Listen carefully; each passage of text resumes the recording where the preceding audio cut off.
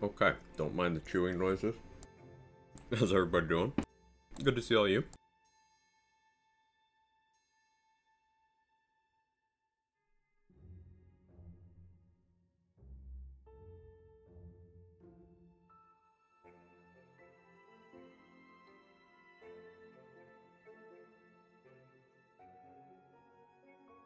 Okay.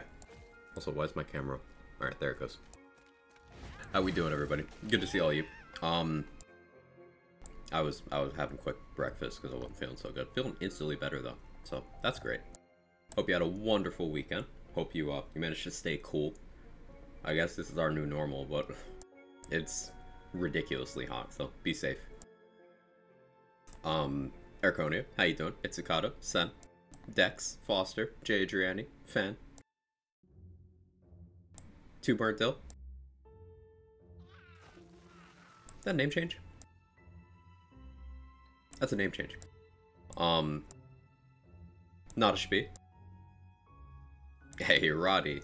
Thank you so much for the 4 months. Quag Chad to you as well, my friend.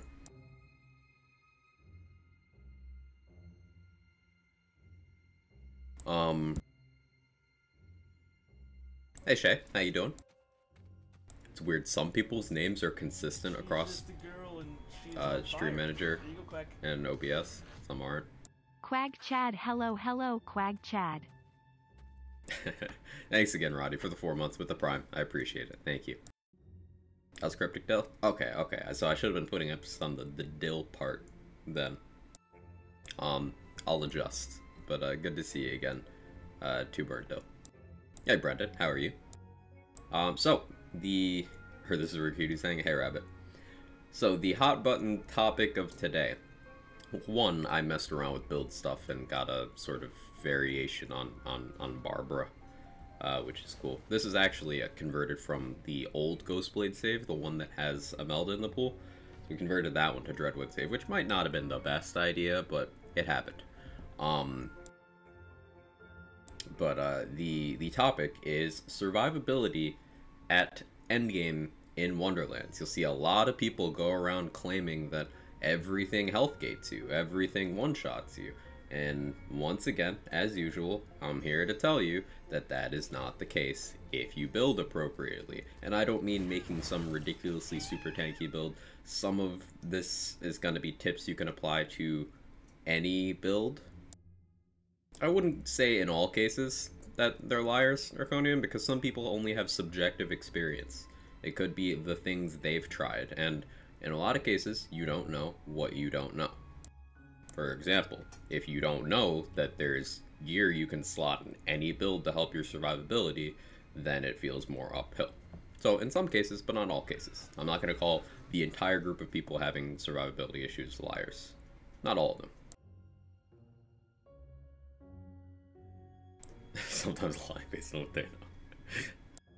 Got today off. I can game. Also, how is Stray? I can grab it for $40 on my PS4. Worth it. I have not finished the game. I think we're gonna save that for this coming Saturday. I wanted to take my time with it and not rush because I wanted to like grab some food and stuff. So I had to stream pretty much slightly early for Saturdays. But I'm really enjoying it so far. Really enjoying it.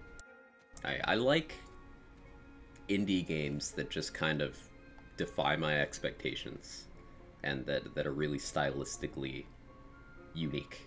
So you know, Stray, Sifu both did that for me. Yeah, early stream, slightly early, David, slightly. How you doing? I found Ascended Purple Big Sword, 2500 damage and electric, absolutely mopping the floor with Ghostblade Clawstalker. Ooh, Big Sword working well on Ghostblade? Love to hear it. Love to hear it. Everything one taps me is literally the #1 comment I hear from creators right now. It's certainly a common thing, so I'm gonna do my best to explain why that's just not how the game works.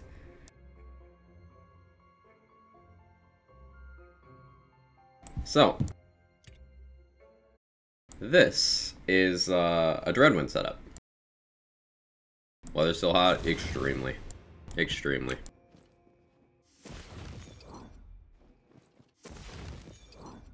Okay.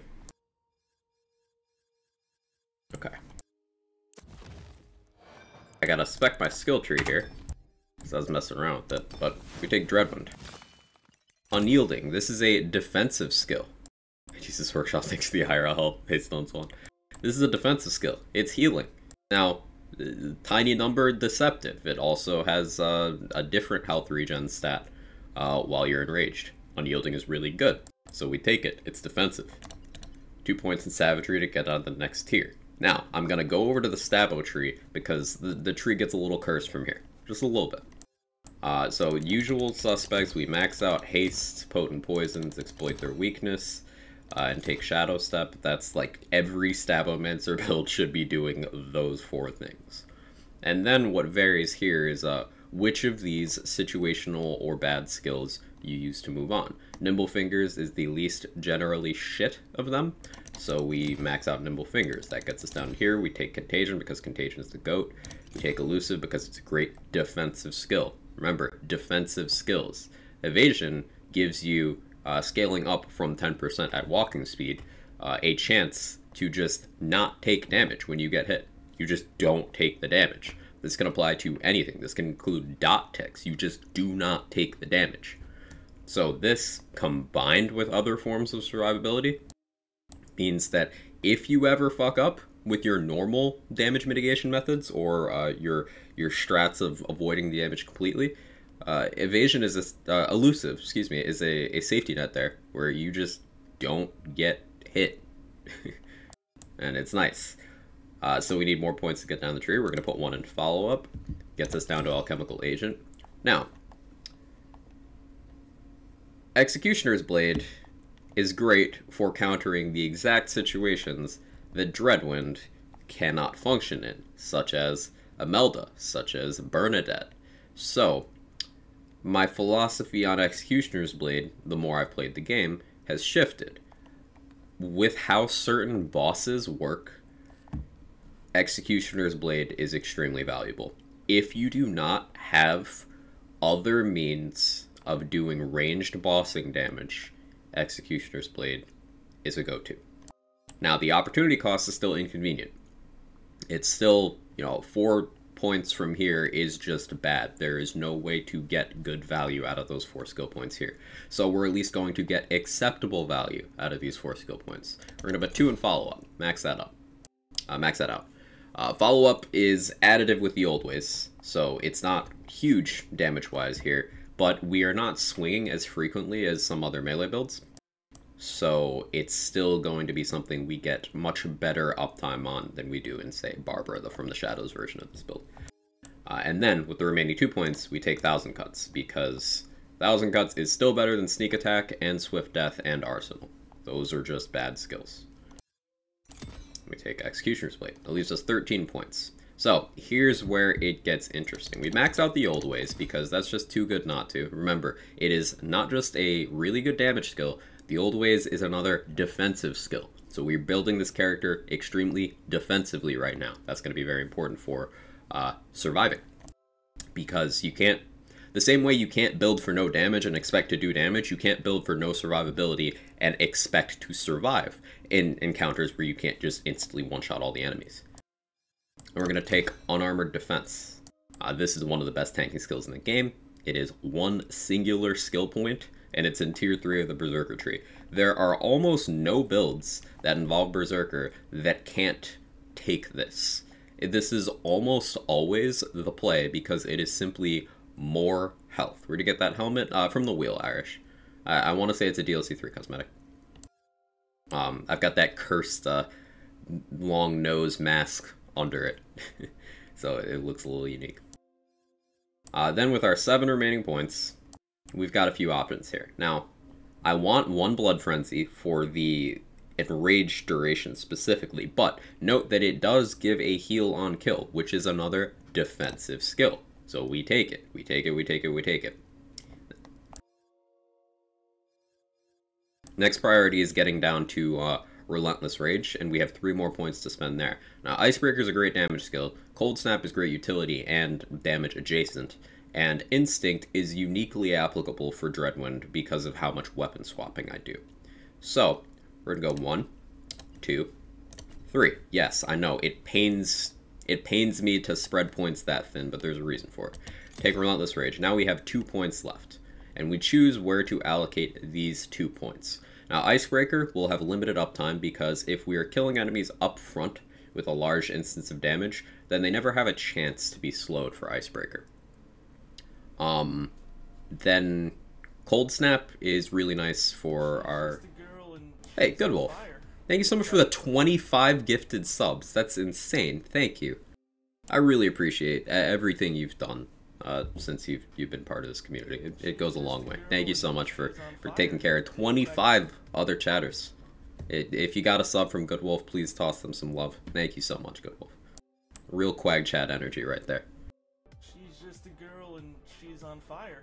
There you go, Quag. Kevin agrees too, right, Kevin? You're just gonna meow once and then not say anything else? Okay, that's a little one. She's just a girl and she's on fire. There you go, Quag. Hey, Dill, thank you for the 100 bits. I appreciate it. So, remaining 2 skill points. Now, I'm still experimenting with these, but Icebreaker would be the largest damage increase, whereas Cold Snap would be the most consistent increase, and Instinct would be the biggest accessibility increase. So, we're gonna go all in on Icebreaker for now, and I'll explain why Instinct and Cold Snap would be potentially better. But to get Executioner's Blade, we have to choose here. This is part of why having more skill points would be bad for the game, because we would have to no longer make these choices. We would just get everything, and that's less interesting. In terms of hero points, max strength for crit damage, because damage. Max status, max wisdom for status damage, because alchemical agent. And then we have the remainder in Constitution for defensive value. Constitution is both wards and HP. On armored defense, both wards and HP are relevant. So, we run around with 16,000 health and 8,000 shields with this setup. Morning, Chester. How you doing? Now, the reason why Instinct is relevant is, without opening my inventory, I'll just... You see, I'm gonna be switching weapons. This is a Shrike. This is a Shrike Fear Not that has crossbolts. And we got our Twisted Delusion for debuffing, then we got our Rapscallion with a 40% blade. Statomatic doesn't need to be there, really. But I'm keeping it there for a just-in-case type deal. So, with the amount of weapon juggling we do, it gets a little interesting. I was doing some testing with various Banshees and other tech with that. And there's an interesting thing that I thought about for a while that I'm trying out here. It's working out well so far. You can get crit parts on Fortifying Sigils. So, see, I have a base 8% crit chance on this sigil. Those tick pretty quickly. And Executioner's Blade does not care how you got a spell crit, it just cares that you got a spell crit. That crit could be for 2 damage, Executioner's Blade does not give a fuck. So, we can just pop down a Fortifying Sigil, and then anything inside has a chance to just get Executioner's Bladed. It's really nice. And we also get all the other benefits of being in the Fortifying Sigil. Well, let's do some Dreadwind stuff. Do it during the feature.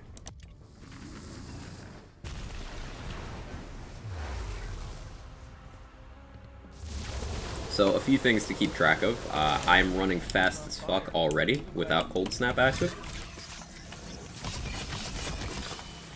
And that is survivability method number 1. The faster you move, the harder time enemies have actually, connecting with you. We can just sidestep melee attacks like that.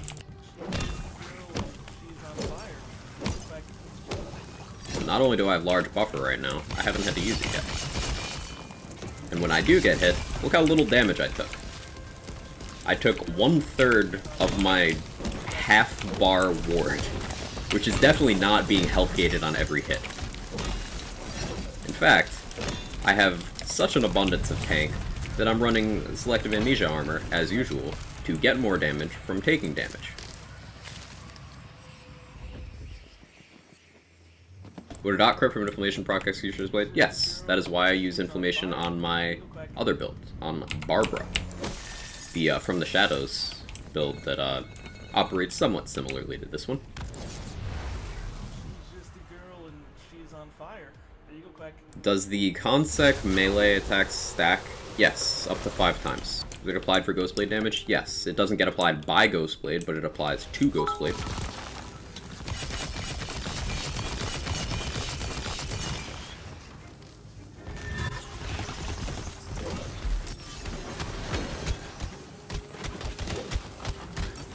This stacks up to 5 times possible. So we have this elite witch doctor wailing on us. We have not died. And we're back at full wards and health.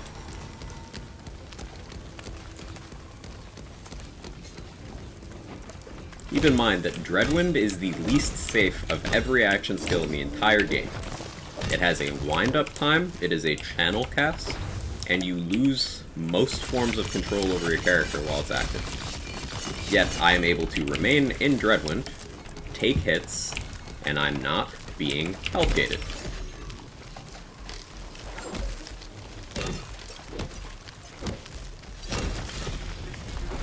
She's on fire. 13 months? That deserves a Quag Chad. Amber, thank you so much for the 13 and the Prime. I appreciate it. Thank you. Does Ghostblade activate Blast Chill? It used to. Very early in the game, any source of melee damage would activate Blast Chill. But this was changed, conveniently right before the Stab-O-Matic was introduced, so justifiably so. This was changed, so only actual true melee attacks, swinging your melee weapon, is the only thing that activates Blast Chill. So formerly, Dreadwind, Ghostblade, Executioner's Blade, Snakestick Hydras, Maced Wardu, Hammer and Anvil, shooting Barkenstein's weak spot, all of those things could activate Blast Chill. Hang on, my A key is busted again. There we go. Oh, I had time to fix my keyboard and I didn't die. That was cool. Now I'm down, but Relentless Rage. Now I'm up. Now I'm good. If Stab-O activated Blast Chill, yeah. If Stab-O-Matic activated Blast Chill, and another thing, if Contagion hadn't been changed, think about Alchemical Agent, Contagion, Stab-O-Matic. That's 14 Alchemical Agent dots per trigger pull, if you're using it times 14.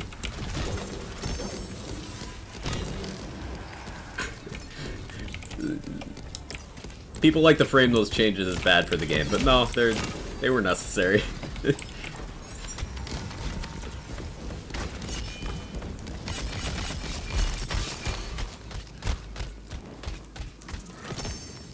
Thank you.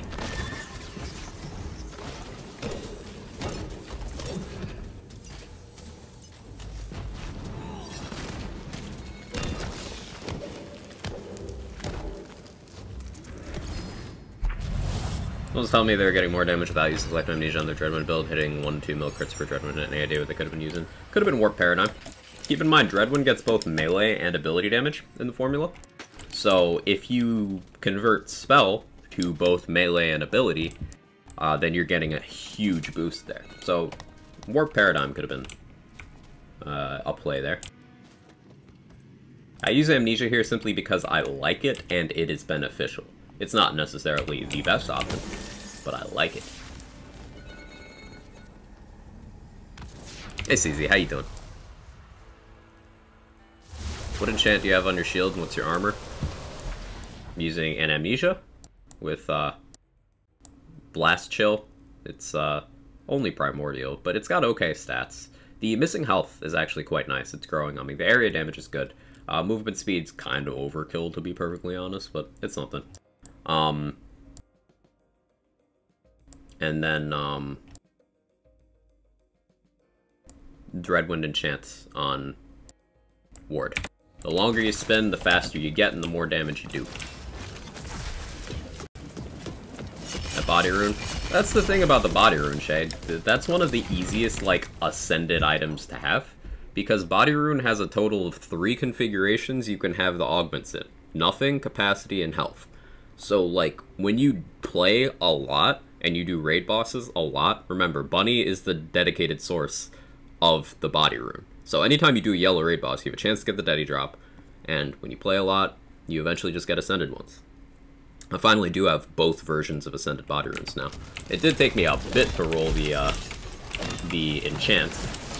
Shameless read-only enchant re-rolling, but...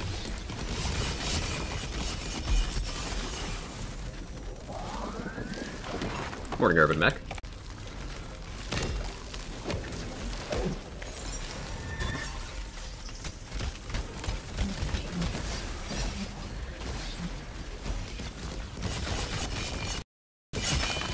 My game audio shat out there for a second. Cool. Soon want to make sure what gets benefits from Protagonizer. Anything with damage source ability.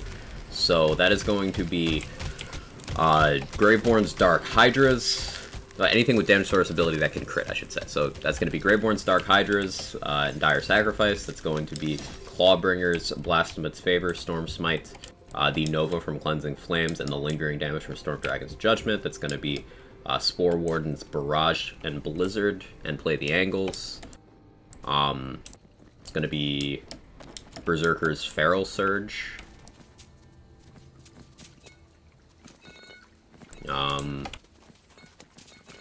That's it. So, notably, not Dreadwind, not Blast Chill, not Blast Gasp, not Spore Fuse.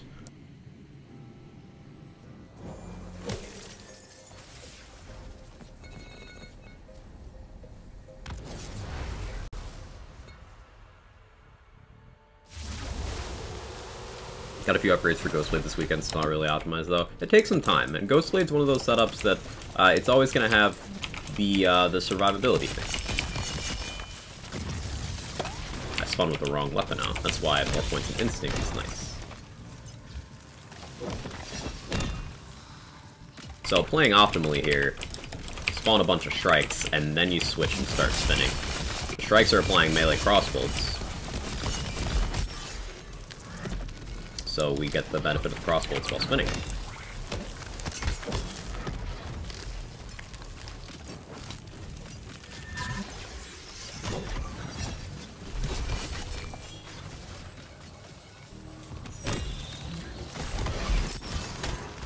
And a big thing to keep track of when you're playing a Dreadwind build is knowing when to end your Dreadwind. So like, for example, if you know you're not getting much uptime, end it and you get partially refunded. And I'm running an Ancient Hilt.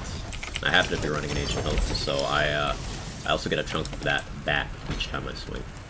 And Dreadwind hits 4 times per second, so it is perfectly acceptable if you turn Dreadwind on for the absolute minimum amount of time to cancel it, because you'll be applying 4 alchemical agents potentially there, and that's a lot of damage.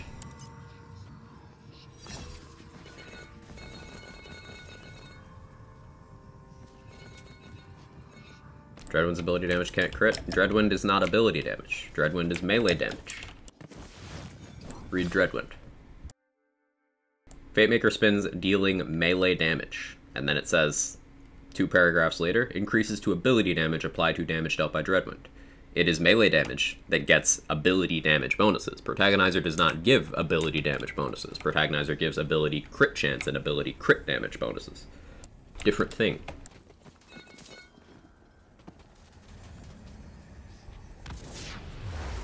That's why Paradigm works? Exactly. Paradigm's actually pretty insane for Dreadwind, because you can turn 1 stat that doesn't boost it into 2 stats that do.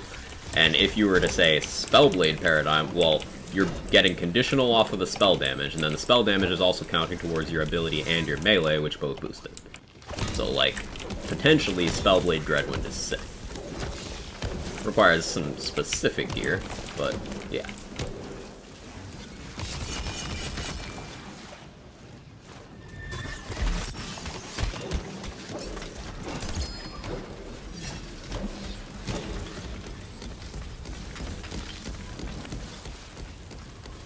Start reading everything in full and not skim, missing a lot of info. Reading in full helps a lot. Especially in this kind of game. Because despite there being some imperfect descriptions here and there, look at a use of Bellblade, for the most part, things you need to know about how the majority of effects in this game work are right there. Right there on the card.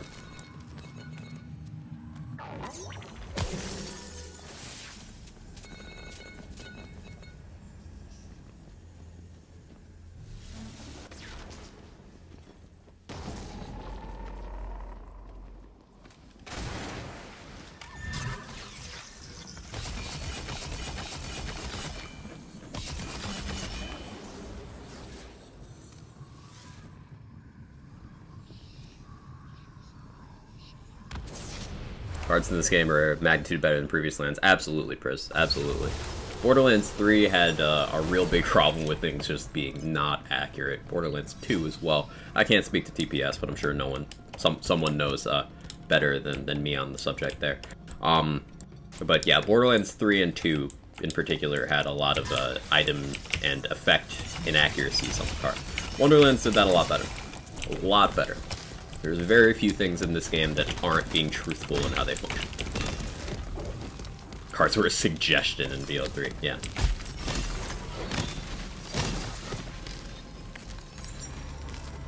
Since they took Blast Chill off instead to me, if the Blast Chill change killed your Dreadwind build, your Dreadwind build was shit.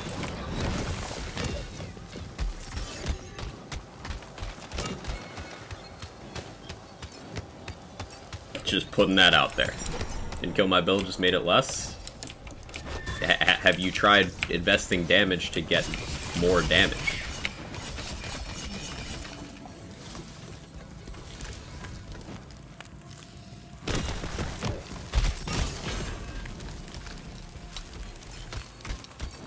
So, like, here's the thing. If you lose damage from something, what do you need to do to make the thing work?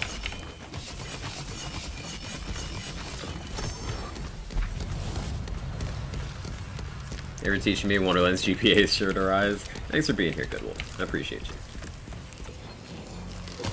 Take Ghostblade. That is an acceptable answer. True, Ghostblade is just... But... but the answer I was fishing for was get more damage. Get more damage. Think about Dreadwind. Let's just go over Dreadwind's formula real quick. It tells you a lot here, but there's some things that it still doesn't tell you. Remember, the cards are better, but not full information, always. There's a lot to keep track of here. Fatemaker spins, dealing melee damage periodically to nearby enemies based on the Fatemaker's equipped melee weapon, gaining increased movement speed and slow immunity for a duration. So, increased movement speed is damage because we're using Selective Amnesia. Keep that in mind. Fatemaker may press F again to cancel its action skill and refund a portion of the cooldown. Cool, that gives you good control over your enchantment uptime. You can just pop a Dreadwind somewhere if you want your enchants on, and then cancel it and have the benefit. That's good to have. Increases to ability damage apply to damage dealt by Dreadwind. So, putting all of that together, in terms of what stats will boost the damage of Dreadwind. Melee damage, ability damage, area damage. It doesn't tell you this, but Dreadwind is area damage. The element of your melee weapon will boost it. Global damage will boost it. Conditional damage will boost it. Dreadwind is a melee ranged attack, so if you are able to hit a target with Dreadwind, you are getting full bonus from the old ways. So damage formula is a big thing with Dreadwind. Dreadwind is melee damage. Melee damage applies Alchemical Agent. Dreadwind hits every 0.25 seconds. So you can potentially crit 4 times a second, apply 4 massive dots that can then spread to other enemies with Contagion. Oh, and any enemy that has a dot on them takes more from you because of Exploit Their Weakness. You know, build synergy. And Blast Chill, when it could apply from Dreadwind, was still chance-based. It's a 20% chance.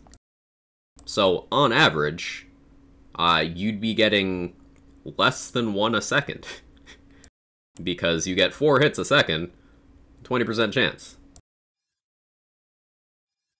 So, it was inconsistent. Powerful, but inconsistent. and there's still lots of ways to get damage on a Dreadwind. Potentially big week in the Wonderlands. Anyone optimistic for big changes this week? I feel like they're gonna telegraph a little more, Doc, honestly. I feel like they're gonna tell us, you know, hey, this is what we're doing soon. Powerful but inconsistent is what I call it. Alright, let's bully Drill.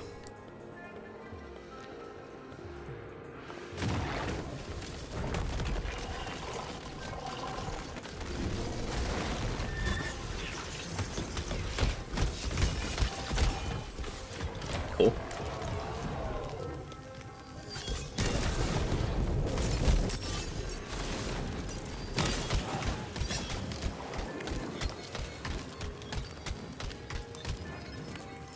Love some telegraphing for sure. Yeah, that would be nice.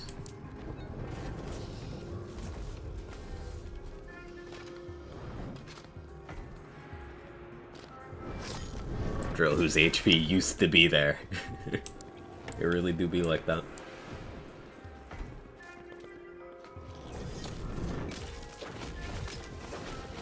Now, this is where Instinct would be useful for better reload speed for this prep, but it's fine.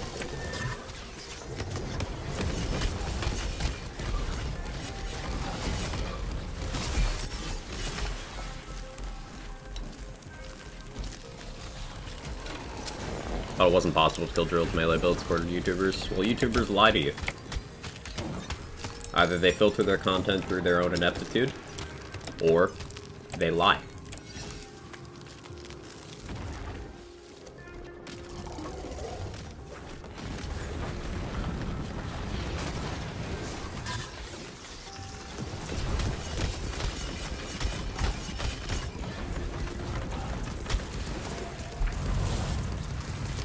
Just being sarcastic? I'm not. Hey Cheeky, how you doing?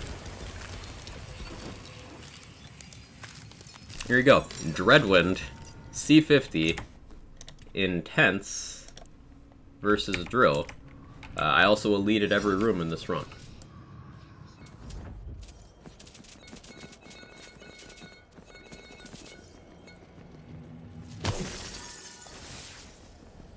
Waste your time, Drill, melee, and anything else? Yeah, because the water is an advantage. Think about it. The only reason Drill's bathwater does damage is because it would be too powerful otherwise. That's a sentence. But think about the mechanics of the boss. So, like, let's say this coffee mug is you, and I'm Drill, right? If my attacks are all me just reaching...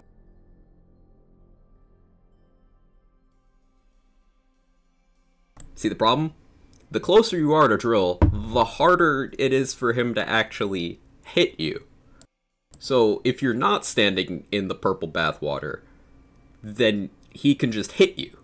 But if you are, not only do you have a shorter distance you have to travel to strafe around his attacks, but also some of his animations literally cannot connect with you. It's a buff. The purple water is a buff. Thanks for keeping me entertained on long days at work. I've learned a lot about lands games here. Hey, happy to do it, Cheeky. Thank you so much for the 4 months of support for the Prime, for your presence. I appreciate it. It goes a long way. Thank you. Also get full Old Ways. Yeah. Any bonuses you have, Old Ways, Cursed Wit, for being closer to enemies, there you go. Any bonuses you get from taking damage, such as the Selective Amnesia armor. Triggers.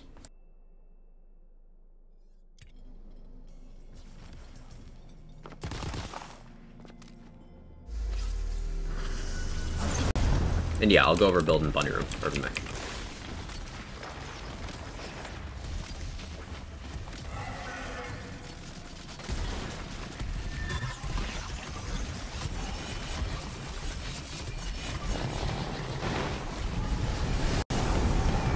So there used to be a boss there, but like Dreadwind exists, so...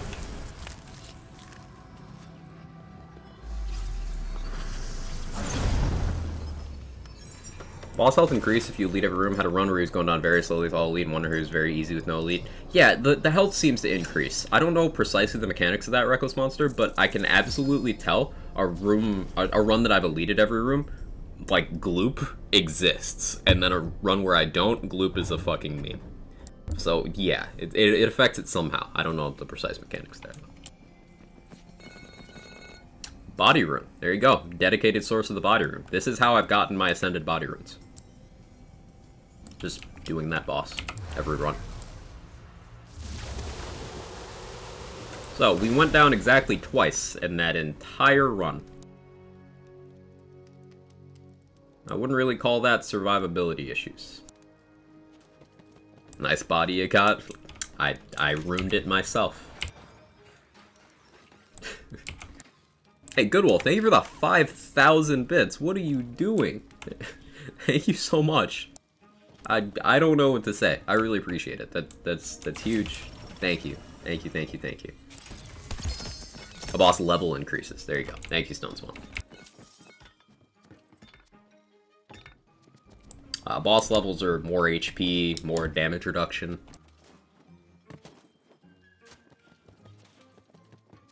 Maybe more damage. Someone's having a no diaper day at home in an effort to body train him. He spent an entire hour sitting on his body and playing on it. He only caved to getting off to watch TV and have a snack. Aw. Have I ever mentioned the stories of your son, Stump, are just like the cutest? Just keep those coming. Just feel good. Feel good vibes. Stabo Capsule for Guns Wings? More than that. We'll go over all of it. We'll go over all of it. So, Executioner's Blade is triggering off of our strikes. It's triggering whenever we need to do, like, ranged damage to things, such as a Melda. So if we're using a regular gun for that, it's relevant there too. But also, Fortifying Sigil.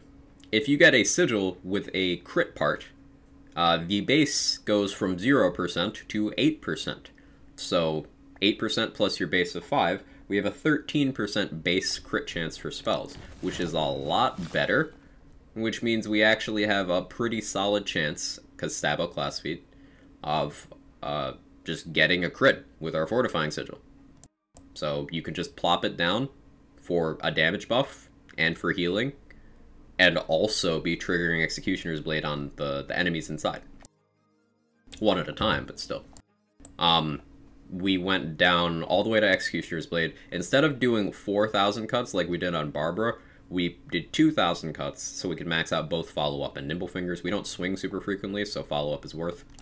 And then usual choices of Alchemical Agent, Contagion, Exploit Their Weakness, Potent Poisons, Haste, Shadow Step, Elusive, all those. You know, the usual suspects.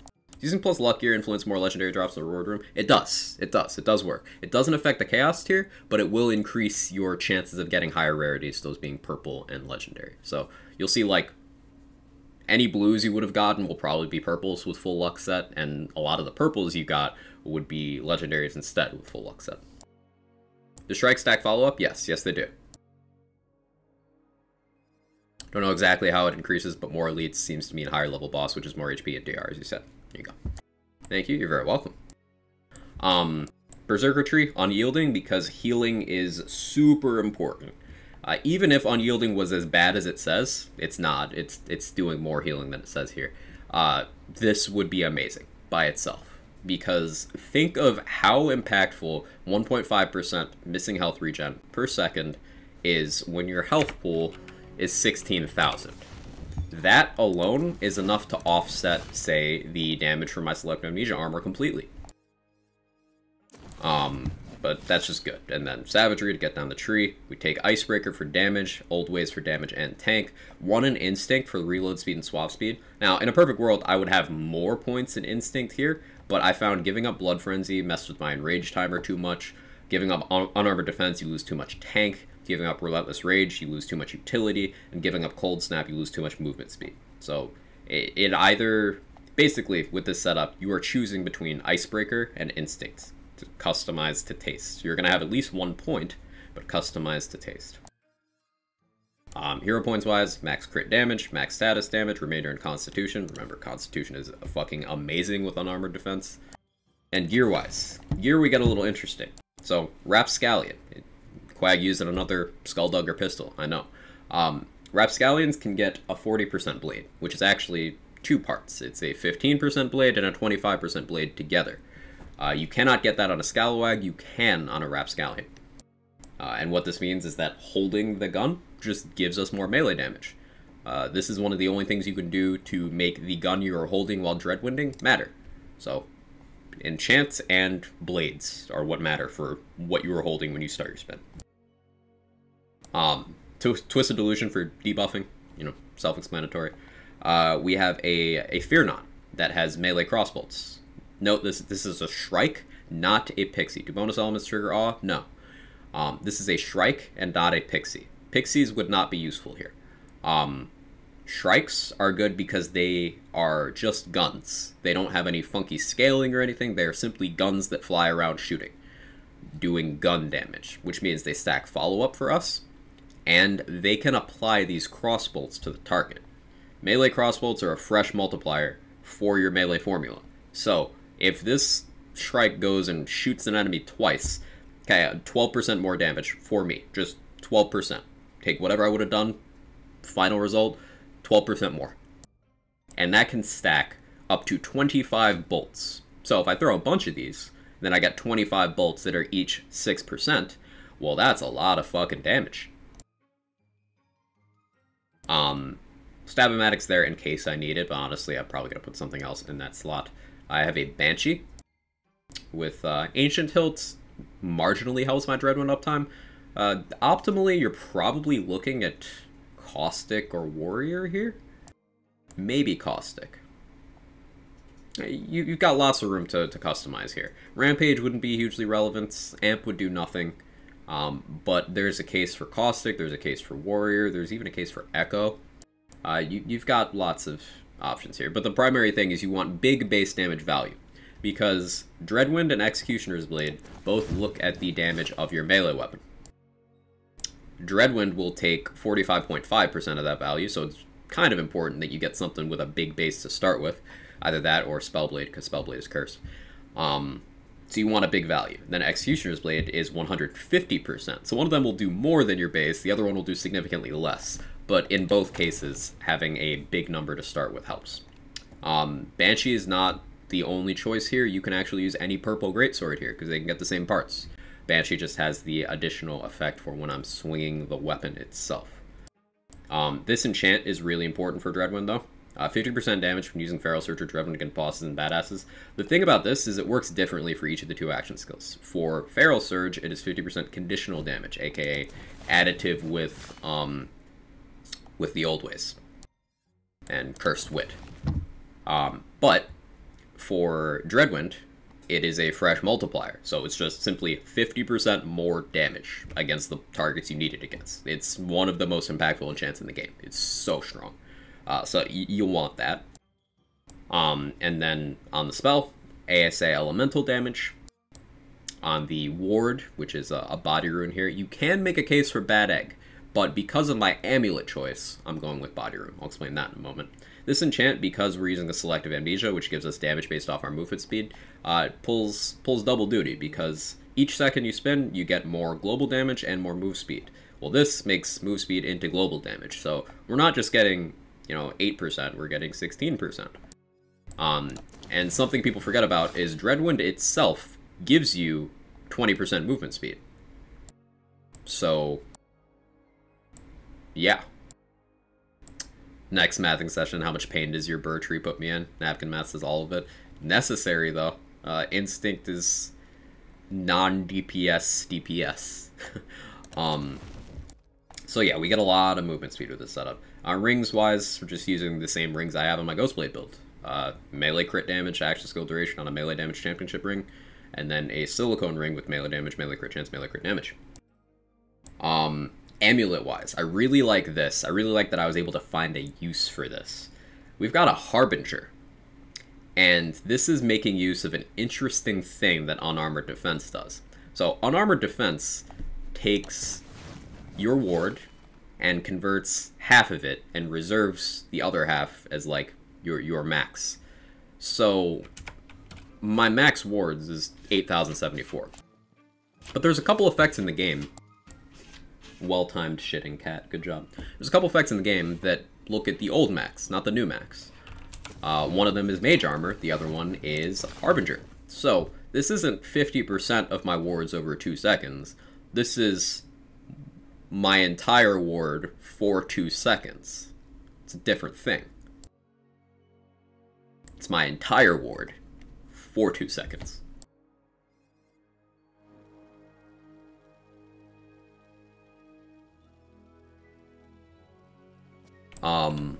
So activating Dreadwind gives us our entire ward bar back. And because Body Rune has a very long recharge delay with a very slow recharge rate, this is just a really good pairing. You don't actually have any ability damage on your gear? I don't. I do not have any ability damage. The only ability damage I have is from my myth rank. I have 20% from my myth rank. Myth rank 788, but 308 unspent points, so 480. And if you look at totals, I have ability damage. My cam's blocking it, but 20%.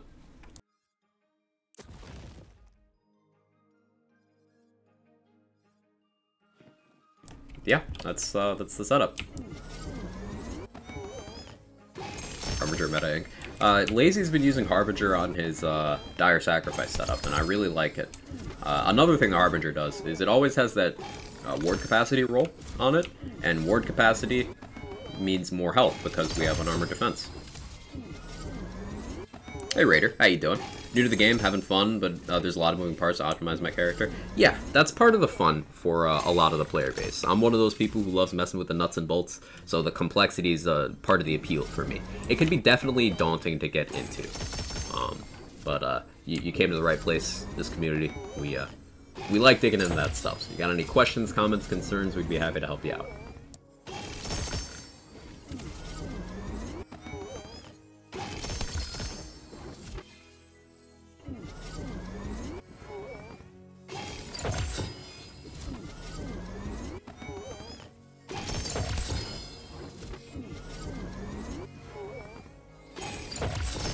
Nice, you're very welcome. Should I eat breakfast? Generally, yeah. I don't eat breakfast as often as I should. I made a conscious effort to do so today because I wasn't feeling so good. So, if you're feeling like any sort of meh, it could help.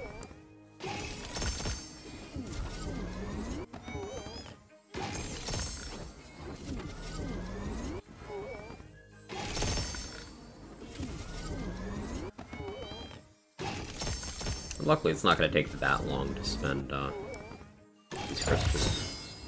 A little lazy and kind of hungry. Yeah, it could give you some energy. Just respect my bird and mash its build, ran through a chamber with non-optimized gear. Now the farming shall commence.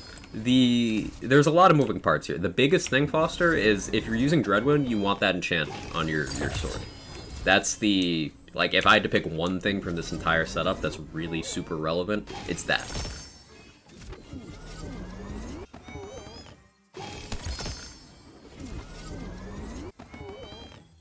So as long as you got that, you can just kind of fill in the other pieces. Body runes are fairly easy to get. Now getting the enchant, maybe not, but there's backup enchants you could run. Such as this one, the Desperate enchant, which would be even more healing. So it'd be sacrificing a little bit of damage and movement for some additional healing. So depending on the content, could be the play.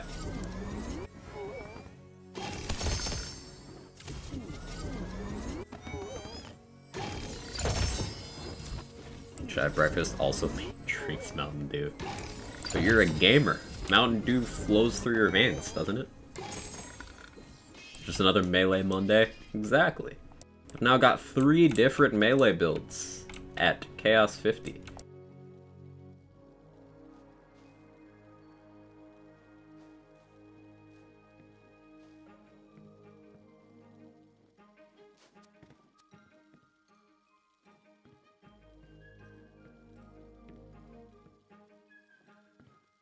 Primordial Fire, Salt, and Battery with Caustic? Game? This is the first good Salt and Battery I've ever gotten. Game? I love you too. Spoiled me.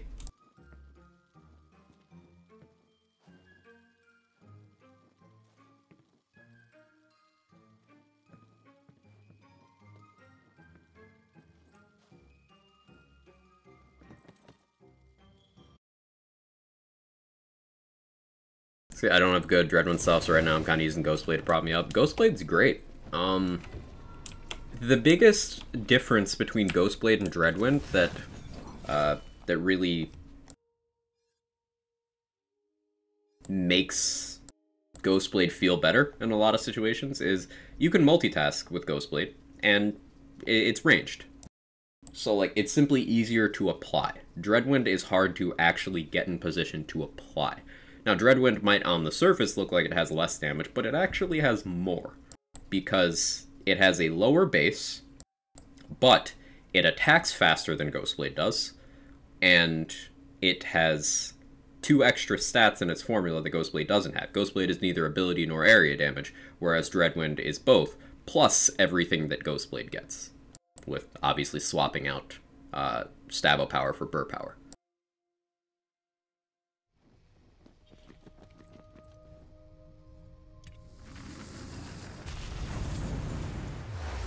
Hence why I asked after the consec for my Ghostblade, had that on my Banshee. Oh yeah, that works there.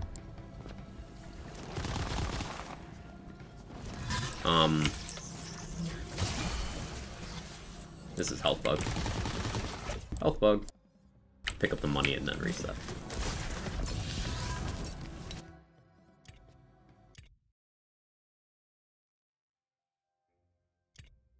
But yeah, survivability. So, the things I'm using in this build, I'm using a lot of different pieces.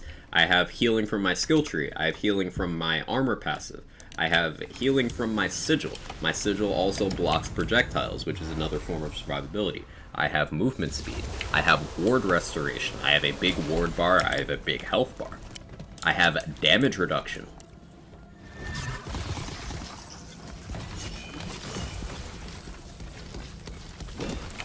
Survivability is a multi-layered process in this game. This isn't Borderlands. In Borderlands, you slap on lifesteal and then don't think.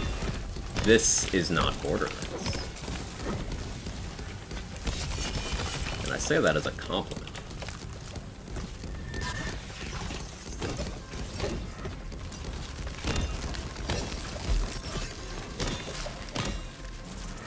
And as I mentioned, I have so much survivability that my preference is to run the armor that literally causes my character physical harm in exchange for more damage.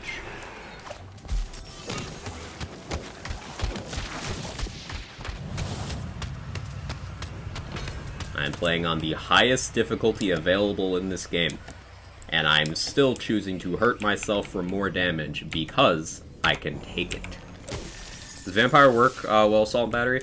I tend to prefer Vampire on faster swinging weapons, but due to it, it works on a Banshee, which is one of the slowest.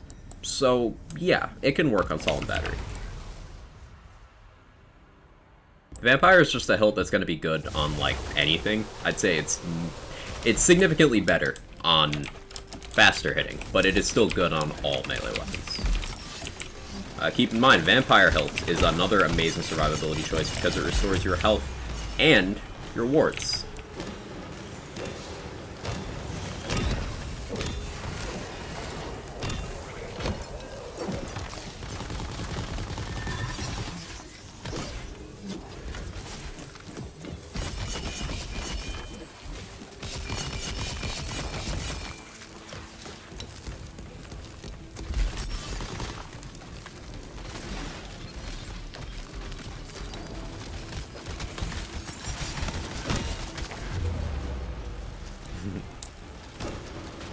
I was surprised at how much the Executioner's Blade did there.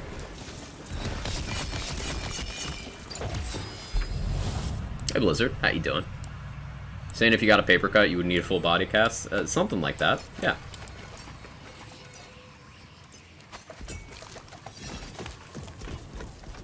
Sir?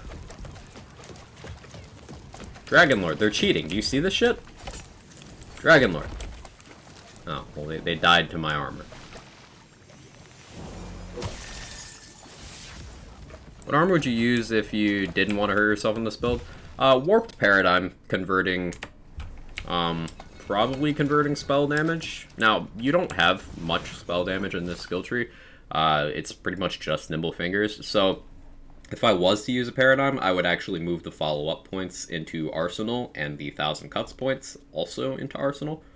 And yeah, I would do that. But would I personally actually do that? No. It would also present a case for running spell damage rings, if you were to do that. You would also most likely want to run a Spellblade.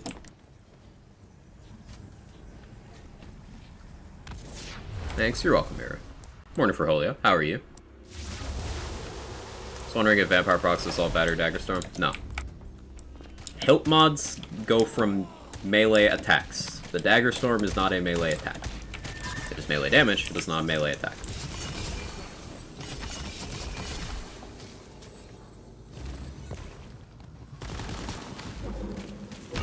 So what I'm doing right now, these are melee attacks. Even if I get the Banshee projectiles that go hit another enemy, like that, those aren't melee attacks. Dreadwind's back? It is. And it still absolutely chunks bosses.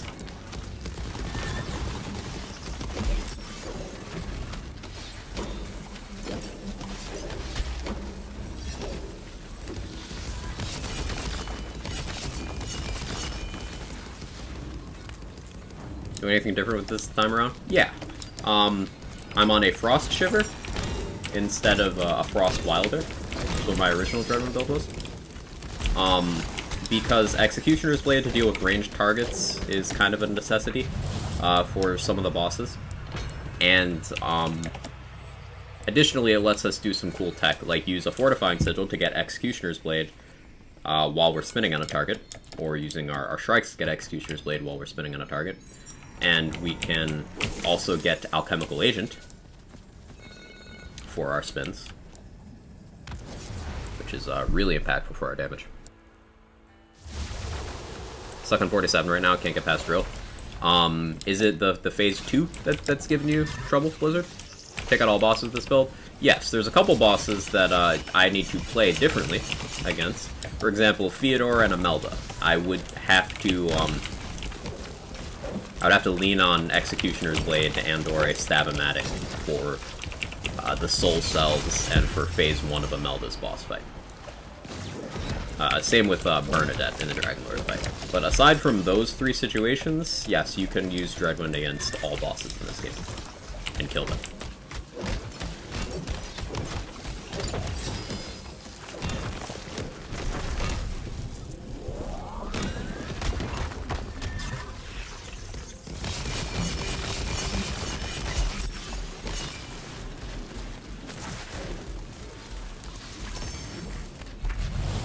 An Executioner's Blade proc Alchemical Agent? Yes.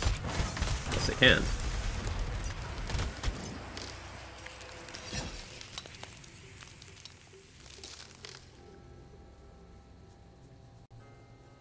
This Amnesia was really trying. It rolled Ward capacity. Spell crit chance would be pretty useful here too for Executioner's Blade consistency, but it didn't roll Blast Chill. But it tried. It really did.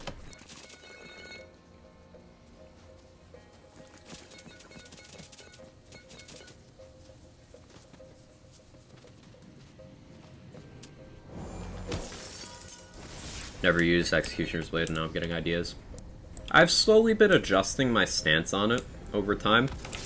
I still rate it as one of the weaker capstones, but the use cases it has are just too good to give up because of how certain enemy hitboxes are set up.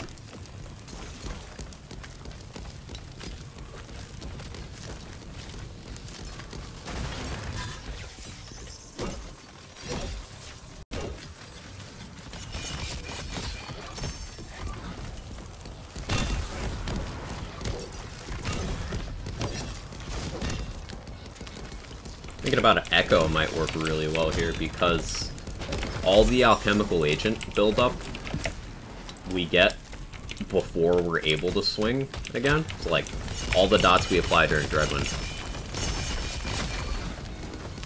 stack up. A Good Wolf, thank you for another 25 gifted subs.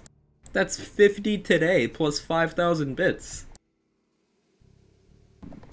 Thank you. Thank you. Thank you so much. Thank you. I really appreciate it. It's super helpful to me. I don't have words for the gratitude. Thank you. Really, it helps me out a lot. Truly, making sure I can pay the bills. Thank you. If you got gifted a sub by Goodwolf, please give them a word of gratitude. And enjoy all the perks. Emotes, ad-free viewing, sub badge, faster chan point acquisition, all that good shit. Thank you so much.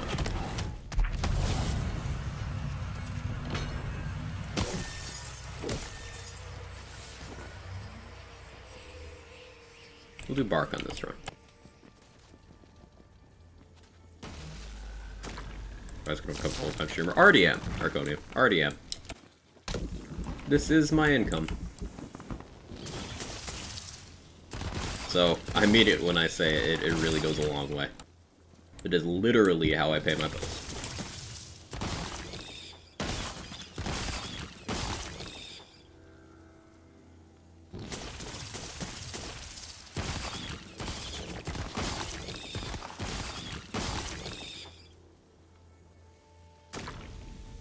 Okay, Jaybridge, Return to Dreadwind? Yeah. This is still a Scalawag? This is a Rapscallion.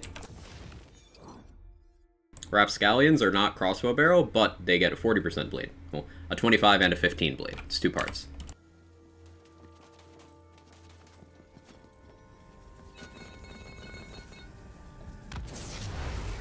Swap Executioner's Blade with Contagion in the tree. That'd be so strong. That'd be so strong. That's something we've never had. We've never had a multi-point capstone. I wonder if we ever get that, like, a landscape. Be kind of cool.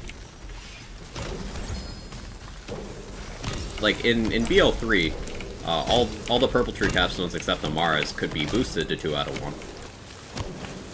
But we've never had one you can, like, actually put 2 with.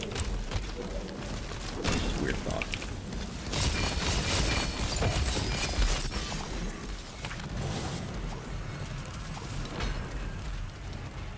Do you use this on your other melee builds too? I don't really have a weapon slot available for it on the other 2. You see, the reason why it's convenient for Dreadwind is because we spend a large amount of time unable to shoot our gun at all while we're spinning. So we lose nothing by just swapping to it right before we spin.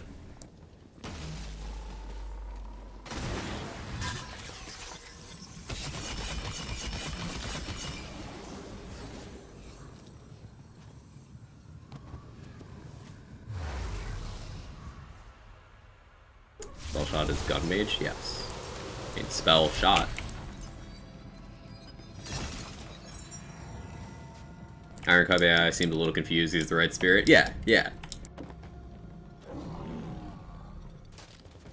It's like you brought a friend along to a show who's never listened to that kind of music, but they're feeling it. They're not quite, with the program, but they're into it, so you let it fly.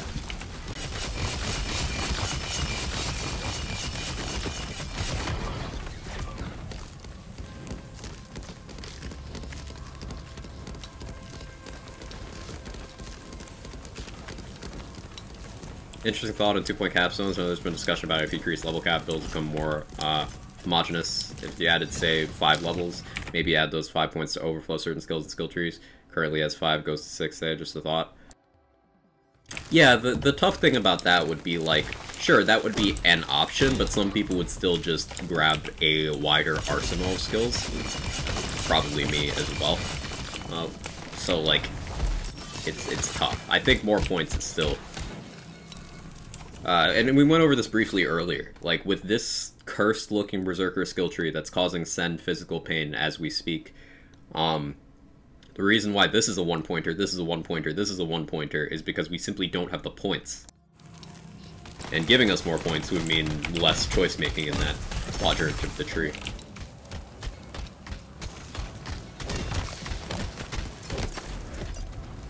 So, you know, one of the upsides of limiting our skill points. Fuck, stop showing it. Hey.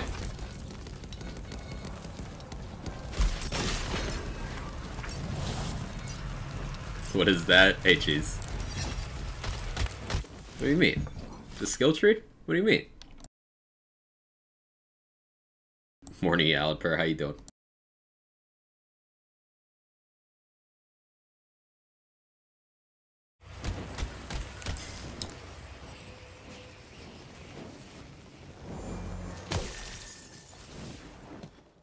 Doo-doo maker? Nah, Dreadwind doesn't hit the maker. That's something to note. When I mentioned all bosses earlier, I was not accounting for the maker and Gloop. You technically can hit Gloop if you're really patient, but you can't really hit the maker. Popped in for 10 seconds while at work. Thanks for that skill tree. Day is not ruined. It's okay, Viper. Stay for the drill kill. It'll be better. Also, hi bye. Hi bye.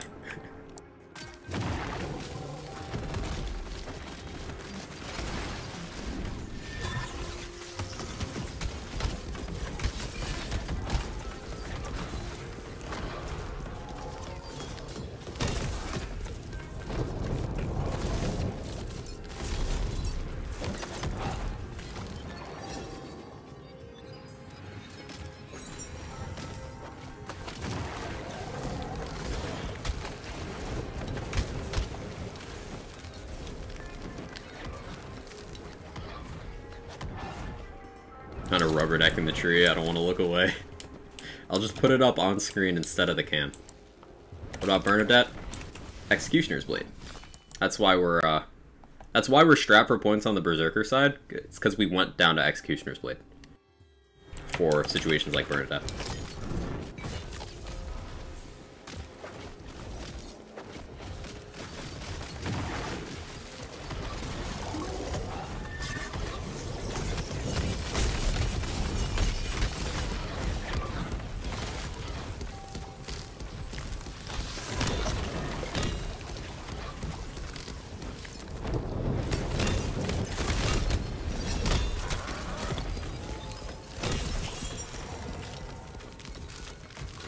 Best skill tree I've ever seen. Strikes proc the blade? Yes. Didn't even see the stab tree because the Berserker tree.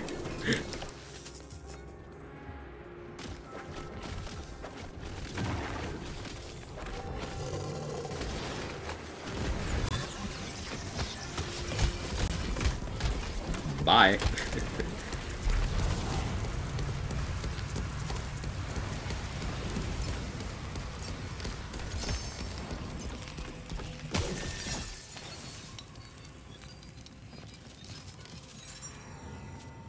Dreadwind is good.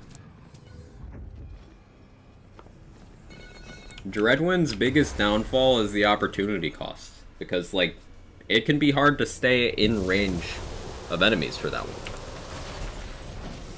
Drill Dead Nice, gotta go. Bye. Take it easy, Viper. Thanks for stopping in. And I hope you have a good day at work.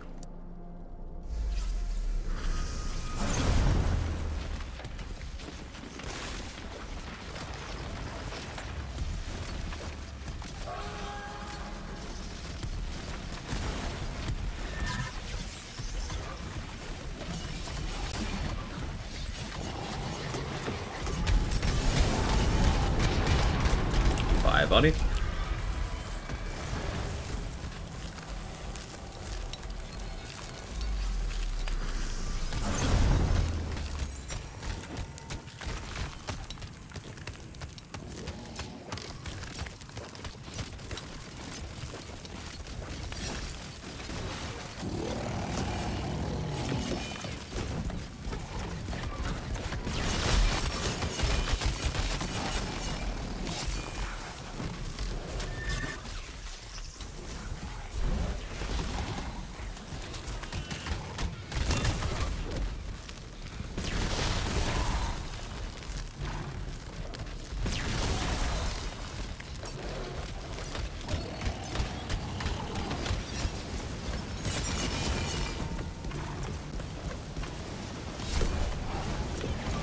And there we go.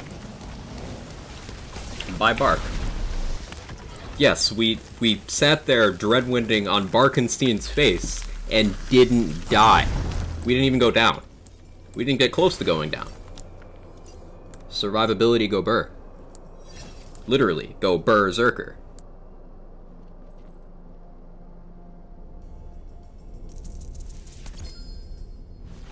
Y'all see any of those C50 survivability problems? I'm not seeing any.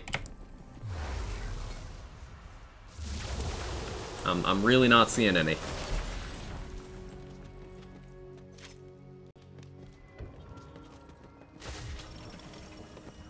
Generally also against more skill points, I was thinking, so what if they had more skill points, made it so you needed more investment in skill tree to get to capstone, like for every 2 skill points added, you had 1 point skill investment more in capstones.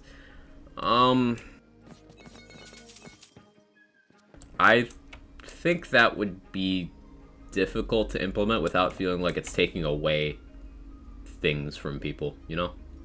I don't know. I don't know about that one. Not a concrete answer, but I'm leaning against how that sounds. But health gain.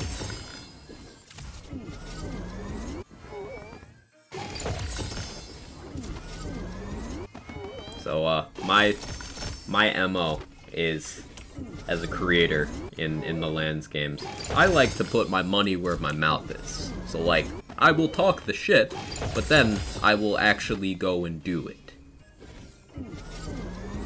So when I say survivability issues only exist in this game if you allow them to, I mean that shit. Here you go.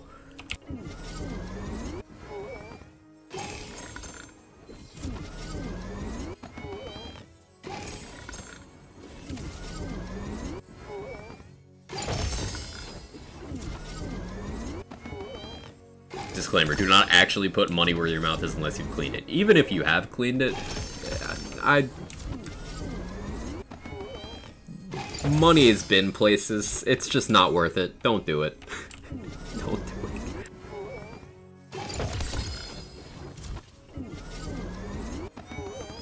it. Money's gross. Yeah. Hey, Pupty, how you doing?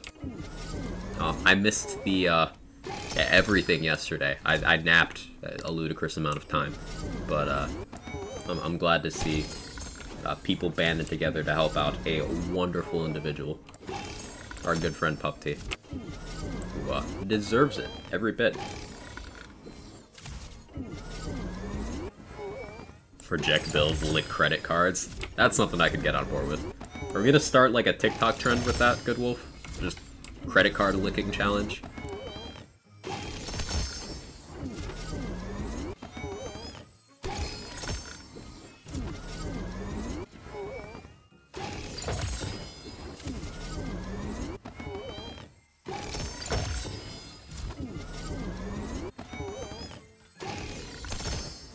Like a stranger's credit card, then it's yours. Disclaimer. For legal purposes, do not lick strangers or their items. Used to get colds 3 to 4 times a year at least. Stop working retail, drop down to 1, maybe 1 every 2 years. Dealing with money in the public literally makes you sick. Yeah, it does. There was a stretch of time where I was working multiple jobs. One of them I worked with kids, another one was retail. So like, I got sick a lot. Nap problems, thank you, that was extremely kind of the community and those who arranged it. Hope your nap was good. It was, it was. There's perhaps only 5 Wonderlands players in the entire world who can replicate and do what you just said. I think it's a very unfair comparison. It's also why I believe, with all my heart, the popular Tiny Tina's Wonderlands YouTube streamers, won't mention any names, should be perma-banned from this community. That's a classic. That is a real comment someone made that CC adjusted a little bit for Wonderlands, but it is a real thing someone said in a YouTube comment section during Borderlands 3. I forget whose channel it was. It was either Lazy's or Triple G's, I think. One of those.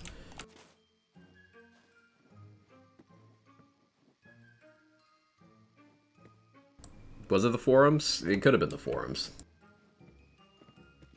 The biggest memes in the copy pasta doc came from various YouTube comment sections, Reddit, and the forums during BL3. I believe lazies, yeah. I was thinking implementation would be hard. The only other way without extremely just locking out the other capstones. You can never have two capstones no matter how much skill points you get. Yeah. That would be something. But it's not just a capstone problem. Like, for example, in this build, the only reason I'm able to have Blast Chill and Alchemical Agent at the same time is because I have Blast Chill on my armor. Otherwise, I would have to choose between Executioner's Blade and Blast Chill. And you could argue that it's kind of ridiculous to have all three of these things at the same time. Like, that's kind of silly.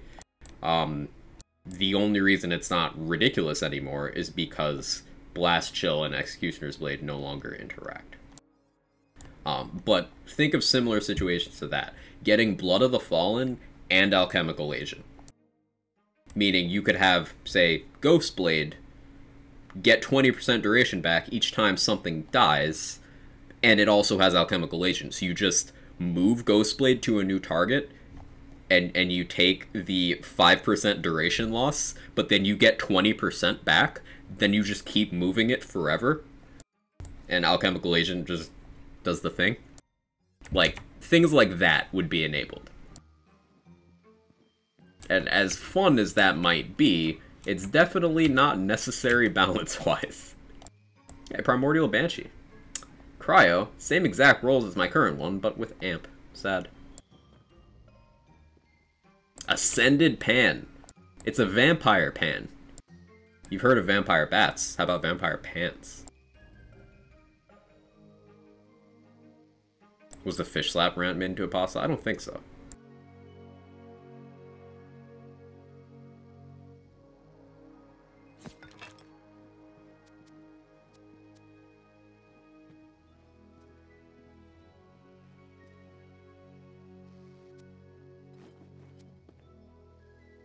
What is this? I swear I saw Primordial on this.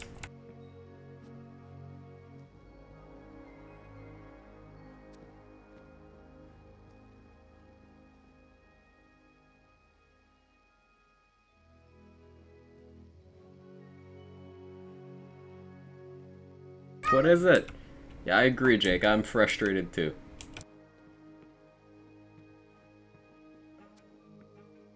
Ah, there we go. Spellblade.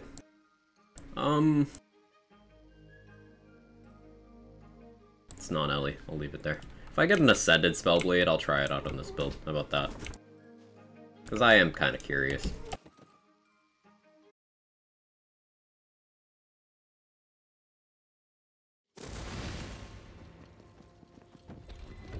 Cat. Cat. He's very focused. He's motivated.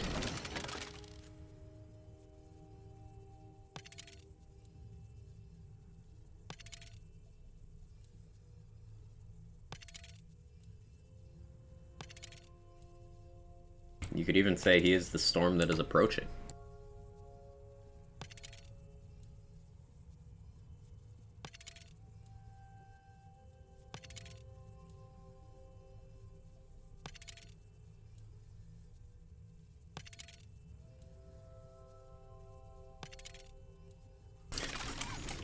Don't you quag mad me, Beaver. Don't you do it. You want to build uses fish melee? No, because there's really no merit in doing so. Compared to other options. How often do your cats wake up in the middle of the night? Frequently. Frequently.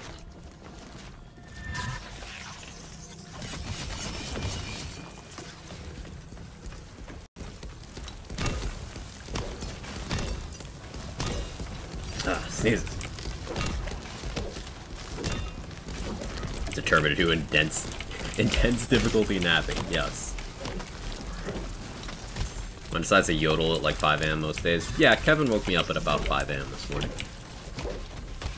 Really wanted water, despite the fact there was still water. But then by the time I got up at 8, there wasn't water anymore. So, I got him water.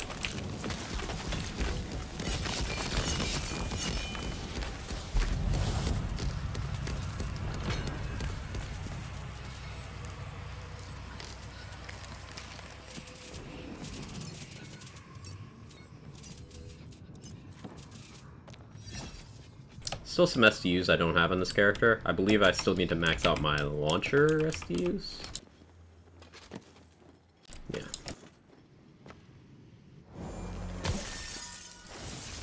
Got my cat's a water fountain, I love it. I had one, but they shed so much that I slacked on maintenance for it for like a week, and then the motor fucking broke from the amount of cat dander stuck in it.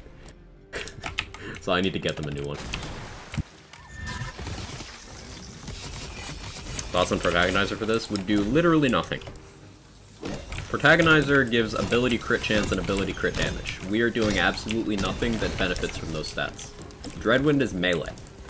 It may scale with ability damage as well, but it does not get ability crit stuff.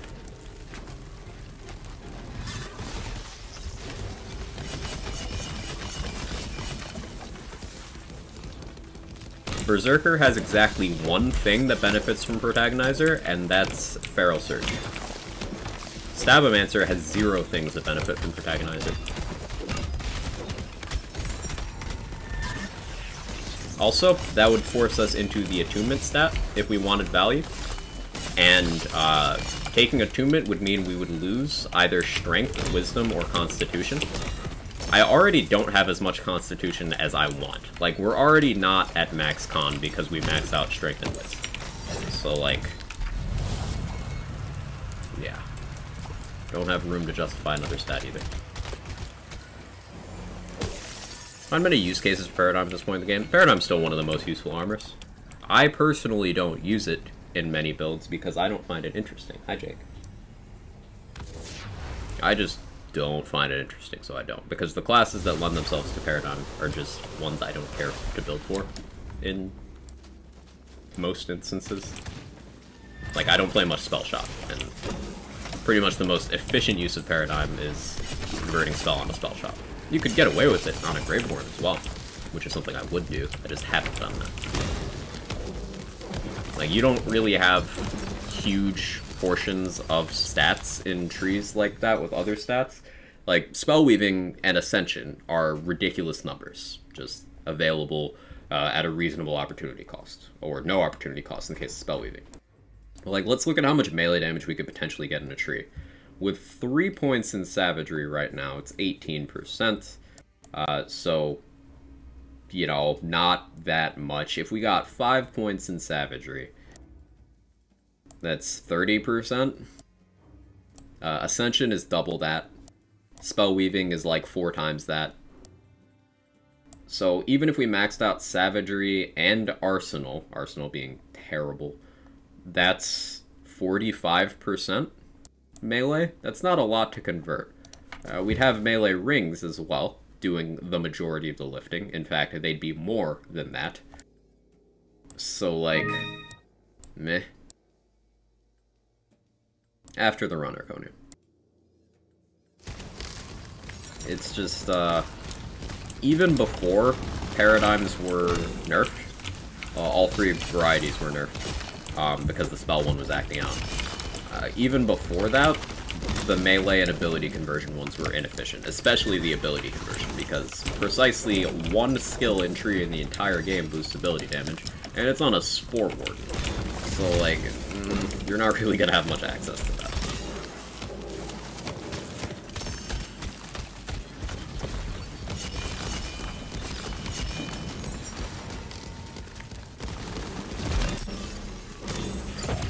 But, a more direct answer to that, Foster, is the more myth rank you have invested, the more valuable Paradigm gets for you.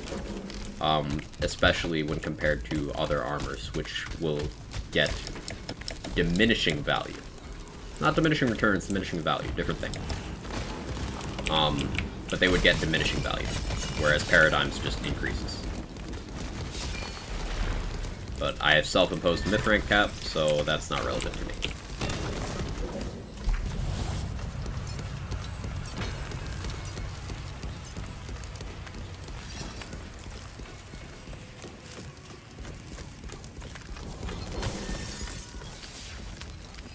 Hang on, let me fix the thing real quick.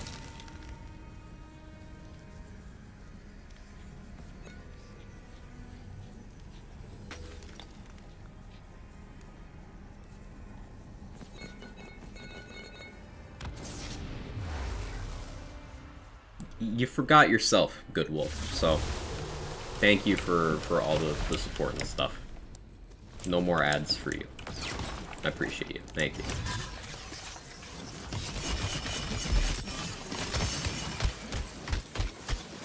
Hey Brucey, how you doing?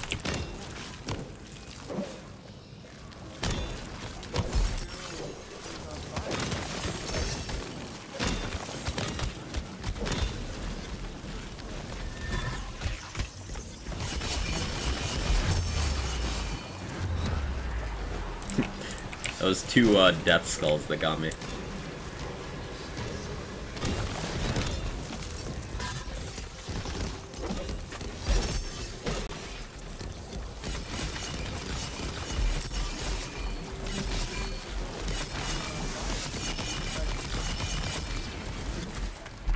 Hey, Grep Java. Well, let me know if I said that correctly. Thank you so much for the 5 gifted subs. I really appreciate it. Thank you. You guys are really generous today. Goes a long way. Thank you so much.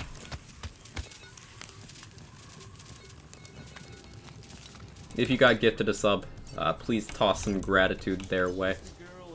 Thank you so much, Grep Java. Ooh. Ooh. Ooh. Wasn't expecting this, but I will take it. Thank you for sharing your wisdom. Thank you for being here. I just think too much, and I think out loud for your entertainment.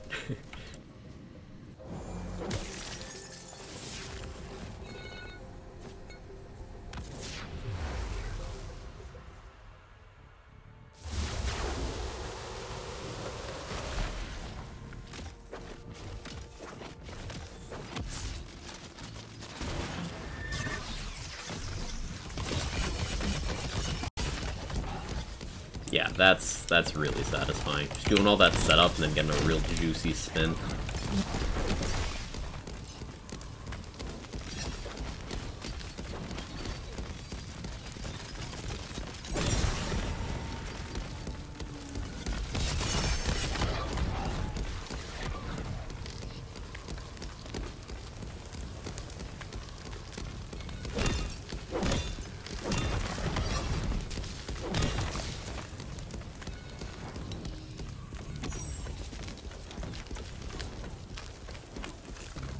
Little one's trying to stealth on me.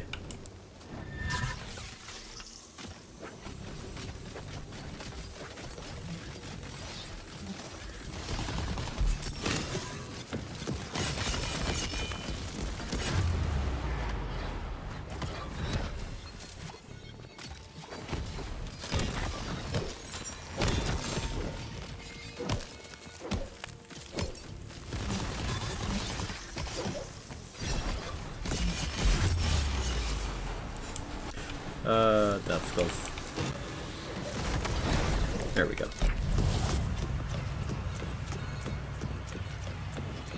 Let's go bully Bark again. That was enjoyable. Sort of as the low light enemies are not aggressive enough. Yeah, Goblin AI. It's very unenjoyable. It's probably my least favorite room in the feature, but yeah. I'd agree with that, Jaybridge.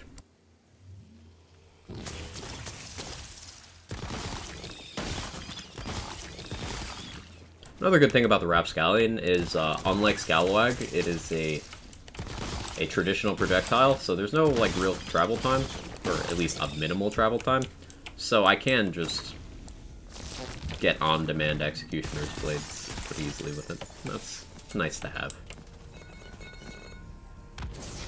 The rabid goblins and rabid trolls and rabid wyverns. I'd be down for those. More aggressive enemies would just be good.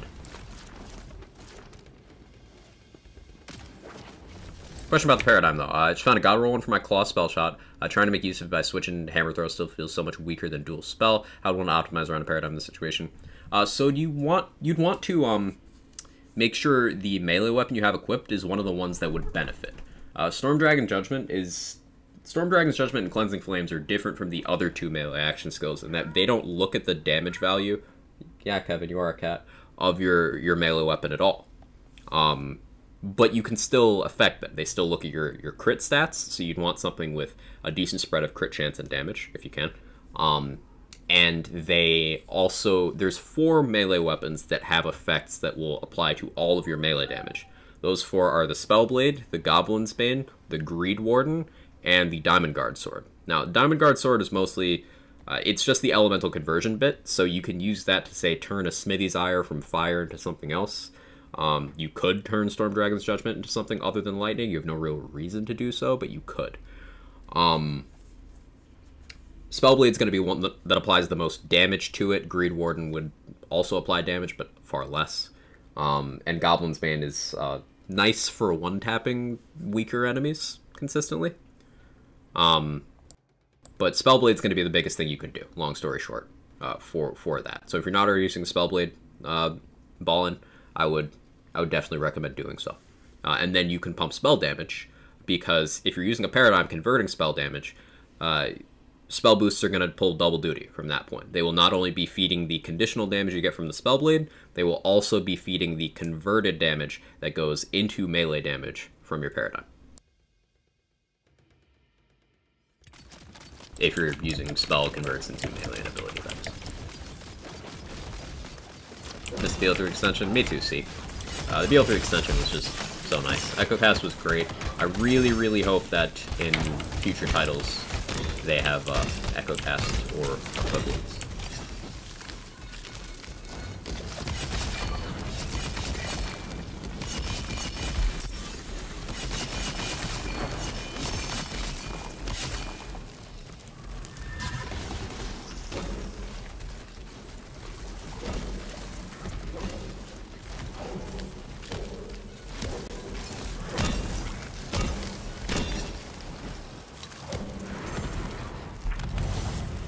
How long to take EchoCast for BL3? It was a launch feature for Hylia. EchoCast was from day one of BL3. Interestingly, around arms races when the functionality of EchoCast was at an all-time low, it just was not really maintained well after DLC 5. But it was a launch feature for BL3.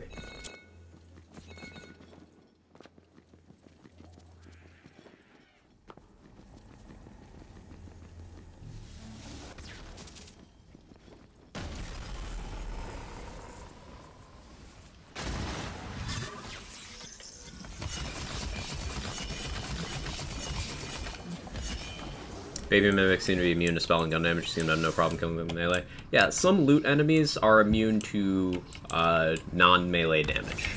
Now, with Mimics, it's like a chance for them to spawn as the kind that doesn't take any damage except for melee. But with certain other kinds, it's guaranteed, such as loot goblins and wealthy coiled, whatever the skeleton equivalent is as well. All of those require melee damage. With Mimics, it's only a chance, and with Wyverns, Opulent Wyverns, they do still take other damage, they just take less of it. Speed Chaos 39, let's go. Big progress. You're in the 40s now? That's where Primordials start to feel really good drop rate-wise. So, really good opportunity to gear up.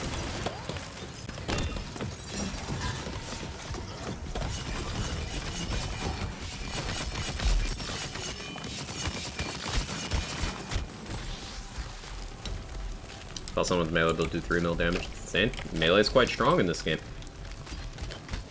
It's quite powerful.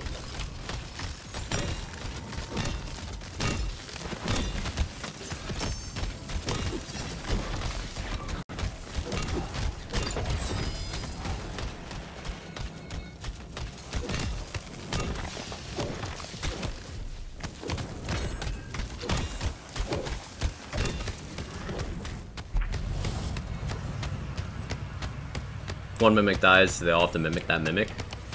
That'd be a fun feature.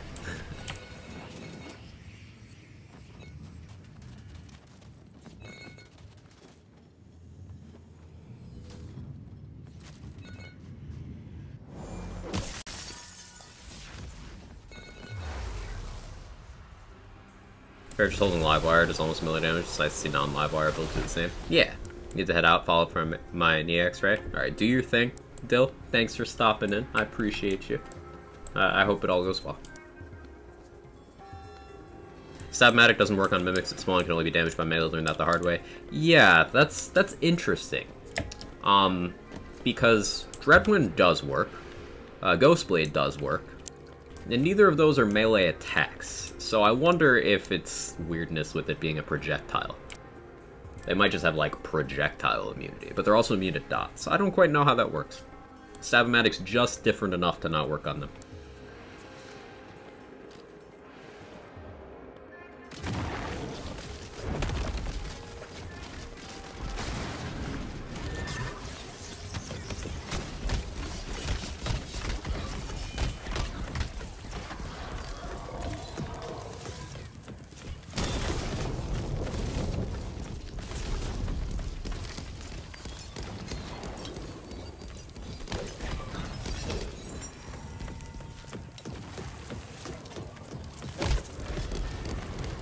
Spin to win.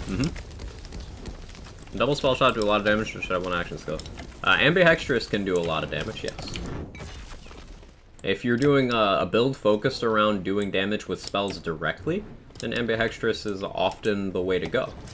Because let's say you're using the Laser Hand, which is a very popular, very powerful spell. What's better than one Laser Hand? 2 Laser Hands.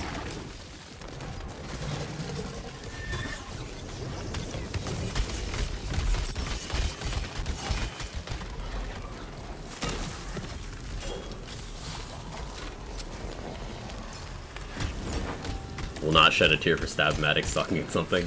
Honestly, yeah, valid. Laser Hand drops the Chamber DLC. It is a base game item, so non-DLC. It might be Chamber exclusive. I don't quite remember, but it's a base game item. I believe it's in the World Drop pool. I think.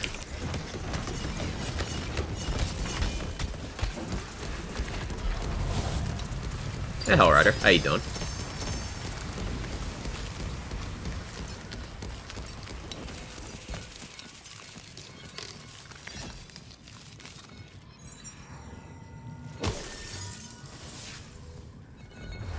Yeah, the best way to get a Laser Hand is going to be the bunnies. It's worth noting, though, the item's so powerful that even if you get just, like, a chaotic one, it's strong enough on C50 that you could use only a Laser Hand and clear all content. Like, it's got really good damage, really good cooldown. Just great item.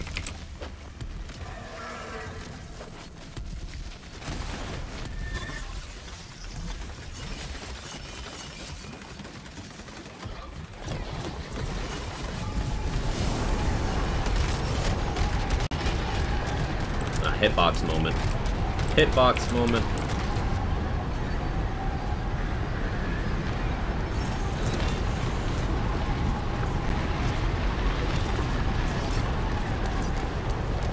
I didn't line up my Dreadwind on Bunny's weird hitbox as well, so we had to do a mechanic briefly. I'm a failure, I know. Doc says it's Chamber exclusive. Thank you, Kite Highland.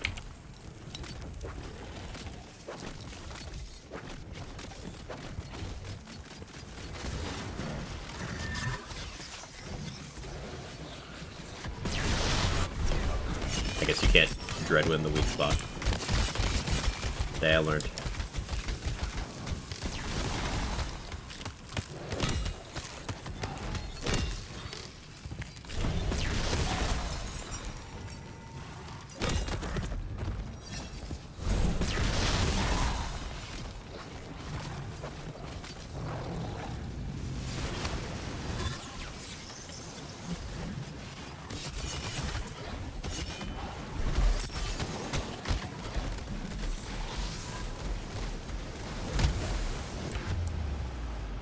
We can take so much damage, it's great.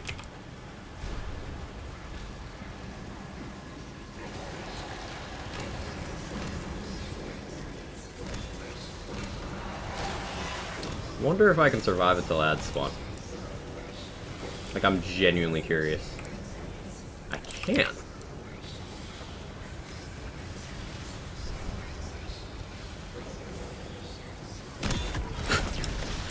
This is hilarious. Can play as recklessly as I could possibly want to. And I just can't die.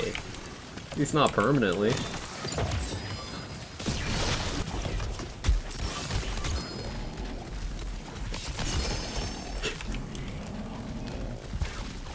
Love it. Love it, love it, love it. Powering Sigil of Frostnova also trigger Executioner's Blade. Anything that is spell damage that crits has a chance to trigger Executioner's Blade. So, any sigil, enemies being inside of your sigil, the sigils do damage to enemies inside. It's very minor damage, but they do. So, like, if that crits, yeah.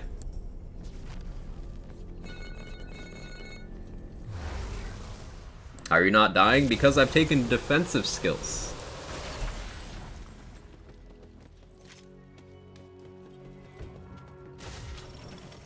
Because people saying you get health gated in one shot by everything on C50 have not taken defensive skills.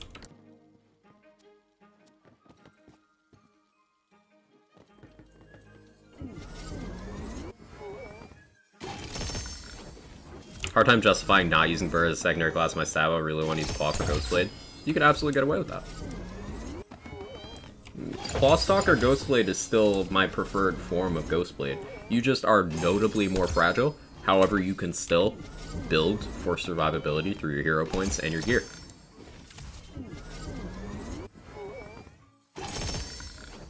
Berserker gets the biggest health bar of any class, but Clawbringer gets the biggest shield bar. So you could build into that. Which defensive skills did you take? Sure. Unyielding is healing. The Old Ways is damage reduction. Blood Frenzy is healing. Relentless Rage is, survival time while you're down. Unarmored Defense is one of the biggest effective health increases in the game, because it makes your health bar really big, but it also gives you additional value for ward increases. We've got Elusive for a defensive skill over here. Movement Speed is defensive, so we have movement speed here, movement speed there. I have 36 points in Constitution, so 65% more HP in wards, and because Unarmored Defense converts half of your health, half of your wards at a 3-to-1 value, you get a lot of value there. I'm also running a Body Rune for healing. I have a healing passive on my armor. I have a Harbinger, which always has a shield capacity roll, and shield capacity equals more health with Unarmored Defense. And also, Harbinger gives you 50% of your shields back when you activate an action skill. But Harbinger and Mage Armor don't account for the fact that your max is smaller from Unarmored Defense. So, you just get your entire possible shield back with Harbinger. If I do this,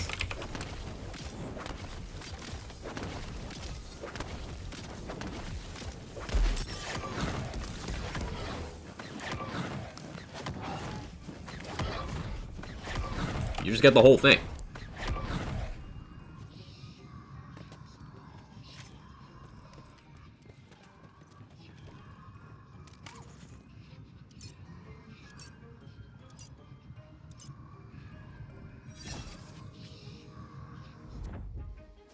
Also, my Fortifying Sigil heals me. Fortifying Sigils give you 8% health back per second, while also having the Sigil effect of blocking enemy projectiles. Gives you a damage boost while you're inside, and because this one happens to have a crit chance part, it's also somewhat consistently triggering Executioner's Blade for me.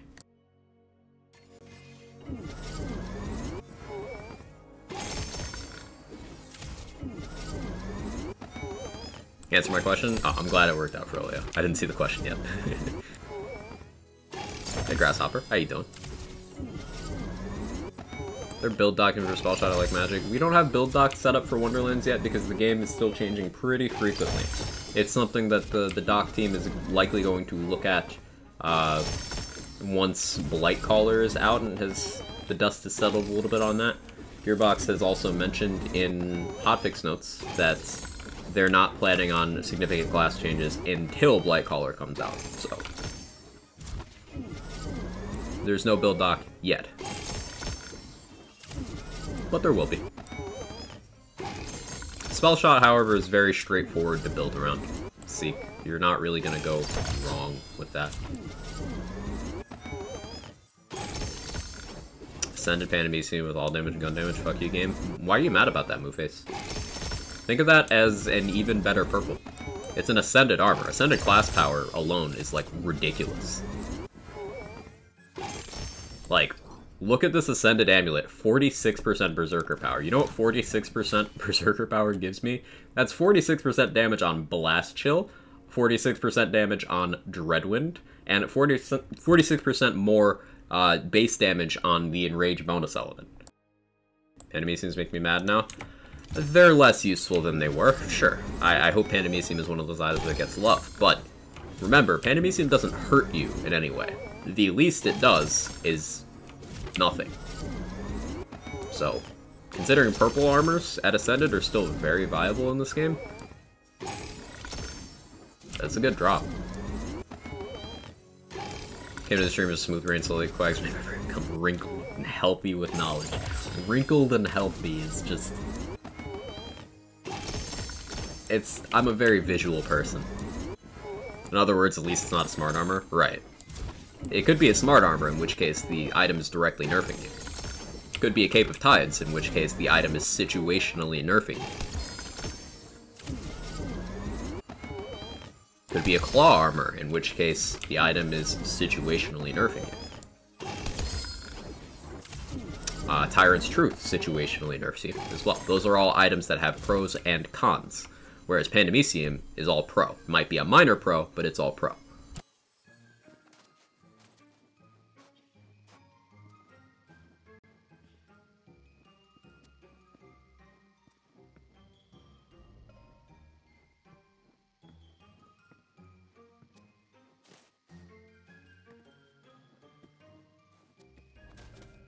It's like quite all pro. I don't know about that. Best classes for Stab-O-Matic? You're likely looking at... Well, the one that's locked in is Spell Shot. Spell Shot is definitely going to bring Stab-O-Matic to its highest peak. But as for your second class, there's arguments for Stab-O-Mancer, there's arguments for Graveborn. I would say you're looking at either a Trap Scallion or a Deadshot, depending on what gear you have available to you. Black Lugia.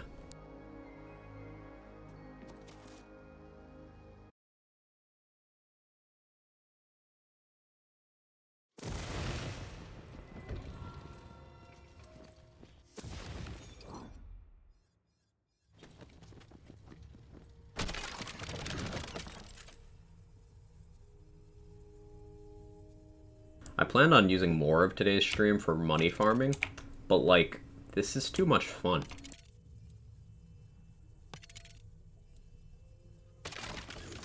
Tyrant's Truth doesn't nerf you, don't have any pets. True.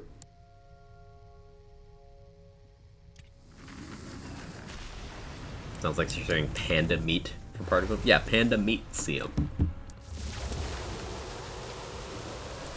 Does Rage of the Ancients get elemental and all damage boost? It's a bonus element. So the damage it gets looks at your original damage. So it's not an entity unto itself. It piggybacks. The thing it's based off of will more likely than not get those bonuses. So, yeah. Indirectly.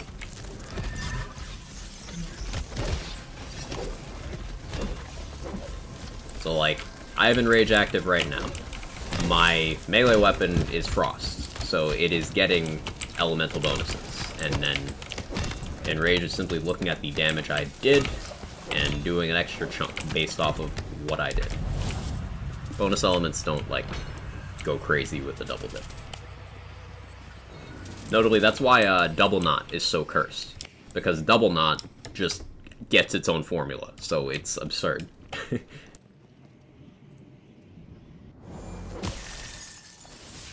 Can talk about survivability with other classes at all? You mean more than I already have? Because I have. I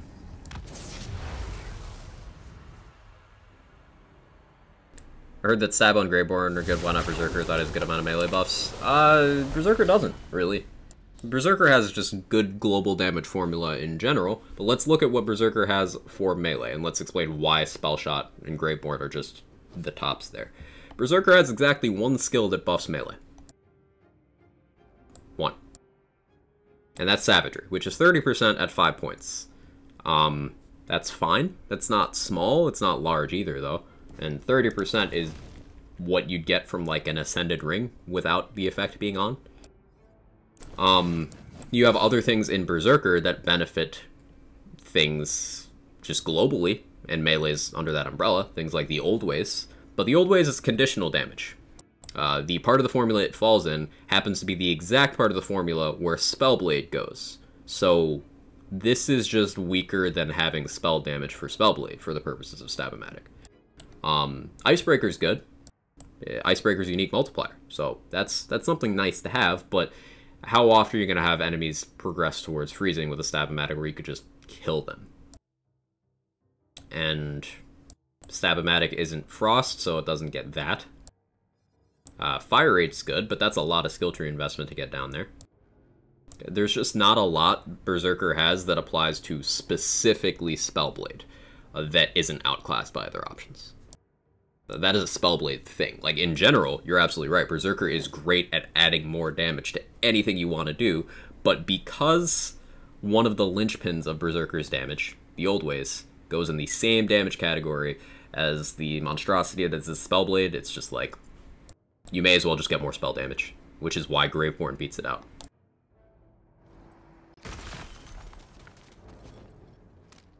Does Spore Fuse trigger Rage of the Ancients? Spore Fuse damage does get the Enrage bonus element, yes.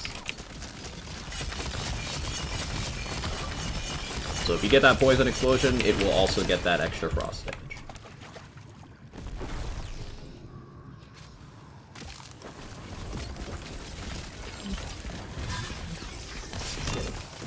But, addressing Foster's question again, I did mention survivability that's relevant to all classes, such as movement speed, such as sigils, such as body runes, such as armor passive, Harbinger, depending on your choice of action skill, can be relevant.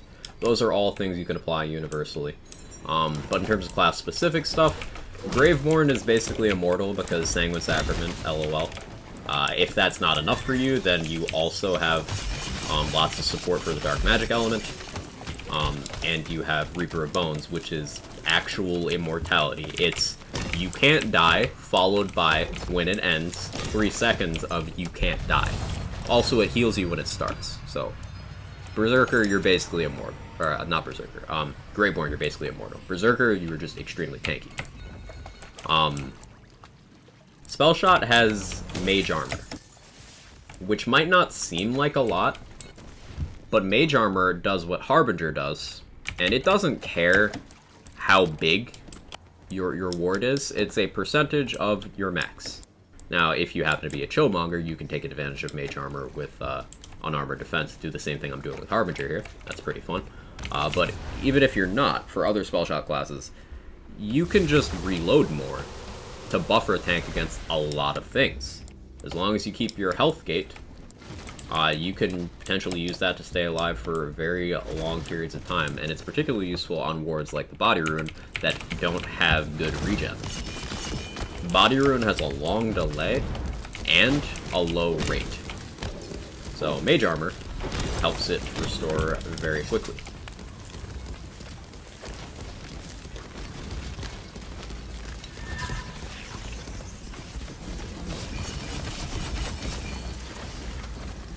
Stab-O-Mancer and Clawbringer don't have much in direct survivability. Stab-O-Mancer is relying more on the movement speed, and on, incidentally, you will occasionally get some elusive procs if you're spec'd into that, which you should do. Clawbringer can get a big ward value. Big ward value. Clawbringer has Indomitable, which is a second life on a 100-second cooldown that also gives you damage. So you combine those types of survivability ideologies under classes like Clawbringer and Stab-O-Mancer with just the general stuff available to everyone, such as sigils, movement speed, body rune, that good stuff. Berserker and Graveborn use more stuff that's directly in their kit. Spell Shot is somewhat like that. Spore Warden, you don't have much. Spore Warden, you just kind of die. But you have Pet Revive, so like...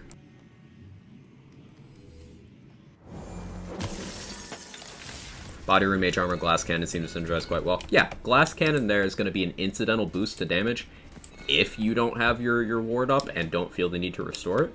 So that's nice to have. You'll see a lot of people take Glass Cannon but not Mage Armor, and then they'll complain that their survivability's bad. It's like, yeah, because you are choosing to forego half of it, if not more. Just take both. You can choose to have Glass Cannon on when you want it, and you can choose to not have it on when you don't. It's that simple. And also, fundamentally, Glass Cannon's not that big, not big enough to eclipse Mage Armor anyway. It's 30% spell damage on the class that you're likely to have over 200. So, definitely take both of those together, as Grub said.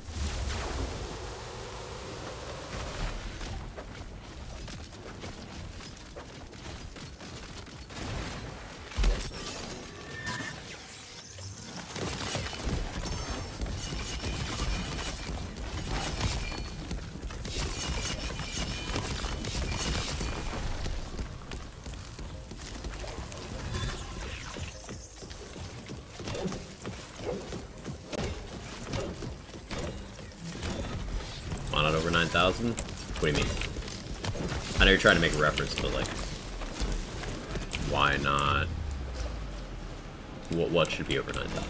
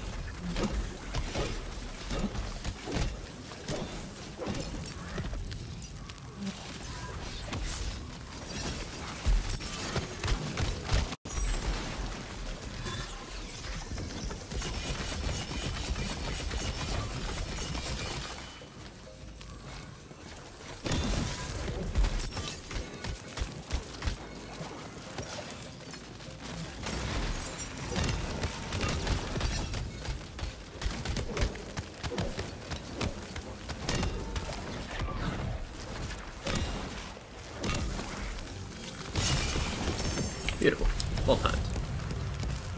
I'll meet you here in a bit. Really appreciate the little walkthrough you just gave. All classes. Hey, happy to do it. Happy to do it. I'm more than happy to debunk the idea that it's hard to survive in this game. Because it's not. You have a lot of tools. Yeah, stomach. My stomach agrees. You have a lot of tools to that end in this game.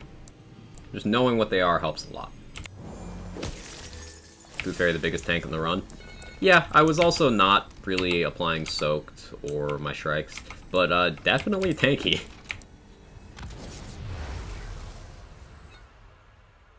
Just goes to show you this build might make some things look easy, but I do have to do there's a lot of moving parts to applying my damage. Which is what makes it interesting to me.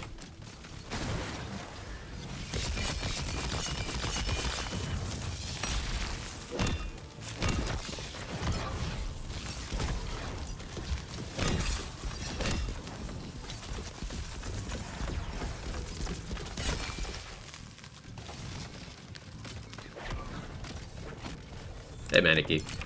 How's Quamley? When's the one life? Need free sub, it's too expensive. There's more than this for life. Are you okay, Manicky? You good, homie? You consume too much Twitch?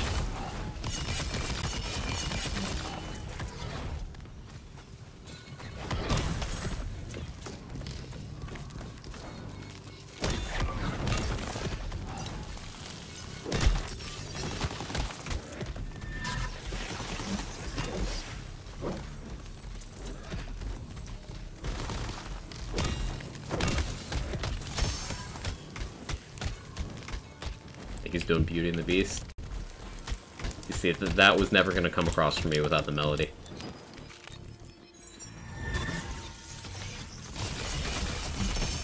It's now in my head, but I did have to be told.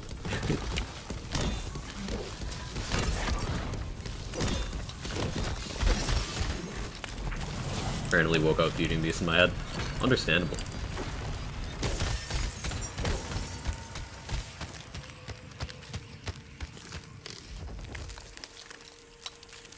New copy pasta? No, I completely forgot. Remind me in the loot room after this run.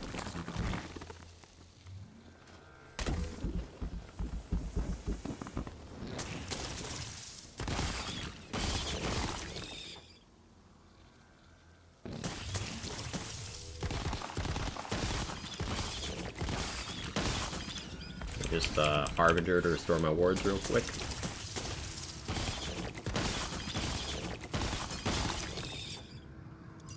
Built up on YouTube or somewhere else. I don't really upload builds like that, but I can, if you want me to, Black Lugia, remind me in the loot room and I will do a full breakdown of the build for you.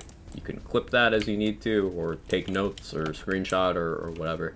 I'll do a full build breakdown in the loot room, if you would like it.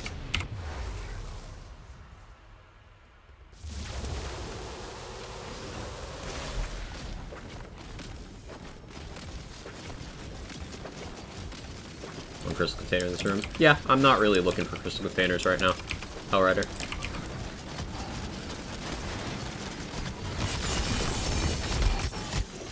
But I appreciate that.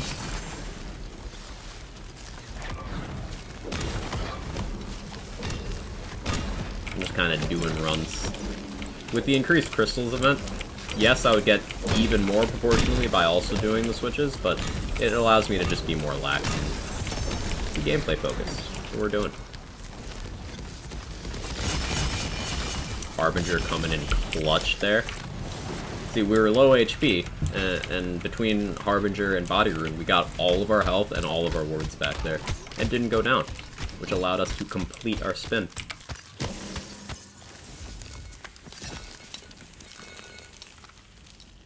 And the reason why we didn't go down there, and we had enough buffer to do that, is because defensive skills and stats are very impactful. Build looks like a lot of fun and unique. Yeah, that's what I go for with my build crafting. I try to do different things and take advantage of underutilized stuff in the game.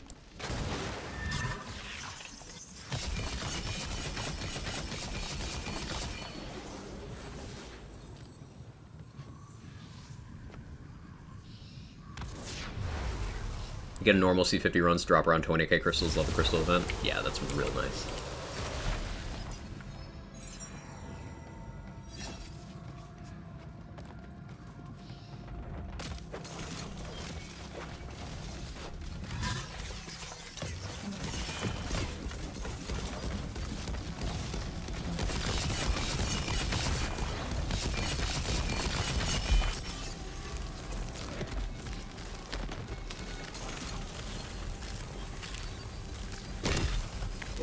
And something to keep in mind is I could have even more healing here. I am choosing to use an enchantment that gives me a slight overall increase in damage and quality of life over one that would make me really, really hard to kill.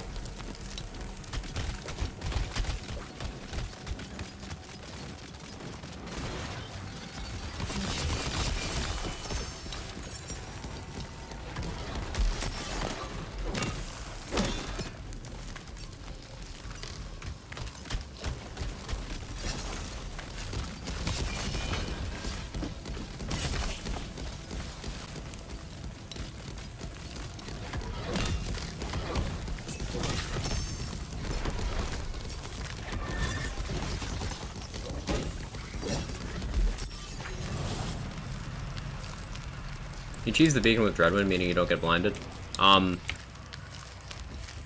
No, your camera is still looking at it, so, like, if it goes around correctly, it'll still blind you. But you can just kill it with Dreadwind, so it's, like, fine. Morning, Milk Lizard. How you doing? Little fuzzy on area damage. I need general guidance on what gear build style is most important for. Okay, so, most spells, almost all spells, in fact, are area damage. So in general, if you're doing damage with spells, it's relevant. Other things of note that are area damage, Dreadwind, what we're currently using, is area damage. Dire Sacrifice is area damage. I believe Snake Stick Hydras are area damage. Explosive Guns are area damage. So think any Torg Stickies, such as Sword Explosion. Furior Chucks are area damage. Dagger Storms might not be. I don't... Yeah, they are. They are. At least the Chuck itself is. Good Wolf, thank you for the 10,000 bits. I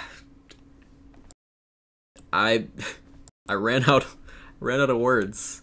10,000 bits. That's a hell of a lot of support. Thank you so much. I appreciate it.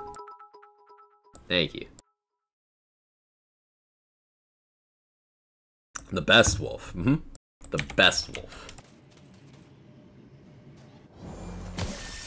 That's some Quag Chad behavior. We got some Quag Chads in the chat for Good Wolf.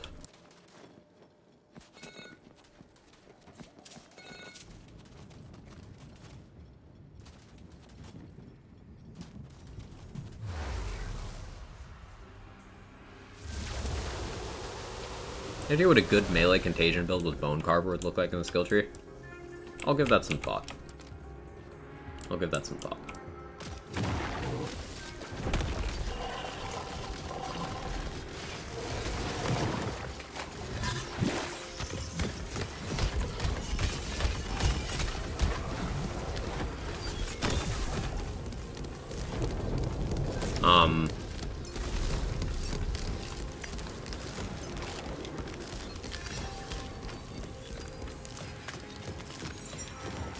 Probably looking at, you want to definitely grab Shadow Step and Alchemical Agent, of course, alongside Contagion.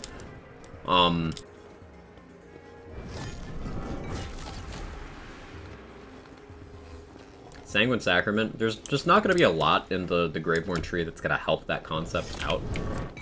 You of course have Thralls, Dark Hydros, but for the most part, I think you'd just be grabbing standard Stabbomaster tree down to Alchemical Agent, and then Berserker tree down to, like, Ascension. Or not Berserker, Graveborn tree down to, like, Ascension. And that'd pretty much be it. What army running? I'm running in Selective Amnesia. You can tell because I'm on fire all the time. Putting so much thought and time and effort to providing amazing, educational, insightful perspective. Thank you so much for your personality and knowledge. You're very nice and smart. It means the world to me to hear that, Good Wolf. That's exactly what I set out to do with my content, so it's glad to... I'm glad to know that I'm succeeding there. Thank you so much for the kind words and all the support, both financial and emotional. Thank you. Yeah, I'm going to do a full build breakdown, Biographing, in just a few minutes if you want to stick around for that. Biographing. Language is hard.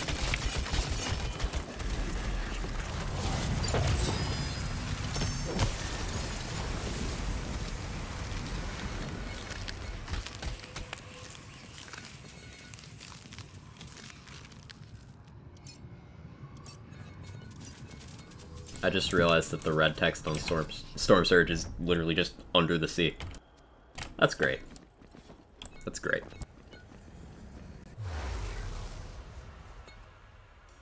Selective Amnesia is what I'm trying to go for the role. I need Spell Claw, +3 Awe, move speed, gun crit chance, and all damage. The skills dropped in Primordial one last night. Passives were useless. I think passives are going to be one of the areas where you're going to have to compromise on either the skills or the passives. Because realistically, getting both while also getting a good Chaos tier is real tough. I think the gun crit chance is one you can, like, capitulate on, especially the all damage as well, because remember, that's the stat that Amnesia itself gives. So with those, you can kind of, like, accept not having them.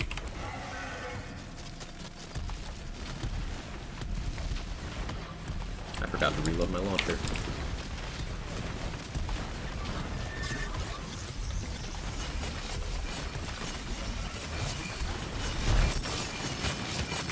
There we go. See, I needed Bunny to launch me up into a position where Dreadwood could hit the hitbox better.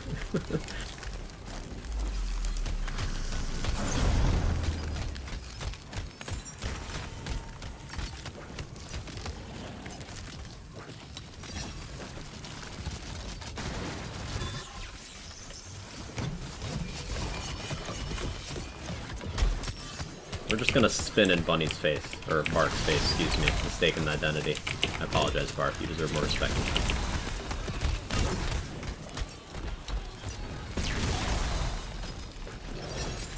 But not much more.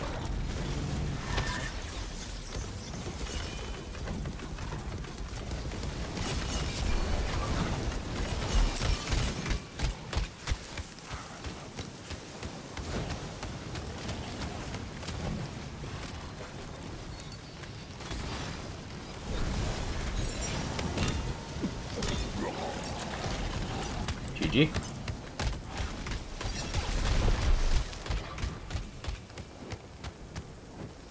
Be fine with a defensive stat in place of all damage or a different kind of applicable damage. Right.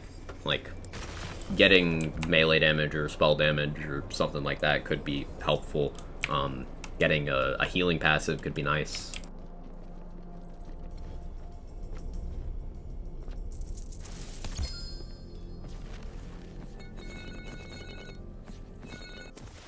Like, with this Amnesia, movement speed is helpful to the effect, slightly redundant, but helpful to the effect. Area damage is beneficial, max health, or missing health regen, excuse me, is also very beneficial. In terms of damage dealing, I'd probably get more, realistically, out of having ability damage here. Because ability damage is a higher percentage roll than area damage. And also applies to Dreadwind, so I'd technically getting more that way. But getting perfect armors is like not realistic. Also with the skills, this isn't perfect either, because I have 3 wasted points. I have 3 in Dragon Aura, only 1 in Savagery. So optimal would be 1 Blast Chill, 4 Savagery, and even then, it's questionable that this armor is even worthwhile at all compared to other peak options, because Blast Chill does nothing for me in Dreadwind. I'd be better off having more points in Cold Snap, more points in Haste, more points in the old ways, things like that. But going for a good armor is much better than going for the unrealistic armor you'll never have. Even my best ever Amnesia roll over on my my other Frost Chipper, my From the Shadows one, is not perfect. It's really fucking good, but it's not perfect.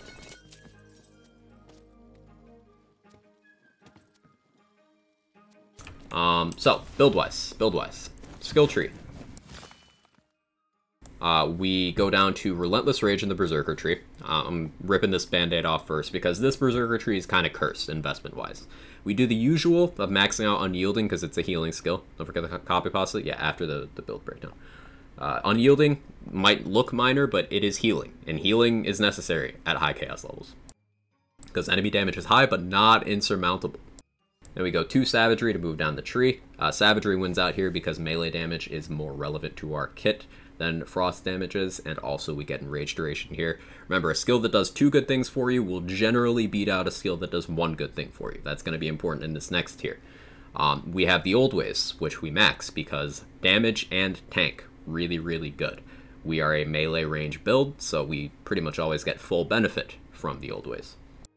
Then we go 3 in Icebreaker, 1 in Instinct. Now, Icebreaker is really good damage-wise, because it is a unique multiplier in the formula. Nothing else goes in the category Icebreaker does. And this isn't just against frozen enemies, this also works against slowed enemies. We're always slowing enemies because not only is our melee weapon Cryo, but we have Enrage. So, relevant. But we want Instinct as well. And the reason why 1 Instinct and 1 Blood Frenzy are taken over having 3 in Cold Snap is because this lets us cover more functionality across our gameplay loop. Instinct lets us swap weapons and reload faster. If you'll notice in the gameplay, I swap weapons pretty often.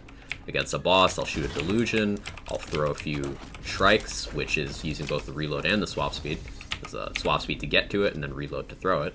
And then, right before I spin, excuse me, I'll switch back to my Rapscallion, all of which is utilizing swap speed. So we take 1 point there. Even at only 1 point, Instinct is great because Enrage doubles the effect, so we get 8% reload speed and 20% swap speed. I want more points here, we simply do not have that many skill points because we need to cover other functionalities. such as Cold Snap. Being Frost Efficiency feeds directly into how much we get out of Icebreaker, and Movement Speed, which goes right into our Selective Amnesia. And keep in mind, something that happens with Amnesia is our Enrage bonus element applies to the fire from Amnesia, meaning we are constantly cryoing ourselves. We are always slowed, except Dreadwind gives slow immunity, so another Dreadwind W. But when we're outside of Dreadwind, we are constantly slightly slower, meaning having more movement speed puts us at a higher percentage than we would otherwise be proportionally. We are still slowed by the same amount, but we are faster because we have a bigger total. Unarmored Defense is one of the best defensive skills in the game. You take this, you take this, you take this, you take this, and then you stack the shit out of ward bonuses, which is why Harbinger is great, and which is why, one of the reasons why Harbinger is great, we'll get to the others in a moment, and which is why Constitution is great, because it pulls double duty, increases our health, and increases our wards, but since we have this, our wards also increase our health, so we get a lot of health from Constitution. 1 point Blood Frenzy is there to extend our Enrage from killing enemies, 1 second per kill, which is sometimes the difference between us having 100% uptime and 80% uptime. And it's also 3% heal per kill, which can be nice. If you're not using a body rune, we are using a body rune, but more healing is more healing. A Relentless Rage makes it so if we ever go down, we have plenty of time to recover. This is the difference between us having time to throw our strikes and apply soak to an enemy and then crawl over and start taking out their kneecaps, and just sitting there dying. That's the difference. Stabomancer tree, we max out haste, potent poisons, exploit their weakness, because every single Stabomancer build that exists should be doing that. Like, these three, you just take them. They are must-haves for Stabomancer. You take those skills. From there, we take Shadow Step, because it's, like, right below those in terms of usefulness. And then we max out Follow Up and Nimble Fingers. Nimble Fingers is good, not directly relevant, but Fire Rate helps us apply our debuffs faster, and spell damage doesn't hurt us at all. Situationally useful depending on gear swaps. We take that. Follow Up is nice because we are not melee attacking as frequently as with other builds, because Dreadwind is eating up a lot of our time, so we get good uptime on Follow Up. Elusive, the faster you move, the higher chance of just ignoring damage you have, so very good defensively. Contagion spreads our status effects. Alchemical Agent is the strongest status effect in the game, so we want to spread that a lot. And 2,000 cuts to get us the remainder of the way down to Executioner's Blade, which is a ranged damage option against bosses that are countered to Dreadwind. Like, if we physically can't Dreadwind a target, then we're going to be using Executioner's Blade for our damage. And also our Shrikes and our Fortifying Sigil are able to trigger this even when we are able to Dreadwind. Why no Arsenal? Because Arsenal's a bad skill. Safe and sane. Let's look at the value of a single skill point. Arsenal is 3% melee, 3% spell, 3% gun. In this particular build, the only thing relevant is the 3% melee. Compare the other tier 1 skill that gives melee damage. Savagery is 6% per point. It is literally double the effectiveness of Arsenal, while also giving us the other effect of increased total enrage duration. And now keep in mind that Savagery is just kind of an okay skill in the context of Berserker Tree. Something that is more than twice as effective as Arsenal is just okay. Arsenal is inefficient. It is extremely inefficient. 3% for one skill point is a waste of a skill point in almost every build. Now, in builds where you go down Stabomancer Tree for other purposes, and you might not benefit from, say, Follow Up, that's when you start to end up with Arsenal points. It's not the worst skill in this tree, but it's down there. I would say Arsenal is better than Swift Death. Arsenal is also better than Sneak Attack. But being, you know, third worst skill in a skill tree, kind of a dubious distinction. Would I run the same skills even if I was using a paradigm? Yes. You have an argument, like I just said, for moving follow-up points into Arsenal if using a paradigm, because the spell damage will be pulling double duty, be boosting your spell and boosting your melee. So instead of this actually being, you know, 3% melee per point with a paradigm, you're looking at, wow, 4% melee per point. It's still not great, but it's better. Re-Arsenal is a means to an end to get down the tree. If you benefit from more than one of these stats, it can be fine, but no. What's better between Sneak Attack and Thousand Cuts? Thousand Cuts.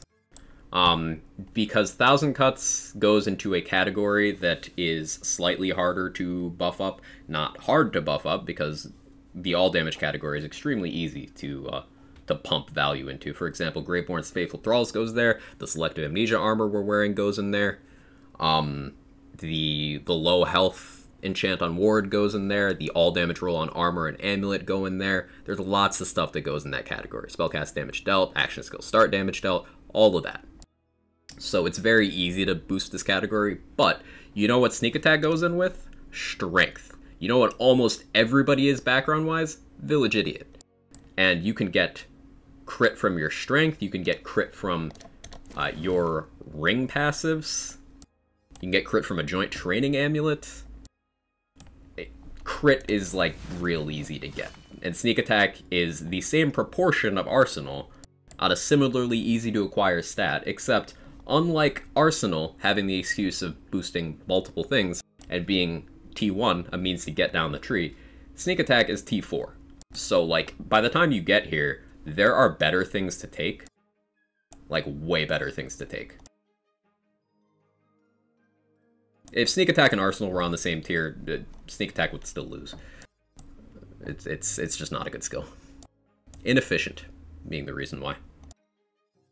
And then hero points wise, max crit damage, because damage, max status damage, because alchemical agent, and then we max constitution because of double duty with unarmored defense. I know I mentioned that already, but I circled back to that because it's super nice to have. It gives us a big health value. Gear wise, we have just a blue Fear Not, a Shrike 1. This could be ×2, but I just have a ×1/1. Not Chaos tier because I don't care how much damage it does. I use this for applying crossbolts. It allows me to throw these Shrikes out, and they'll be there while I'm spinning. And they'll be applying crossbolts to the target, which is a huge damage increase for me. Twisted Delusion for debuffing. I hold this Rapscallion because 40% melee damage. I haven't used the Stab-O-Matic yet today, it's there for emergencies, but I haven't needed it, which is good. Good sign for the build. Banshee with Dreadwind enchant. This enchant is a fresh multiplier for Dreadwind. It is just 50% more damage. It is not in a category with anything else. For Feral Surge, it's conditional, but for Dreadwind, it's just fresh mult, which is great. So this is like the most important part of the build, this enchantment. And then whatever rings you have are beneficial. Melee damage or ability damage work here because Dreadwind gets both, but for the crit stats, you do want melee. Duration is nice because Dreadwind only has a duration of 6 seconds. So a 33% increase is bumps you up to 8 seconds, and that's without Championship Ring being active. So really nice. Duration helps. Spell Radius would be good here too because Fortifying Sigil benefits. Amnesia, like I said, you could run a Paradigm if you so choose, but I like Amnesia for the interactivity. And then Harbinger. Harbinger is great because it rolls with a forced passive for shield capacity, which with unarmored defense translates to a lot more health. And Harbinger's ward restoration does not check for unarmored defense, meaning it's giving you 50% back of your original ward value before the conversion over 2 seconds. So it's huge. It's huge. It's your entire ward bar very quickly. Yeah. That's the build. Should've just gone for the head. Sneak Attack's just sad. Yeah. So I'll do the pasta for you in a moment, Arconium. I need to run the little streamer's room. Do a little streamer's room, then pasta, and then more runs.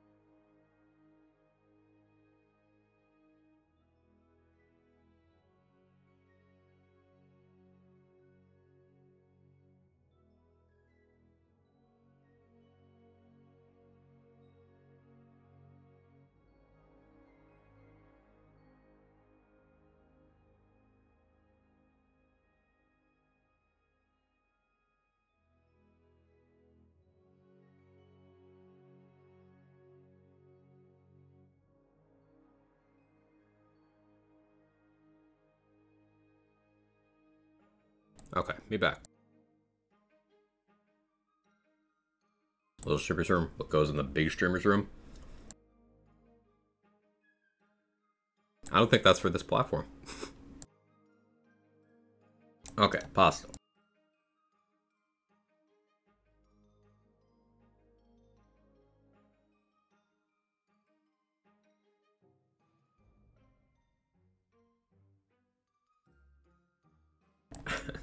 I'm gonna need you guys to help me spam this one.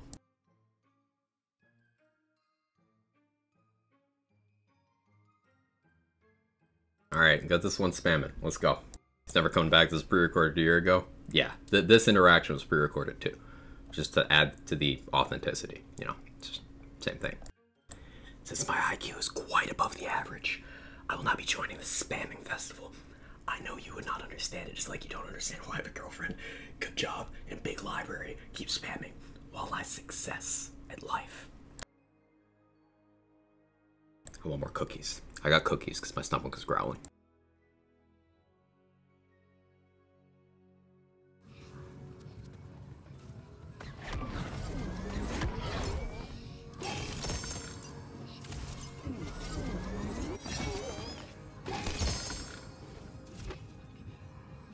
Chewy, crunchy. Crunchy.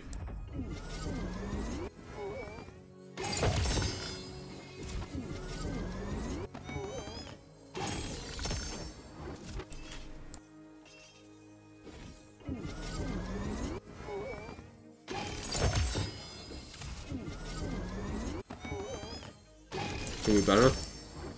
I mean, yeah, but crunchy's what I have.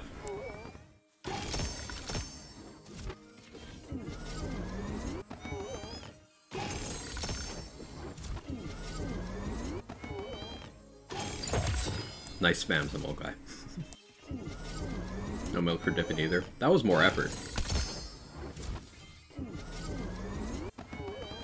I have coffee. I could dip it in coffee.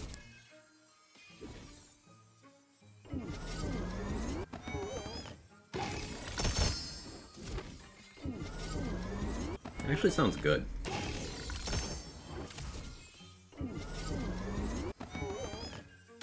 Coffee and cookies is actually good. Yeah, it sounds like it. Board you rockin' Body Rune? Yes. Body Rune is, it's just kind of ideal for this kind of gameplay because it's got a good ward capacity. And it benefits heavily from the Harbinger Restoration because it doesn't have good delay and it doesn't have a good rate. So it will not recharge organically very well at all. Here, I'll prove this. So, we're no longer taking damage. Look how long it takes for it to start recharging. It took a while, and it's not charging fast. But, Harbinger just instantly fills it, and it has good capacity. And then on top of that, Body Rune gives us a heal on each kill. And it also gives that fire bonus element for more damage. Just got a volatile Cape of Tides on my Drowned Berserker, looking like Ulfric Stormcloak. Nice. Peanut butter cookies with milk, it's hard to beat for me. Ooh, that does sound good. So in regards to yesterday, my unholy Hellwalker Butcher Baby, would you suggest I get my movement speed from on Executioner? Armor, myth rank. That's gonna be the majority of it. If you are so inclined, Buffmeister is an option. I do not personally care for that, but it is an option. Your melee weapon slot can give you movement speed through either the Peg Leg or the Greed Warden.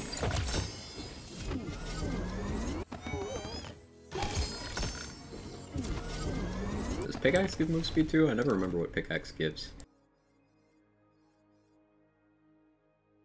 Yeah, Pickaxe. So, Pickaxe, Peg Leg, Greed Warden are all options there.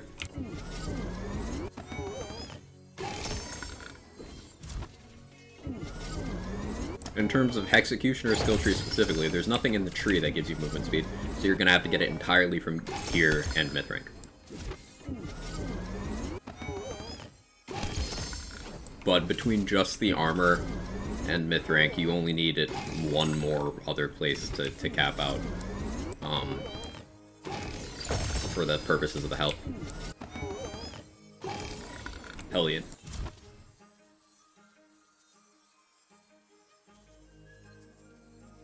Dying.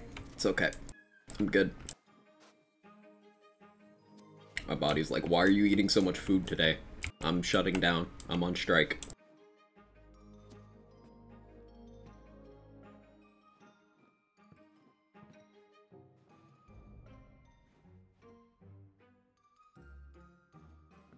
Primordial Ragnarok. Ugh, Ragnarok's so sad. Hey, another Primordial Mage Staff. It wouldn't be a day that ends in Y if I didn't get one of those. 2 Primordial Storm Surges right next to each other? Okay. That's cool.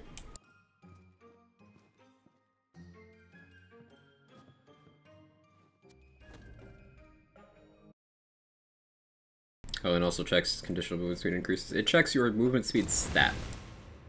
Red Hellion and Selective Amnesia look at your movement speed stat. Swift Death and Elusive look at your current movement rate.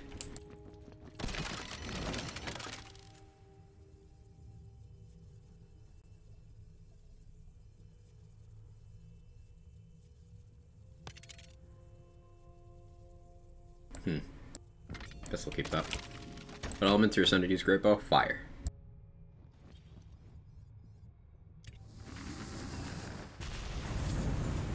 Buffmeister Pixies. Sorry, I shall accept punishment. It's okay, you having to type that was punishment enough. I'm sure it hurt.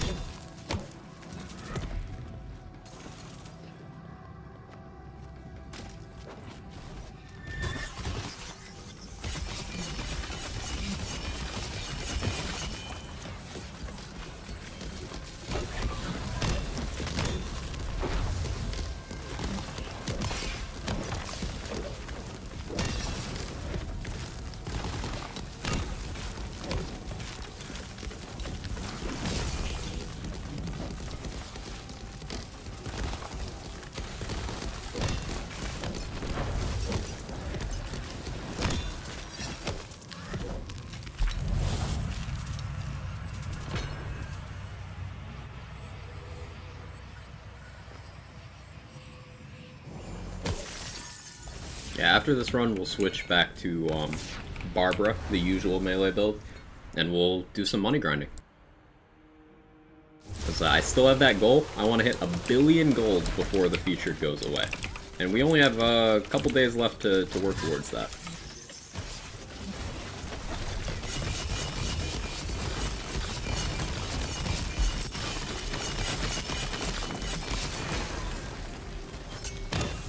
And I'm sure some people picked up on it for the playstyle of this build, but an option you can run instead of the Harbinger here is you could run a Barbaload, because the crossbolts applied from the Shrikes would lend themselves very well to the Barbaload, and that's what I originally did with this build at C35 for mobbing, but I decided that for C50 I wanted the survivability of Harbinger a little bit more, and additionally I don't have an Ascended Barbaload, but I do have an Ascended Harbinger. And it being Ascended means not only do I get more elemental damage, I get more class power. And class power goes right into Dreadwind damage. I would say Dreadwind is more gear dependent than other action skills, because it gets benefits from so many stats, and because you need survivability as well.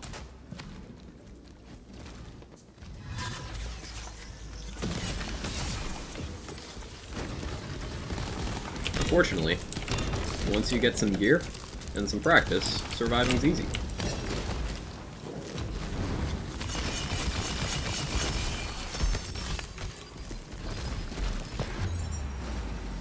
He says it immediately gets shot in the face. That was my own fault.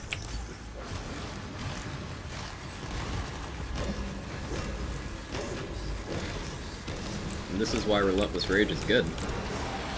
You get lots of time to just get back up.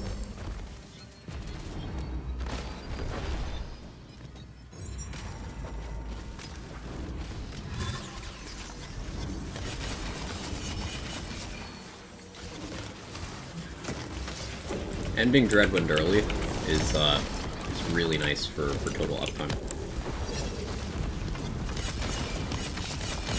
If I know I'm about to be, like, knocked out of position, I can just get to the next one sooner.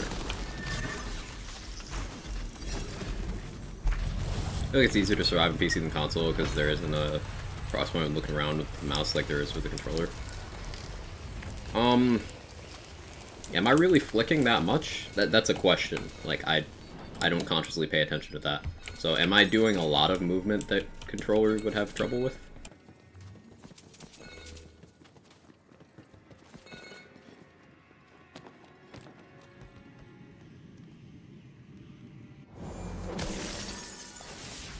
Got to play Stray yet? Yeah. I'm expecting to finish the game next Saturday. This coming Saturday, I should say. I did not finish the game, but I did enjoy it. Hard to run on a PC. Feels like my girlfriend would love it. It doesn't... I've had no performance issues, and I have an older PC. Like, it ran pretty well. I didn't have to lower the graphics or anything, just it ran fine.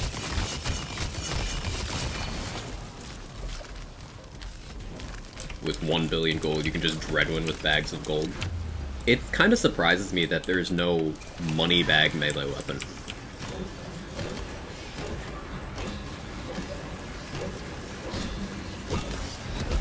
That would have been neat. Hey Senna, how you doing?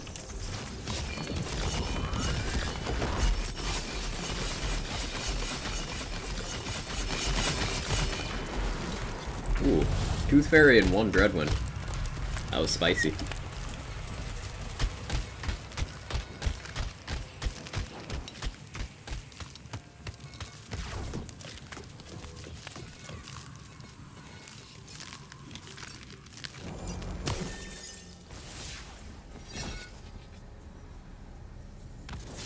Compared to controller and max sensitivity, you look around faster than me, yes, and that's with a hard push and the stick for maximum possible look around speed.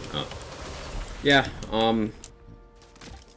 PC might have it easier than console for melee because of that. I know Sen plays melee on the console though, and is, I mean, technically just a better gamer than me. I just play more.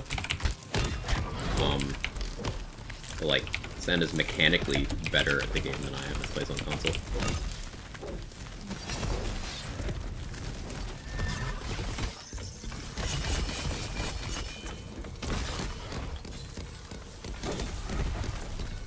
Countered the 3 health bar Mimic. You melee didn't do anything. You killed the melee. Maybe melee is very weak. Yeah, it's melee builds kind of just walk all over Mimics, but if you run into an enemy that requires melee damage and your build hasn't invested into that at all, then yeah, it'll feel like you're not doing anything.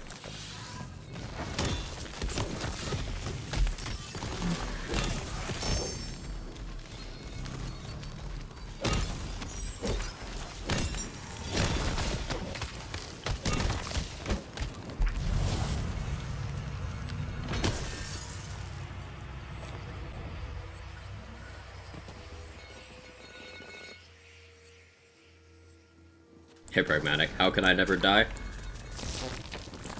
Healing skills and big health values.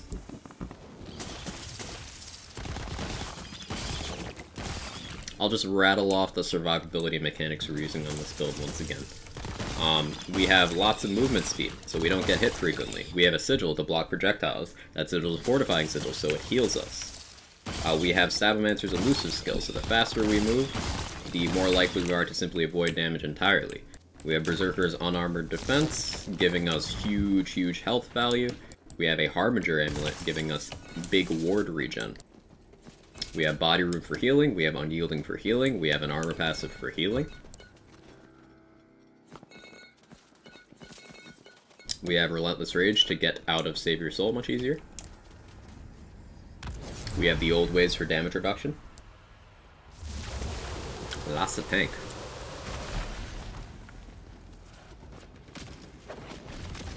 Do you recommend for a build that isn't invested melee if you're running melee only enemy? I'd recommend carrying a Spellblade around. And then, if you... Obviously this requires spell damage, but you're likely to have some amount of that. Equip Spellblade and then punch enemy in face.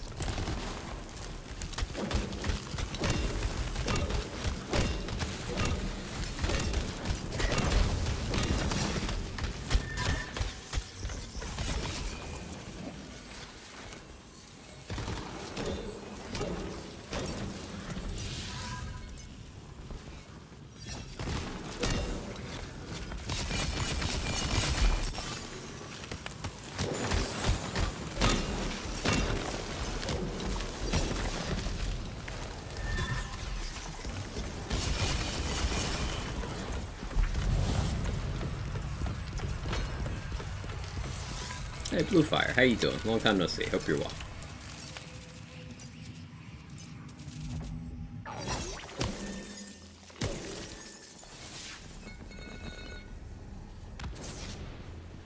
Good, I lurk here a lot. Well, happy to see you.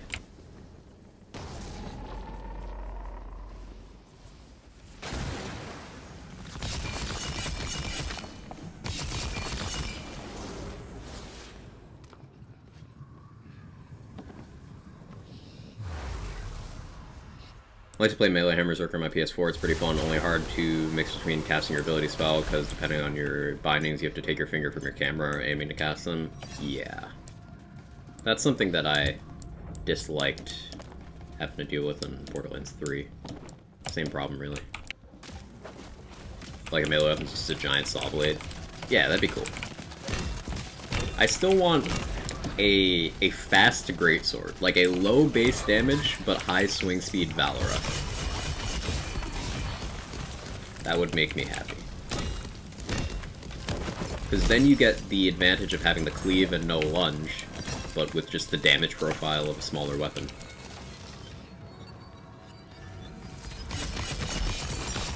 Should I have more buttons on controller? Yeah.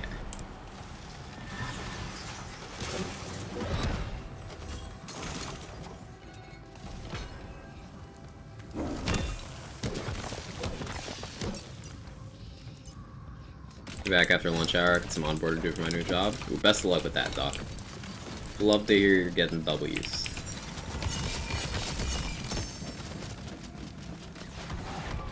No, cat, it's my cookie, you can't have that.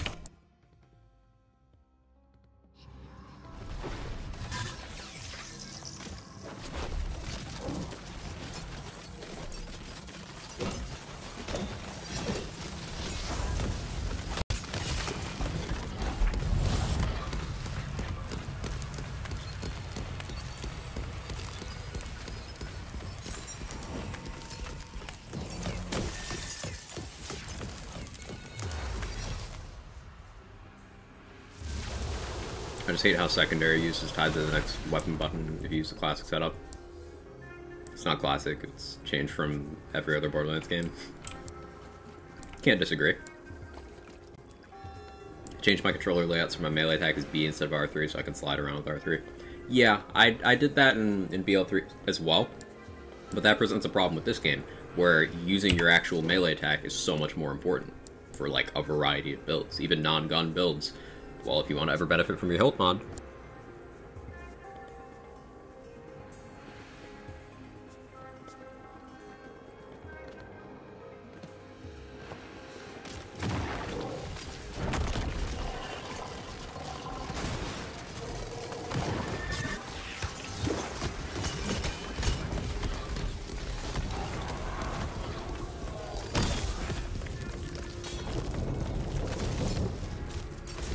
Hold my controller weird. Do you play Claw? I never learned how to do Claw. I briefly did an approximation of it. Late 2019, I had a broken index finger.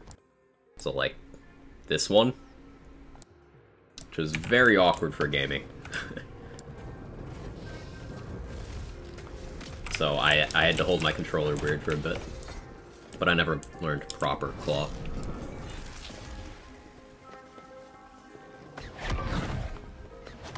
Didn't do Blue Citadel, you don't want to meet the Maker. For Dreadwind, specifically, both Gloop, the Blue Raid boss, and the Maker, their hitboxes are not really friendly to the action skill. So for this particular build, I just kind of don't do those two enemies. I would have to change up the build for that. And I like what I'm doing now.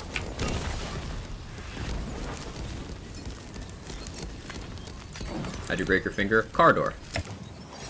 Car door. It was one of those things, I was getting out of the car, and then I just didn't move my hand far enough. Sometimes fine motor stuff due to some of my health stuff is very hit or miss. So I slammed it, and then immediately just... I'm told I was weirdly calm about this. I don't remember it too well because I was in a lot of pain.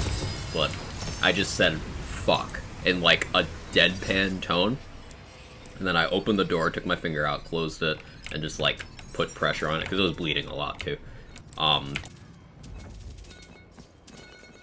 So then I went and got checked out, and yeah, it was broken. But I hurt myself enough that it's like, I'm just kind of used to it. Like, I've broken 2 fingers and 8 toes. So, like, I'm used to it. Probably shouldn't be. Shock is a hell of a drug. Yeah, could have been that. Bug there, I had to leave the game twice. What bug did you have? Borderlands has forced me to adjust my controller grip to use different fingers for shoulder buttons instead of index for both R1 and R2. That makes sense.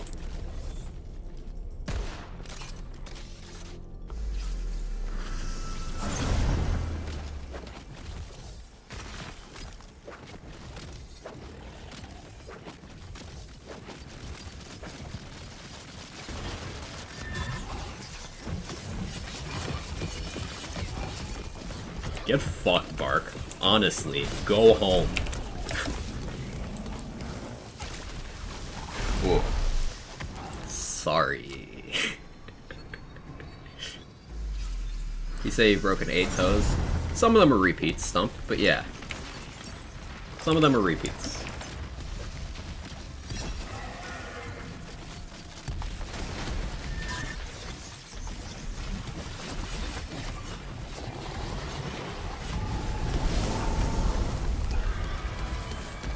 So, where's the people saying Dreadwind's bad at? Where they at, though?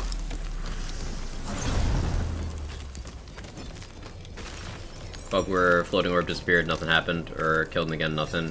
Killed myself, didn't help. Unfortunate. I've never experienced that, but wouldn't surprise me. The same when I broke my wrist the first time, arm just dropped, couldn't move, wasn't in pain or upset. Yeah, major injuries like that, just sometimes your body just like... Okay, we'll deal with that bit later. Never broke a bone unless you count my nose getting punched in. I'd count it. Hey Rohith, how you doing? Just got done with work and dinner? What'd you have for dinner? Dreadwind's bad, you just have streamer luck? Real.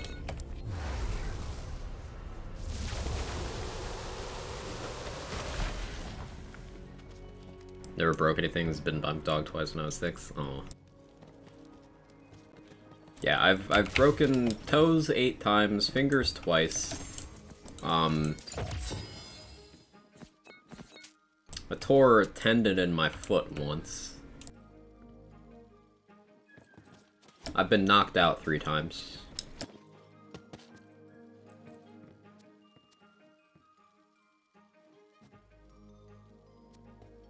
I've had teeth knocked out.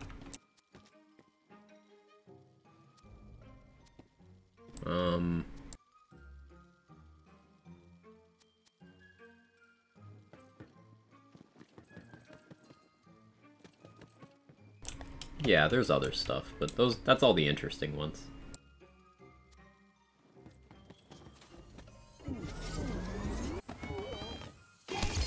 Stay safe. You're a band-aid, quiet, let me know, I'll come running, I know where you are, so take a while, but I got you. I appreciate that. I appreciate that.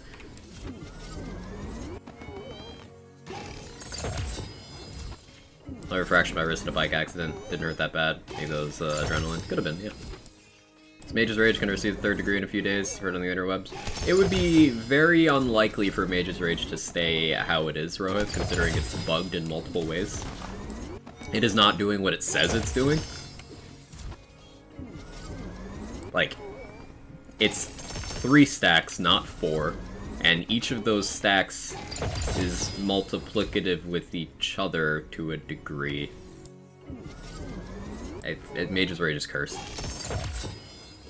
Gamer by day, Underground Fight Club member by night. I mean, 15 years of martial arts, Shay. Most of those broken toes I mentioned were in fighting tournaments and sparring matches and stuff like that.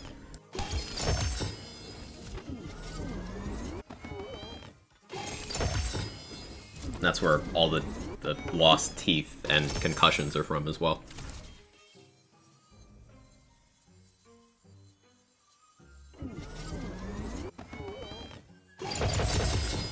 What kind? Tank Sudo. If you're familiar with Taekwondo, it's similar.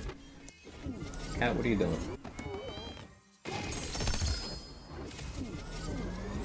I just had no sense of balance. I mean, I don't, which makes it funnier, but yeah. I have good balance, I just, some health stuff, sometimes fine motor coordination goes out the window.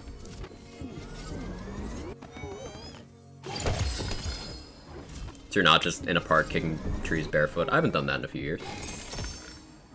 Cat, please get off my desk.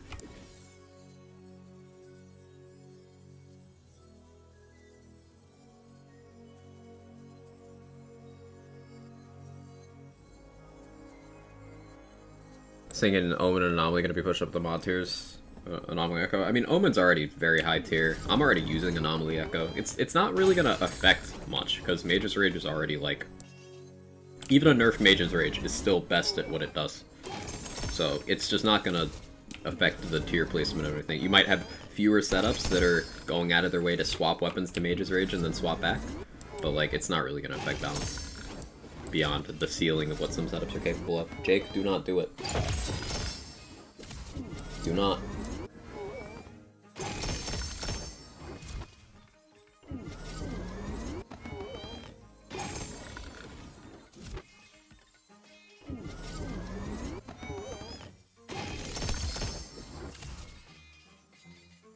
I did Muay Thai when I was younger. A lot of fun. I had to quit because of other sports. Cat.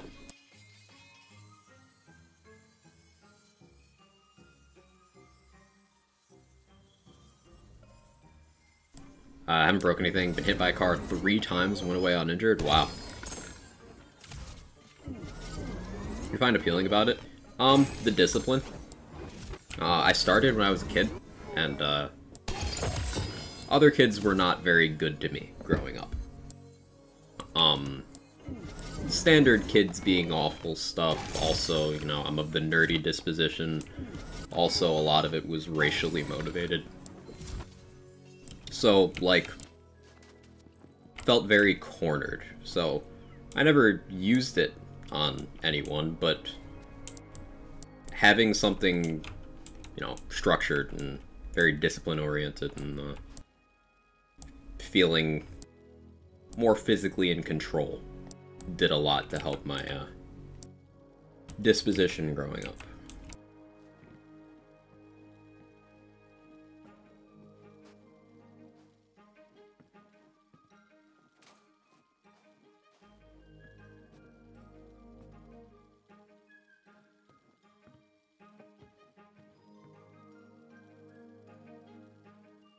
Just kind of made me a better person.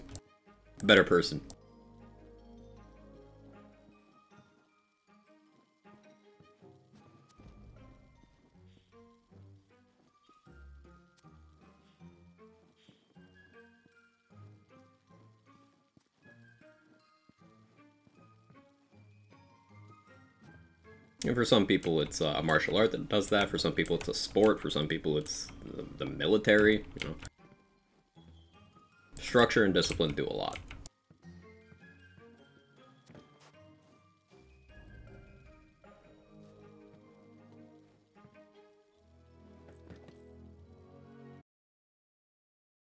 Hi, Fan. How you doing? Joe Disturbance, sorry to deal with that. Me too, but you know, I got through it. I got through it.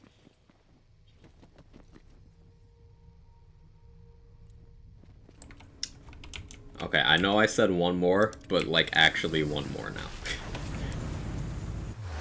Great to have you here. I appreciate that. It's great to have you here.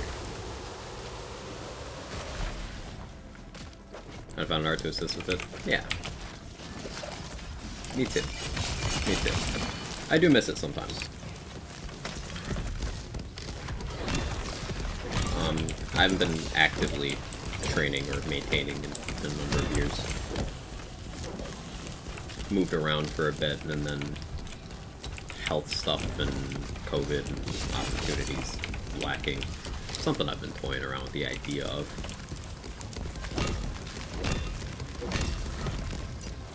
But I haven't actively trained in a few years now.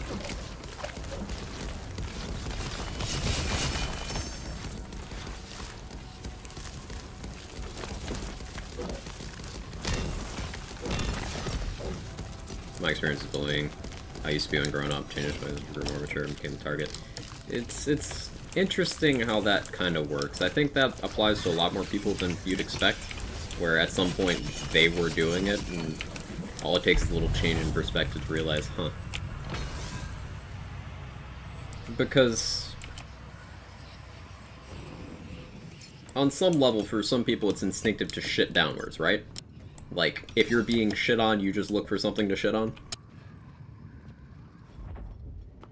And that leads to, the whole thing perpetuated. It's shit.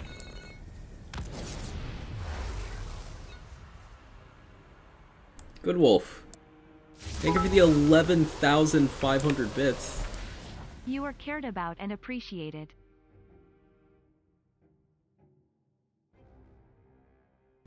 So are you. Thank you so much. That's... Thank you. Wow. That's a lot. Thank you so much.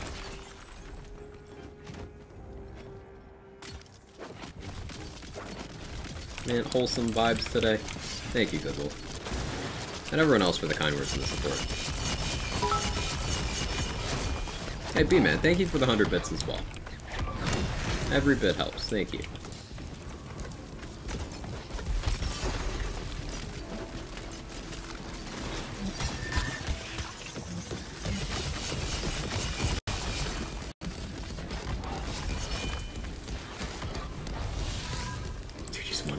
Sharing. Thank you so much.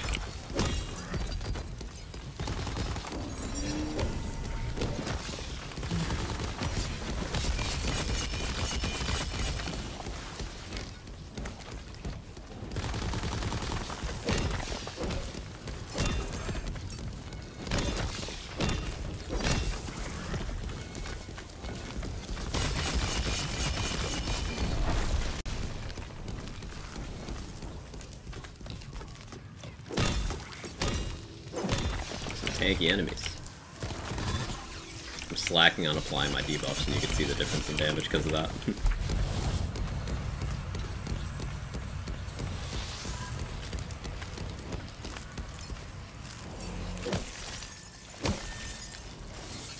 Yeah, I really wish the Maker flew a little closer to the ground, because then I would do Maker runs with this. You look at dashingly handsome streamer. I don't know who you're talking about, Don. Might be in the wrong chat, but hi, good to see you. How you doing, Don?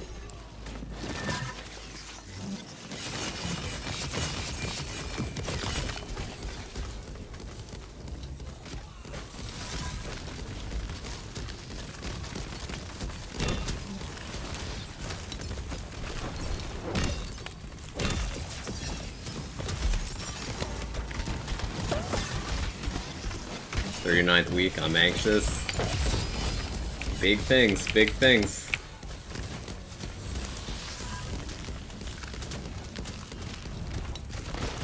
Have I mentioned I'm so excited for you? Because I am. Like, you're gonna be fantastic at everything that entails.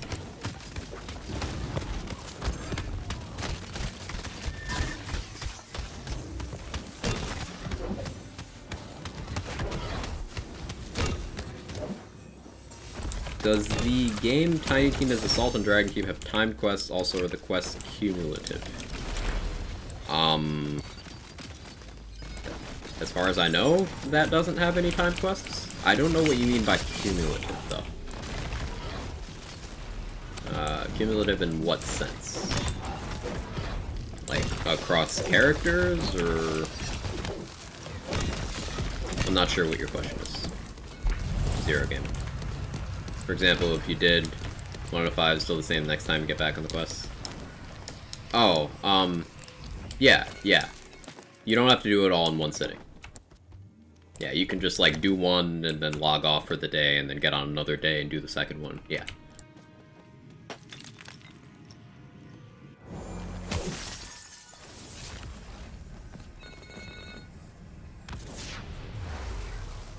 Thanks, man. Support and receiving friends like you mean a lot. Hey, it's deserved. It's deserved. It's gonna be great, and I'm really glad that it's something you're getting to do. Dude,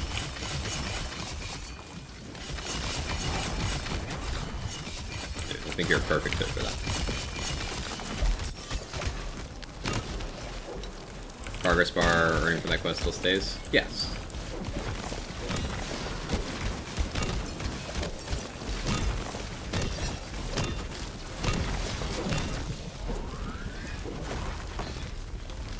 How does Harbinger work?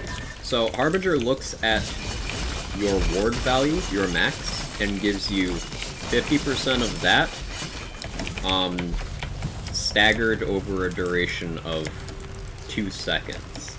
But the thing with Harbinger is that, along with Mage Armor, it does not account for unarmored defense.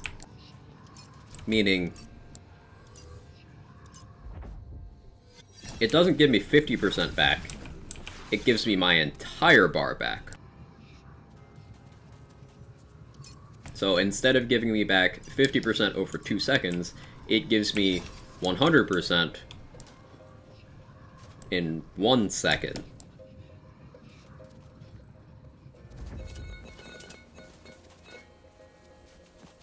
Because my max is half of what it was, but Harbinger didn't get the memo.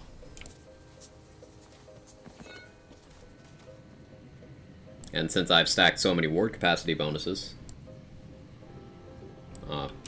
by so many, I mean just the Harbinger being ascended and Constitution, even my half is still 8,000. That's still a decent amount.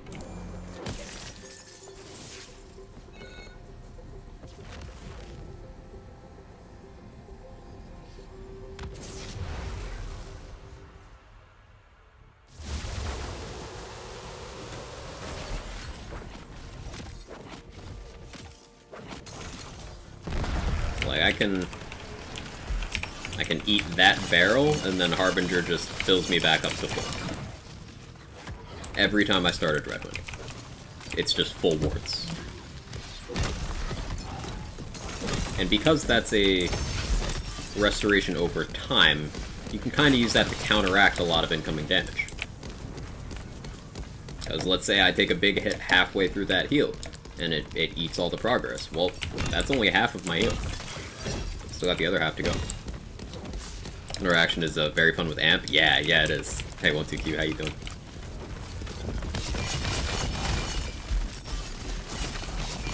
Yeah, that interaction means you can combine, say, Spell Shot and Berserker with a bunch of different tech to have basically permanent amp shots. Because between your action skill and the spells you cast for Mage Armor, you can just kind of constantly be getting your full ward instantly.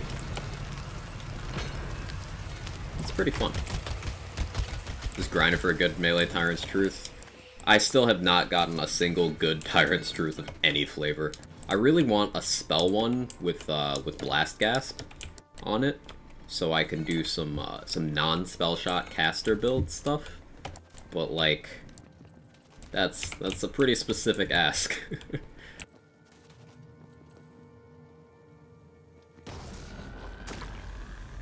I've seen a few period, let alone a good one. Yeah.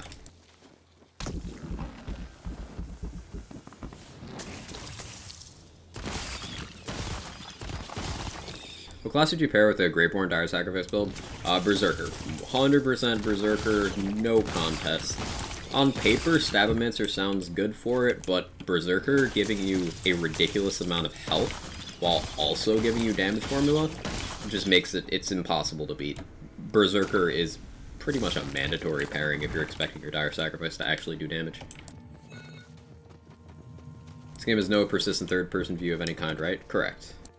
It'll only shift to third person for certain interactions, such as the Dreadwind Dire Sacrifice action skills.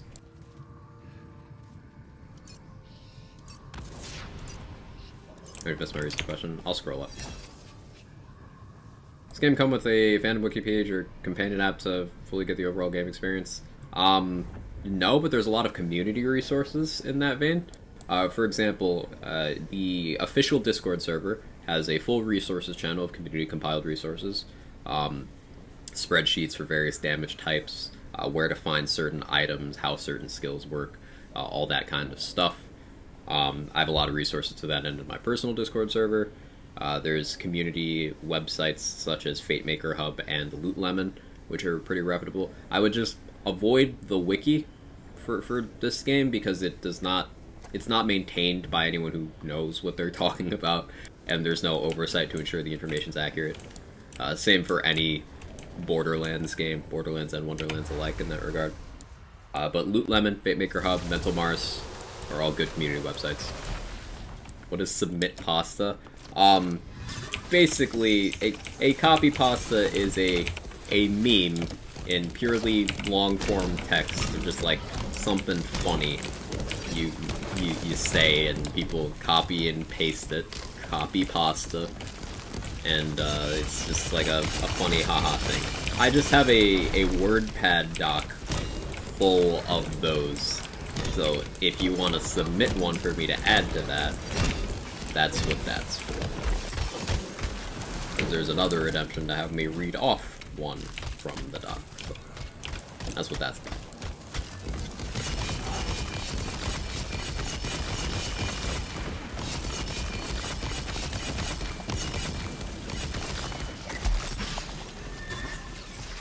Lululemon's a good site. Yeah, Lululemon's great.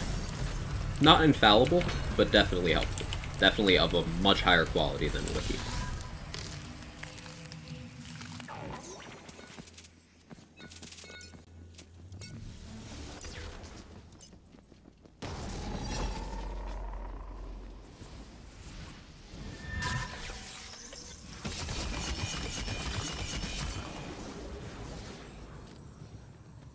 Anything's higher quality than Wiki, you're not wrong.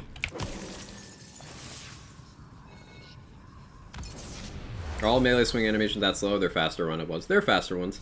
I'm currently using a weapon that is very slow. I'm using a Wailing Banshee, which is of the Greatsword weapon class. Valor weapons are big greatswords. So the Valor manufacturer, you see my attack speed here is 0.87 seconds, but the fastest one is the Twin Soul, which is a one-handed sword. Do I have any on me? I don't. But this is a good example. See this Goblin Pickaxe? This Cleave? It's a 1.9 attack speed, so it's a much smaller weapon, but it hits much faster. Less damage, but hits faster, so potentially more DPS, depending on how you build. There's lots of different melee weapon types. You've got big greatswords, you've got fast hatchets, you've got fast one-handed swords, you've got maces, you've got great axes.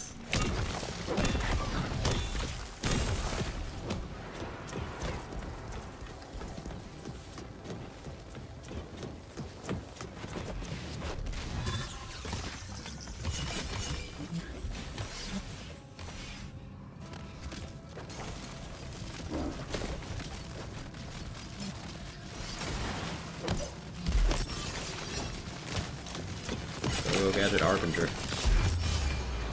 Yeah, it'll let me get more spins in than I would have.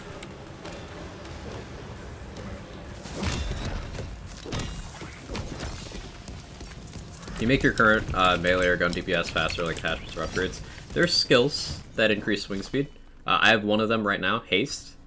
So this skill, after I cast a spell, the effect even doubles. So you get up to 24% attack speed. Now you can boost that skill further with armor. Having an armor that rolled haste, you can get this up to 6 points for 48% swing speed, which is nice.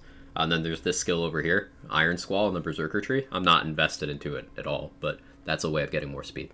So it works on slow weapons? Yes, works on all melee weapons. So you can get the swing speed of the slow ones much faster.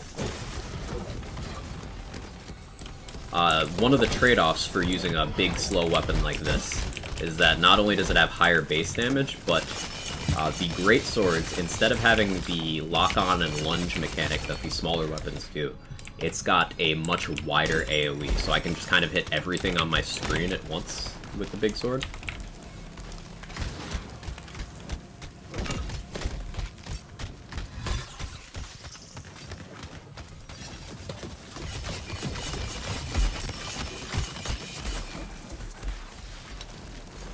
Hey Everdo, how you doing?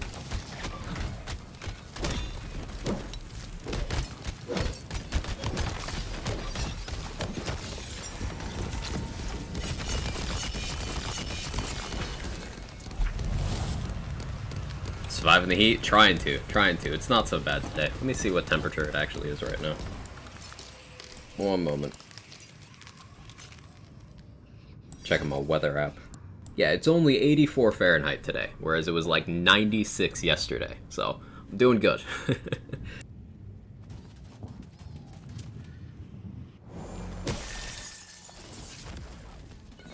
if you keep improving the swing speed without upgrades, does it make it even more OP? Swing speed can be a good way of getting more damage, yeah. This is a build that's not really focused around that, but that's one of the ways you can make melee builds strong in this game.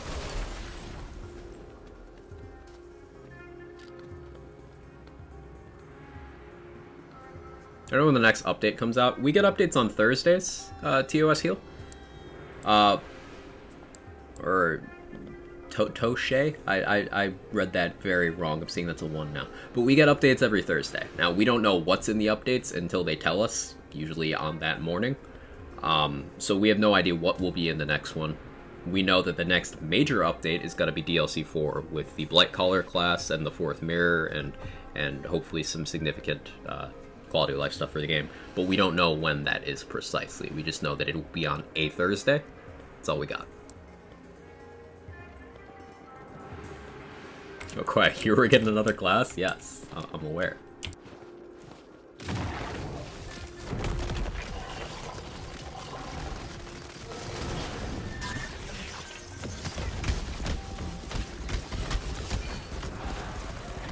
I don't think I actually connected with Dreadwind there. I think that was just Executioner's Blade. Cool.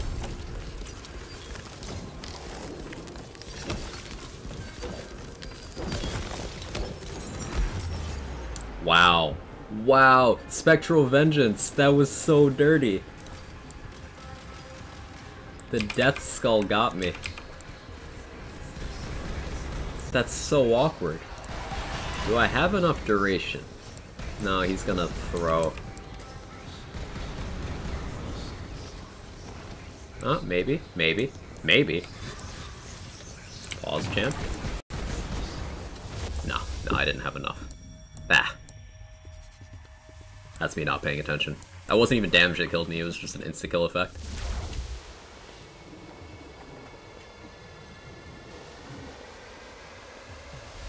Yeah, exactly what Shroom Booty said. You get a faster hitting melee weapon, which could potentially be more damage, but a lot of high damage builds find better ways to deal damage. It really depends on what exactly your particular build is going for. And for this build, swing speed doesn't actually matter, because my Dreadwind is always going to swing at a rate of ticking every 0.25 seconds. So swing speed doesn't actually help me here. I'm not swinging the weapon itself much. When your greatswords max upgrades more damage than the fastest and the highest DPS small weapons.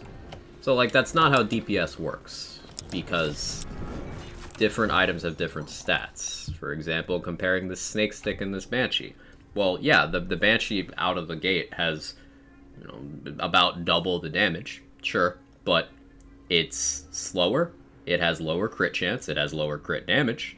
The Snake Stick's effect of it spawning Hydras on impact that also deal melee damage, and they do it at range, it's not as simple to quantify as you're wanting it to be, Zero. This game is more complex than that.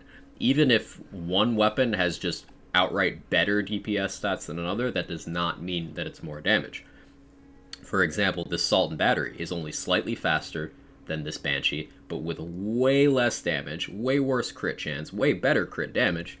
But like, Assault and Battery simply does more damage in a single target scenario than a Banshee does, because of its effect, and because of how all of these different stats come together. But that does not mean that Banshee doesn't situationally beat it out. It's not... You can't quantify this weapon is better than this weapon in most cases in this game. In most cases. It is largely situational. And I have multiple different melee builds, and they kind of favor different weapons.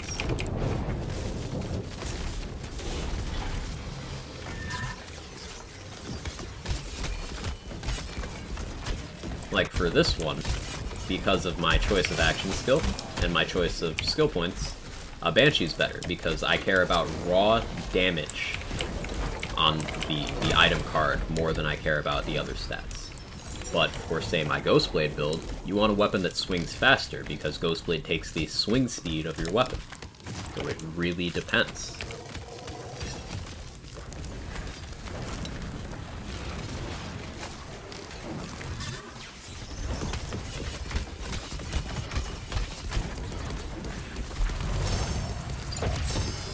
Is there a good enough case to use Assault Battery versus Next Stick Banshee and Clawstalker melee? Assault and Battery is... The DPS for Ghostblade is quite low, because you're not getting the hilt mod effect on Ghostblade. Nor does it transfer any hilt mod properties over to Stormdragon's Judgment or Cleansing Flames. The only thing of value you're getting from Assault and Battery there is the crit damage. But you have low crit chance, so the consistency on it is quite low. The swing speed is low, so Ghostblade doesn't like that. The base damage is middle of the road, so Ghostblade doesn't like that either. I would not really recommend it on the stuff I do with Clawstalker. Now, that totally changes if you, say, go from the shadows and, you know, go all in on haste and all that and get better swing speed, then yeah, sure. I'm sure you've seen what Lazy does with his build he appropriately calls the Blender. That kind of concept works with Assault and Battery, but it all depends on your approach. Trying to use a build similar to yours, I'm just using an Assault Battery from the Shadows instead of Dreadwinds. Wonder about survivability since I still get around 3 knockdowns roughly a run. Should I switch my Amulet from Slippered Sun to Harbinger if I'm struggling a little? Is 3 knockdowns actually not many? It's not many, Arconium, at all. Not at all. Harbinger wouldn't get much uptime because you don't activate from the shadows as often as you activate, say, Dreadwind. I know Lazy's running a Dark Magic Assault and Battery, and he's really enjoying the survivability there. Could look into that.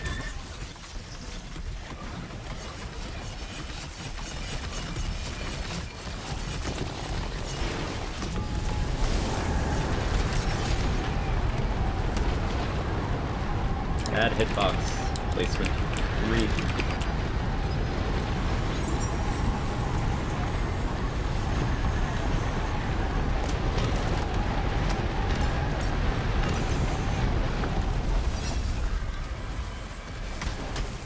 These are Frost one because of Burr. So Frost is not inherently a damage upgrade even if you're Berserker.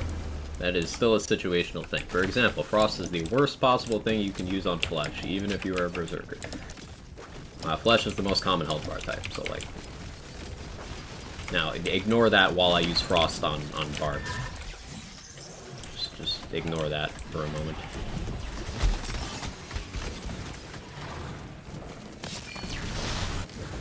But, Dark Magic is close to neutral, and the Assault and Battery Dagger Storms are pretty good about providing some additional healing. So, that could be worth considering. Now sure, Frost gets Soaked is on the table, you get faster application of Icebreaker, you get double dipping of your Frost damage into Blast Chill, all good things, but ultimately matching elements is still most often the optimal damage choice, and Dark Magic Healing from the Dagger Storms is not insignificant.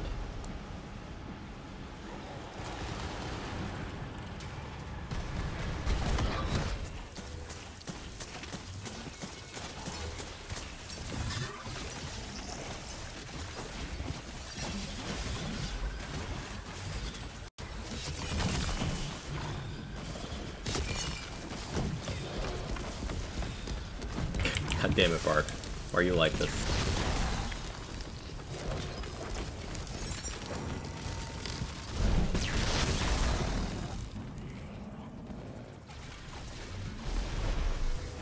Basically thinking if there's a small weapon that has a higher damage pass ability than a full max greatsword, since they're probably greatswords do way more damage than the highest damage for a pretty small weapon. Yeah. I showed you a comparison there.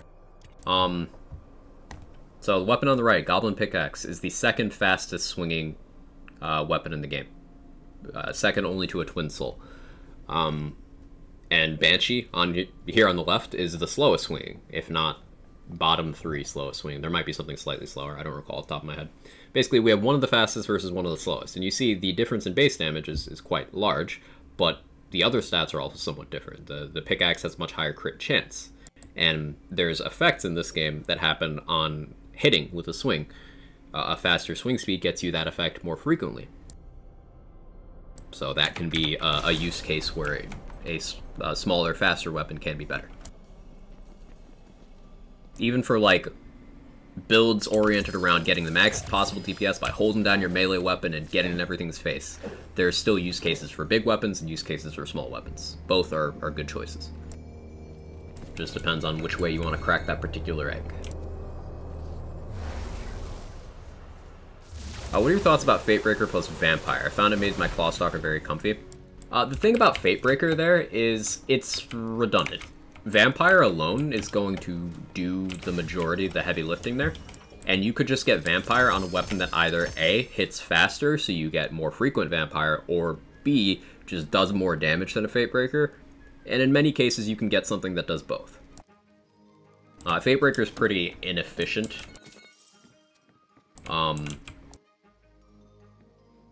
So I would personally use a different weapon, but the bit about Vampire is definitely very, very good. Like, think about, regarding the swing speed conversation we just had. If you get a Twin Soul or a Pickaxe with a really fast swing speed and Vampire, think about how ridiculous that is. That is, unbuffed, you are getting almost 2 hits per second. Vampire is 10% health and wards every hit. So, with swing speed buffs, you're able to attack up to about just under 4 times per second, if with reasonable stuff. With max, you could get it to 4 times per second. So 4 hits per second, each one giving you 10% health and wards, is more than enough to not need Fatebreaker. And you'd also just be doing more damage, because Fatebreaker's damage values are just kind of sad.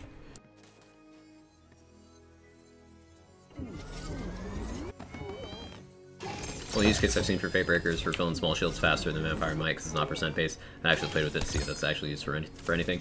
Fatebreaker's use case is you can refill from range without actually connecting, because of the birds are what give you the restoration. So that can be nice in very specific scenarios, but if you're ever able to physically connect with an enemy, it's just worse than having a better weapon with Vampire, because it's redundant. For the Sword of Souls, it doesn't stand up to his name. Yeah, I would love to see some balancing done for the Fatebreaker. Melee weapons I would love to see some love for would be the Fatebreaker, the Ragnarok, the Pincushion, maybe the Salmon. I need to actually circle around to doing more testing with that. The Mage Staff could justifiably get a little bit, although it's not so bad. Storm Surge would be great if it wasn't bugged. It's bugged where the lightning bolt it spawns doesn't actually inflict an instance of damage. I'd love for that to be fixed. Another question, how many elements are in the game? You have fire, poison, frost, lightning, dark magic. So 5 plus non-Ellie.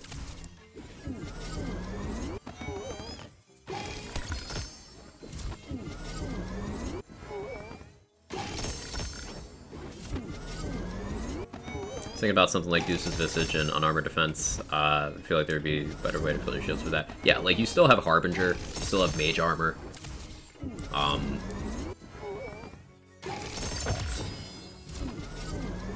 Vampire. Like, I still wouldn't. Yeah, elemental effects for weapons as well. There are ways to add bonus instances of elemental damage to piggyback on sources that are not themselves elemental. Yes. Is Caustic a good help mod for Assault and Battery, even after the fix it got? Yes. 30% status damage benefits Alchemical Legion, so, like, that's still really good.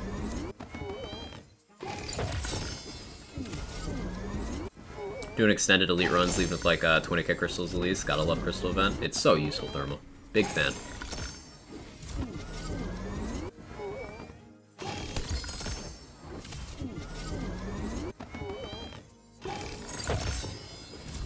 Only one item has no usage in this channel. Might think it's the Buffmeister. You'd be wrong. Correct answer is aim. The only quag aim around here. It's true. It's true. How long exactly has it been since I played a gun build on stream?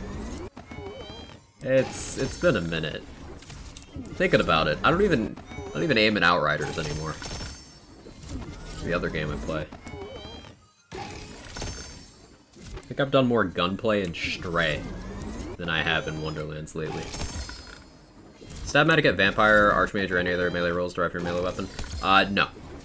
There are 4 hilt mods that apply to all melee damage, and not just swings, but it's only 4 unique hilt mods. Those mods are Spellblade, not the spell crit part, but the melee damage scaling off of spell damage part.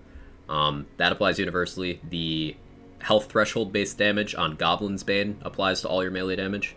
The elemental conversion from Diamond Guard Sword, and the bonus damage based on your ward capacity, your percentage ward capacity, from Greed Warden. It's just those 4 things.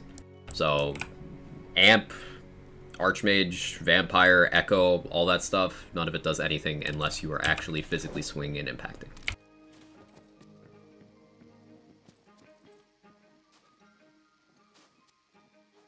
You can differentiate when it says melee attack. See how Amp says melee attacks? It is specifically referring to this. This is a melee attack.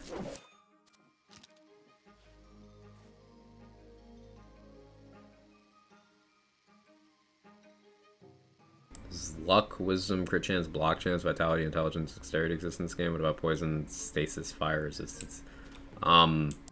Luck, yes. Wisdom, yes. Crit Chance, yes. No Block Chance. Vitality is Constitution. Intelligence, Dexterity, yes. And there are elemental resistances. Stasis is not a thing in this, but there are elements and elemental resistances, yes.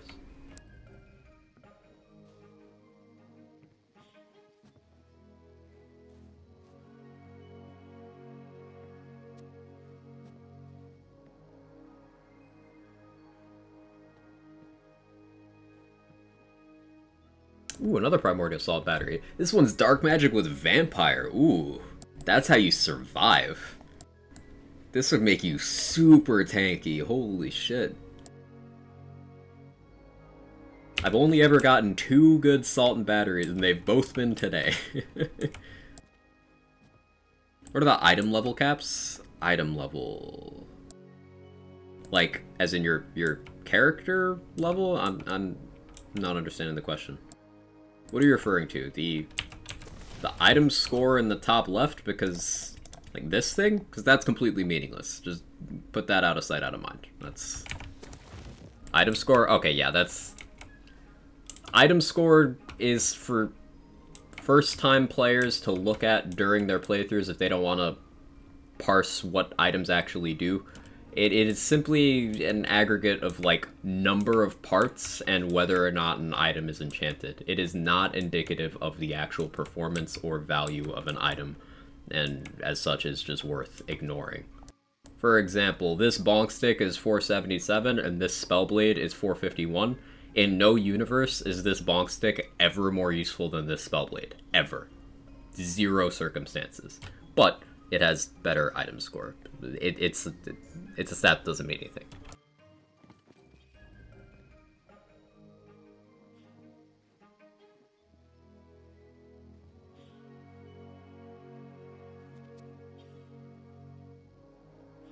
Let's get Vamp plus Dark Magic. Yeah. Just a lot of healing there. I'll definitely be able to make good use of that.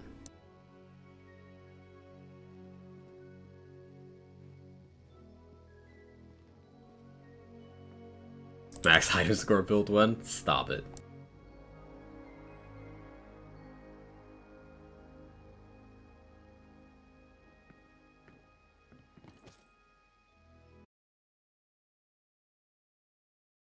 Build you running? I'm running my my Dreadwind setup. So I had a Dreadwind build at Chaos 35, and then Chaos 50 happened, and I was pessimistic about Dreadwind holding up well at C50. So I went and I took some inspiration from my From the Shadows Frost Shiver, and I built another Frost Shiver, but with Dreadwind in mind. And it's working out quite well, to the point where I had other plans for stream today. I was gonna do multiple things, but I'm not gonna do that. I'm just gonna keep playing this because it's fun. Hey Slushy, how you doing? All questions I've asked also apply to Tiny Tina's Assault on Dragon Keep. No. Tiny Tina's Assault on Dragon Keep is a standalone repackage of a Borderlands 2 DLC. It is a 9-year-old piece of content that got some light touches for a re-release. It is fundamentally a different game than this game. It is a different game. This is Tiny Tina's Wonderlands. This is the full release. Different title. It came out a full 9 years later. They're very different.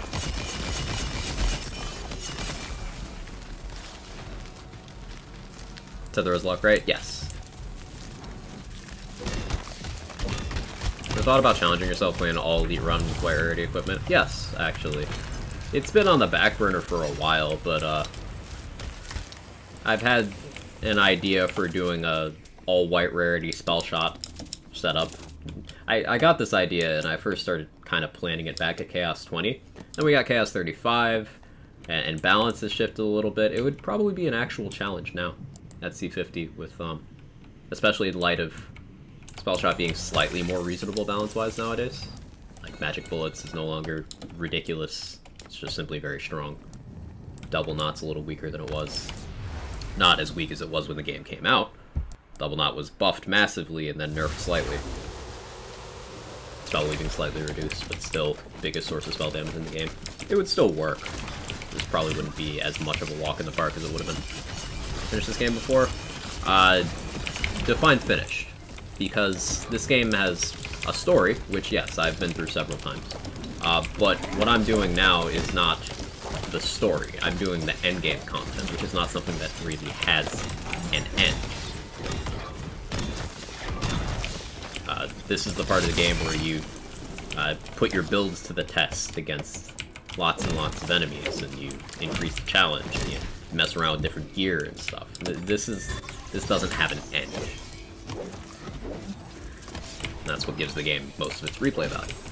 But have I beat the story? Yes, lots of times.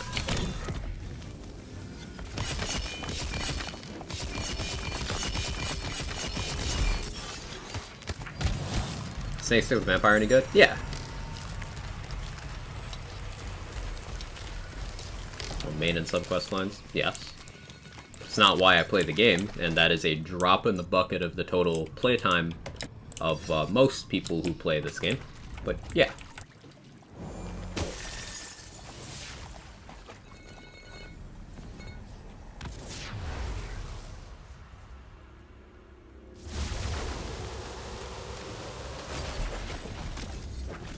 To put it in perspective, doing just the main quest of this game on a casual playthrough would take most people in the region of like 10, 11, 12 hours. I have 1,200 hours played in this game. So, yeah.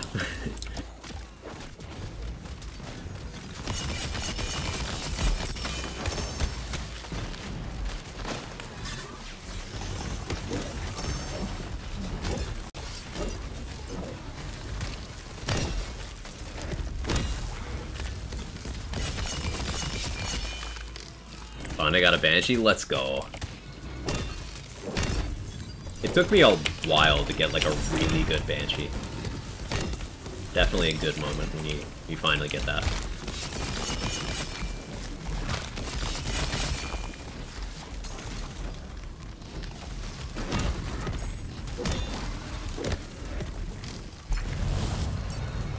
Just hit 21 days. Nice. I have OCD and I do every side quest, every playthrough I do. I don't have the patience to do that. Even on my Ghostblade save that I just did a playthrough for recently, I still have not gotten all the collectibles for the stats for endgame, just because I can't be bothered. I don't have the patience to go through all that. I just like the endgame stuff too much.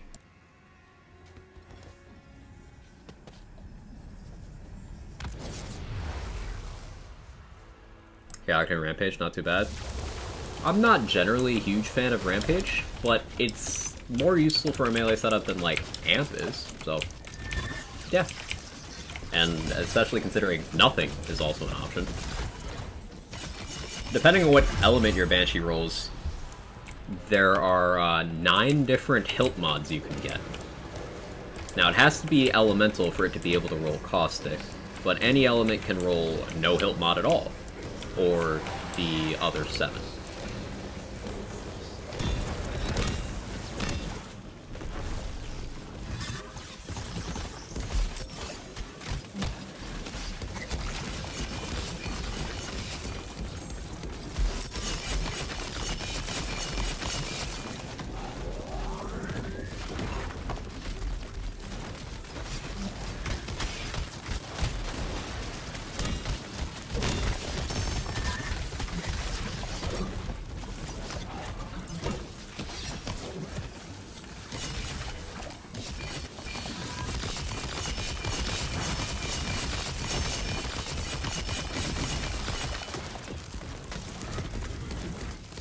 Satisfying.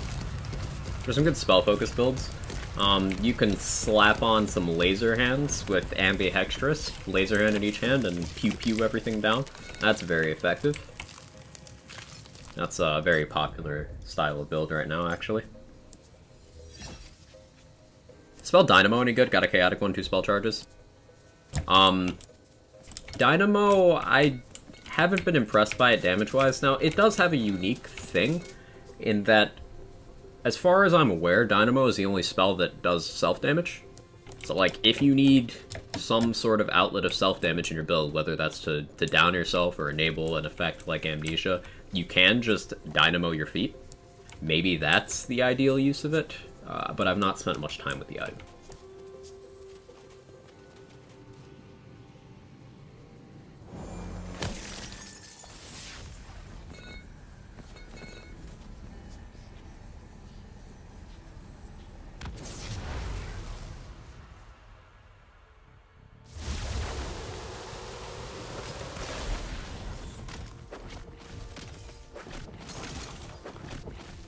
Ideally uses to blow up your feet.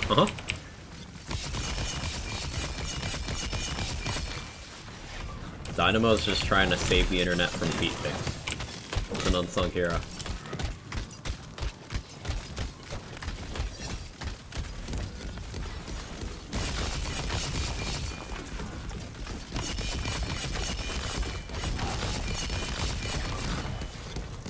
Hero we didn't know we needed.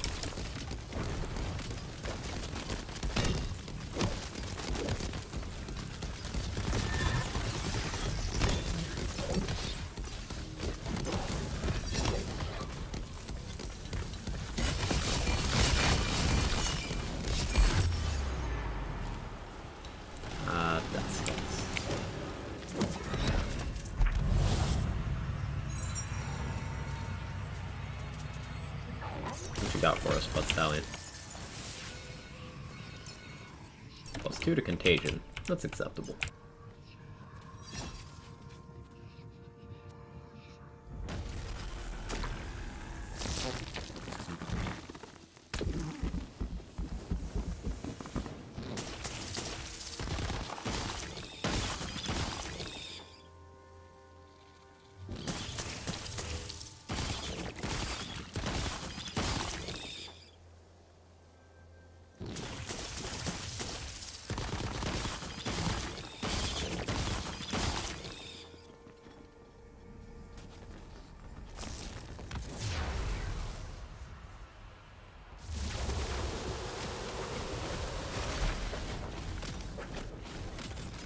What a perfect paradigm look like for this build?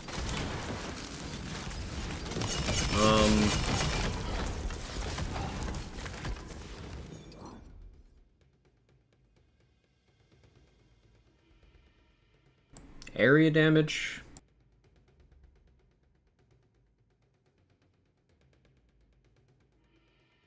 Health regen. Or ward capacity, one of those.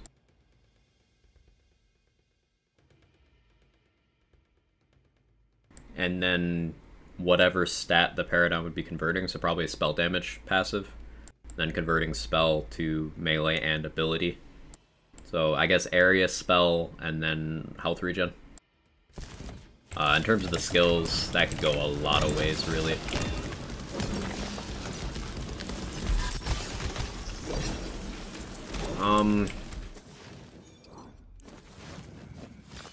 Possibly might get value out of Nimble Fingers skill-wise, but I don't know. I don't remember off the top of my head. You can look at Exclamation Point Armor. I don't remember what other class is paired with that. I want to say that's a Clawbringer multi-class. So basically, something with Burr primary is going to be your preference, class-wise. And you have plenty to work with within that umbrella.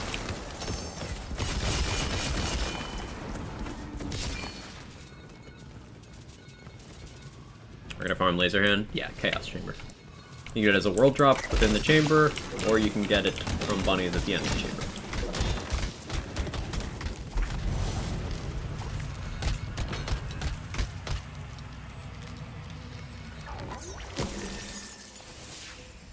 Torture stream is just you looking at... No. Nope. That seems TOS. 7 out of 3 Contagion. That's spicy.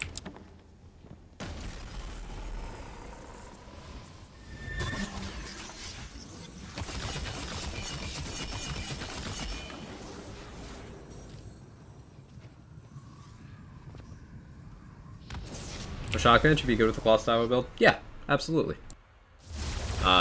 Shock and fire are good elements to have in some dedicated role in your build on Clawbringer for keeping uptime on the Awe skill. My Ghostblade build recommends either shock or fire weapons. Basically, having your gun be one and your melee weapon be the other is the goal, so that you can maintain full uptime on both halves of Awe.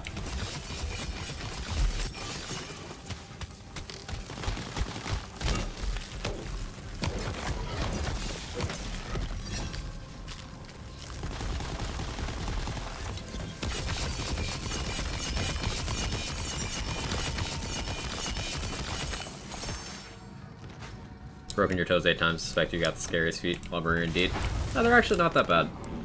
Like, a lot of them are repeats. So I guess my pinky toes look kind of jacked up. But other than that, they're like fine.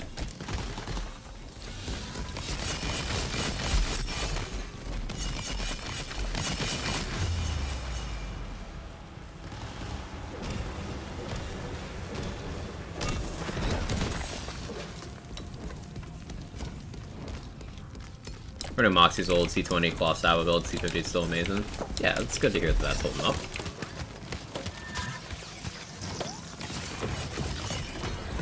Very few build concepts that worked at C20 won't at C50. You might need to adjust a few things here and there, but for the most part, if it worked then, it'll work now, as long as it's not based on an interaction that has since been, you know, adapted out. Let's call it.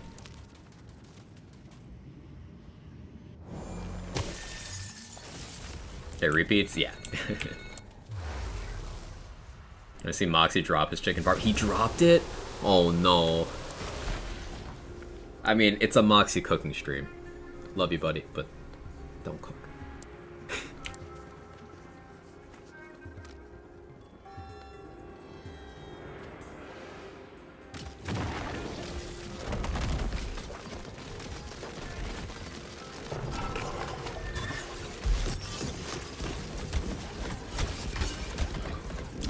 I didn't apply my soak. Hang on. Gotta do another loop. Healing go burr.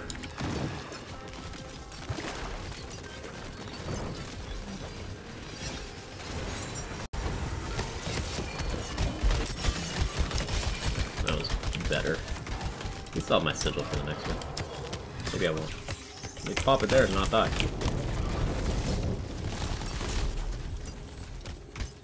Keyboard Parmesan. Oh no. Slip is not of a good use. Yeah.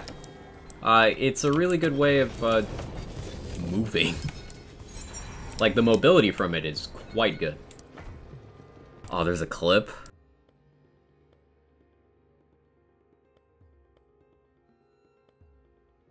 I gotta watch this.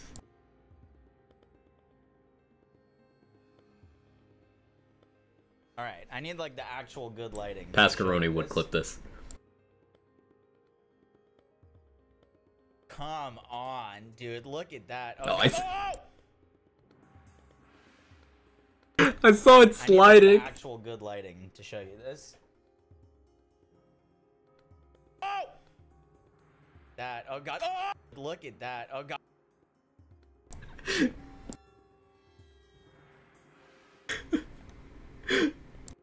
Oh no.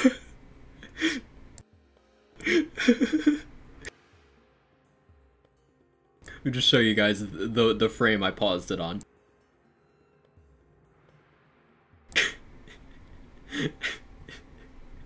You could just see he's just dead behind the eyes because it already fell. He knows what's happening.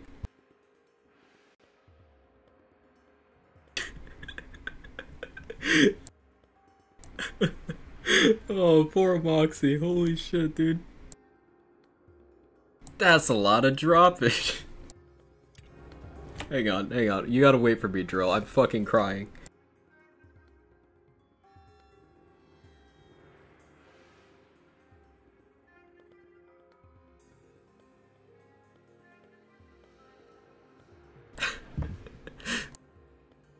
Holy fuck, I haven't laughed that hard in a while. Hold on.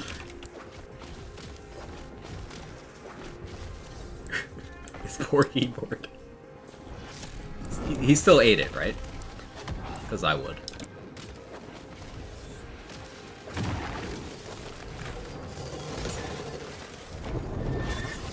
Oh yes? Okay, good.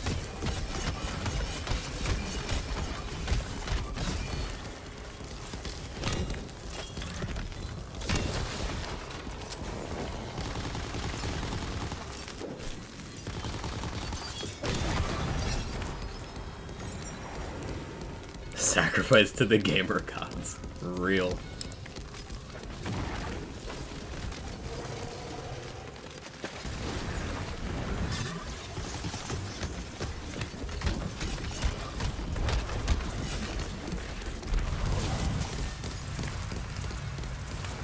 Chicken droppage on. Oh no. Questioning why I'm not getting channel points.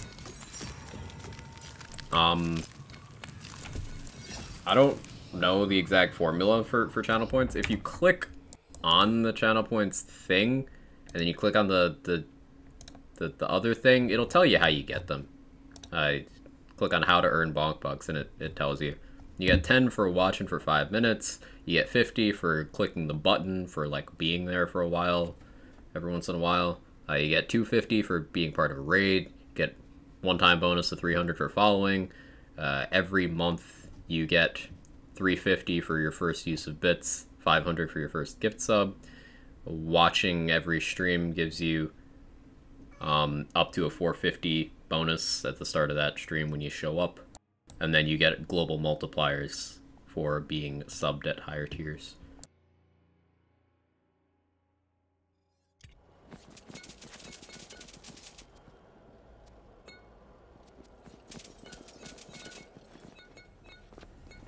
What's up, Kevin?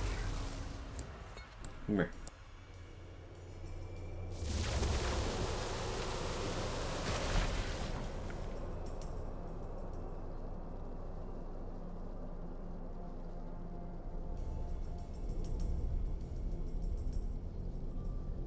What's up, Kevin?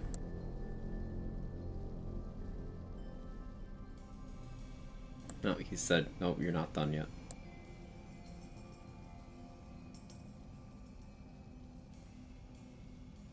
This cat really loves being pet so much that he just, like, grabs my hand and puts it back.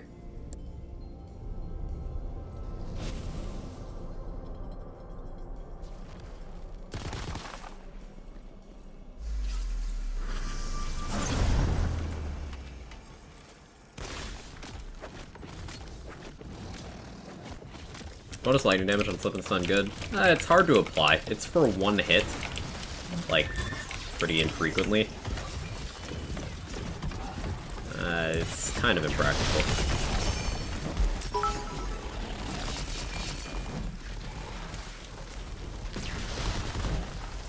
Ow. I didn't expect that to hit me. Poor gameplay. Hey, Tilt, thank you for the 100 bits. I appreciate it. Very happy came across your channels. Roughly been a month since it's been around. Now I'm a new favorite streamer here on Twitch. Keep up the hard work. Sorry I'm not around more. Just work weird hours, long hours. Absolutely nothing to be sorry about. And thank you so much. That means a lot to me to hear. Thank you. You guys are great. I love what I do. And you guys, as my community, love all of you.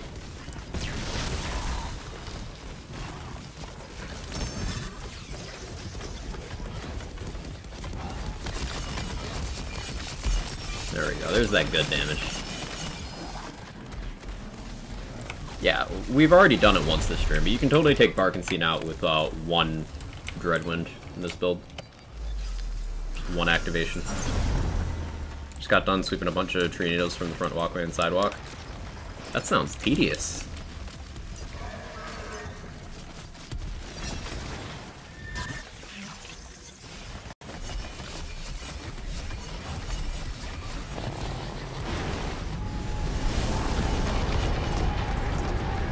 Yeah, keep in mind the first 3/4 of that bar,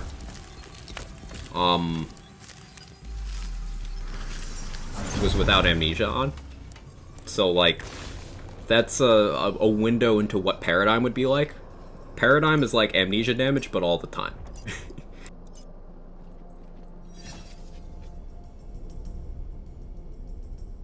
He's on Twitch. The question is, like, are you on a mobile device? Shroom Booty. Are you using the Twitch app? Are you using a browser?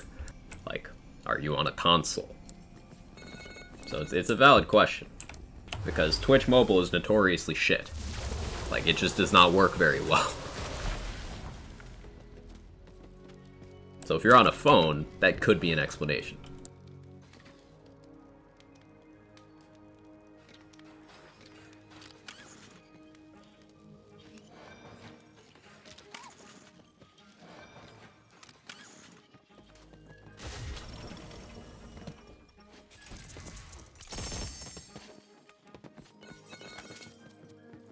On a computer? Are you in a browser?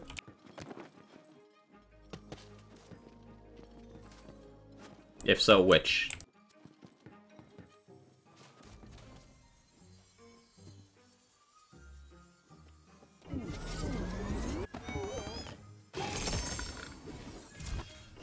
Because I've heard of some browsers having problems with Twitch.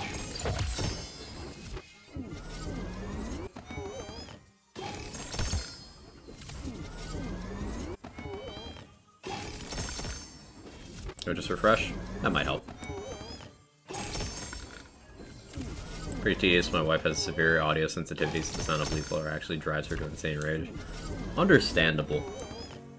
I definitely don't have an actual sensitivity issue, but I certainly get annoyed by leaf blowers, considering there's a solid, and I'm sure you guys can attest to this throughout my spring streams, there's a solid, like, 2 months of the year where someone is using a leaf blower at all times around here. Someone.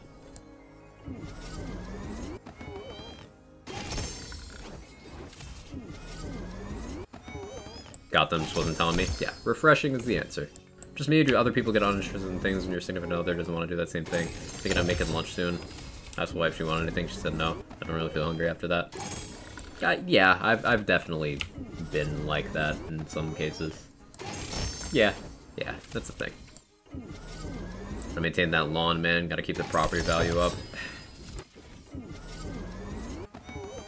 But, like, they don't do anything else. Like, it still looks like shit. I don't... I don't know.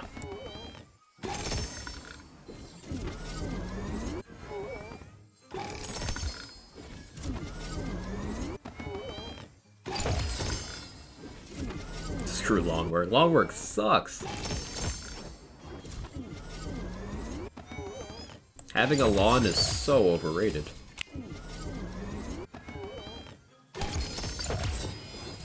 You know, I get you. Neighbors are the same. They probably hate me for mowing like half the amount they do.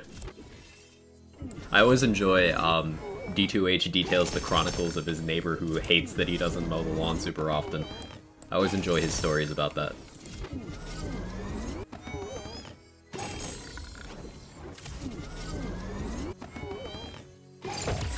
Because it's like the neighbor just being a huge asshole for no reason.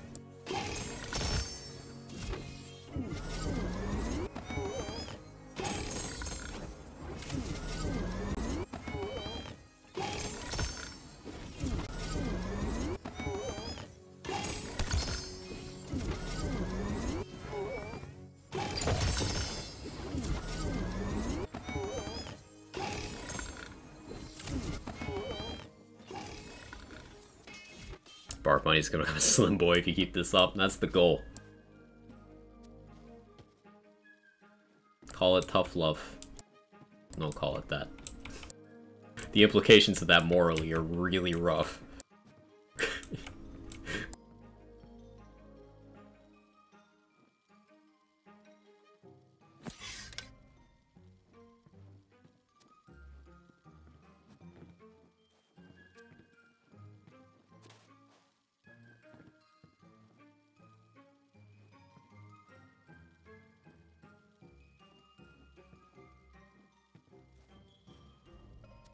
Okay, my backpack is full on this save, so I think that's a good time to switch, and we'll do some money farming. I want to at least get a good 40 minutes of money grinding in today.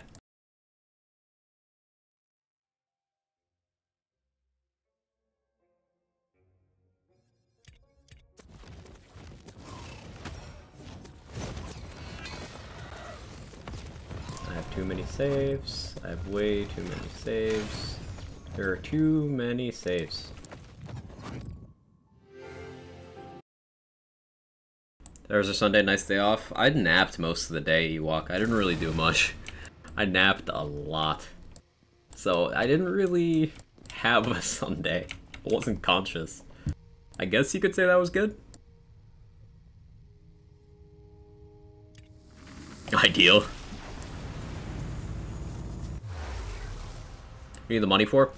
So you can get legendaries and quest rewards in vendors, and at Chaos 50 you can get ascended ones. An ascended enchanted gun can be even more than 90 million.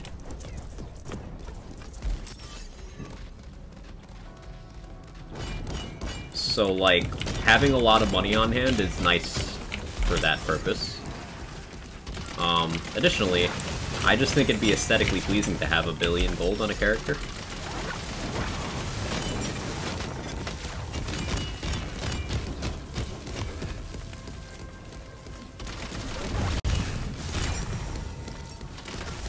So the ideal money farm is available until this Thursday. It's this featured. You do the first room, you kill all these mimics. If you can kill them efficiently with a goblin pickaxe, that is good. And then you go into the Chaos Chamber menu, you reset, and you keep doing that.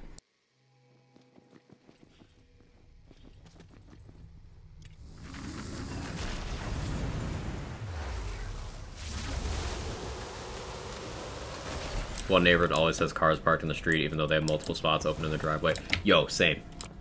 Same. And, like, it's not even... They don't even park on their side of the street. They park fucking across the street.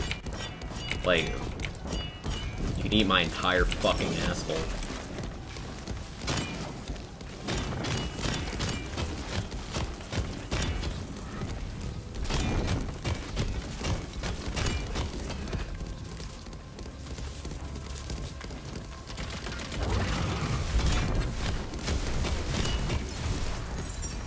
random ass person parked their car in front of my driveway even though no one is in their driveway. Like, fucking asshole. Yeah.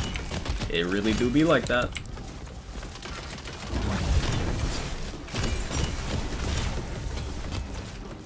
Like, it's one of those varieties of being a dick that's just... You need to go out of your way to do it. Like, why? What do you gain from this? You gain nothing. This is just... Like, it's literally harder for you. Why are you doing this? It doesn't make sense.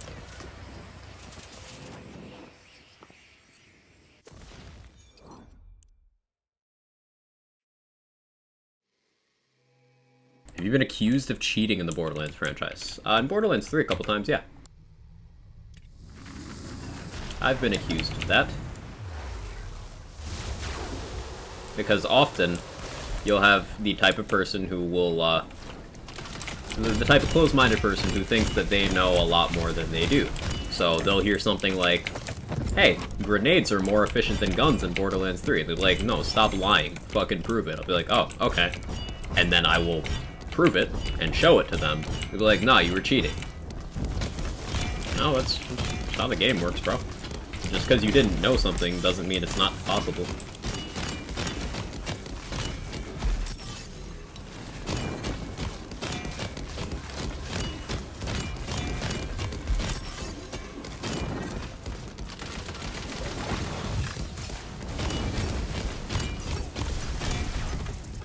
The more you know.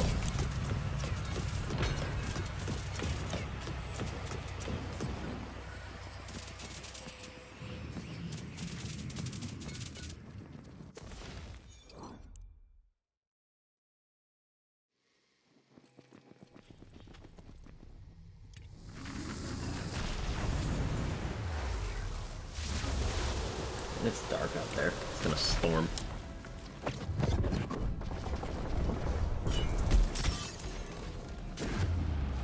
Ouch.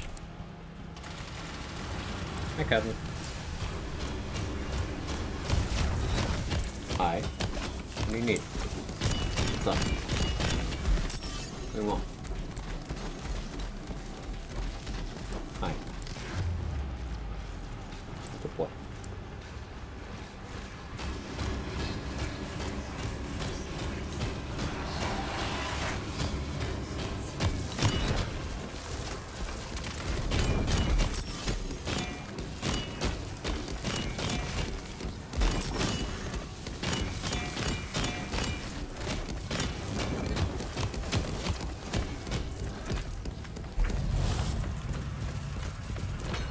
Some things are a gray line when it comes to cheating. Not sure how group save editing stuff and cheating proves a point, but some might. Depends on the context. Like you said, yeah. Save editing is generally for like time trials purposes. This has been true for every Borderlands game that's had structured time trials. So BL2, BL3.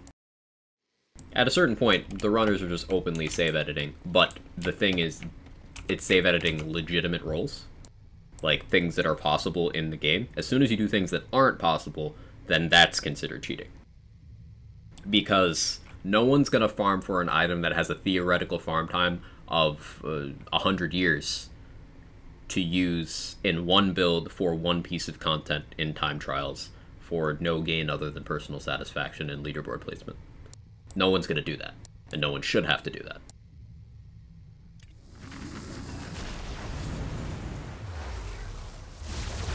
Perfect Height of Terra. Perfect Height of Terra is just an early example. It became a uniform thing across the itemization of the game, just in general, in both Borderlands 3 and Wonderlands. A good example of that is currently, in the community, a very popular Borderlands 3 farm at the moment is Triple Roll Revolter. And that is pretty similar in rates to farms in general in this game. Like, it's just become the norm. The things people refer to as super rare in BL2 aren't even rare by modern lands game standards. Like, you know how some people who never got out of 2013 will be like, oh man, the Cobra is so rare. Yeah, Cobra is about on par with an average roll of, like, literally anything in this game. Every item's a Cobra in this game. And then the spicier stuff is in the Height of Terra neighborhood. Dreadwind's fun? Dreadwind is fun. I like Dreadwind a lot. Glad I live on a dead-end road in the country.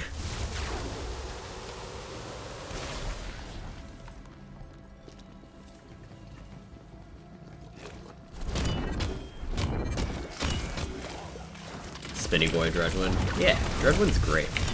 And one of the reasons I like it is because it gives me an opportunity to show my work, because Dreadwind's an action skill that requires investment across your entire kit to get it up and running for the damage. But then, on top of that, Dreadwind puts you in a position where you are very vulnerable to enemies, so you need to invest in your survivability, which is an area that a lot of people claim you simply cannot, thrive in. And, like, that's not true. You absolutely can. It just requires a modicum of effort. So Dreadwind just presents a good opportunity for me to, as we said earlier, back up the shit that we talk.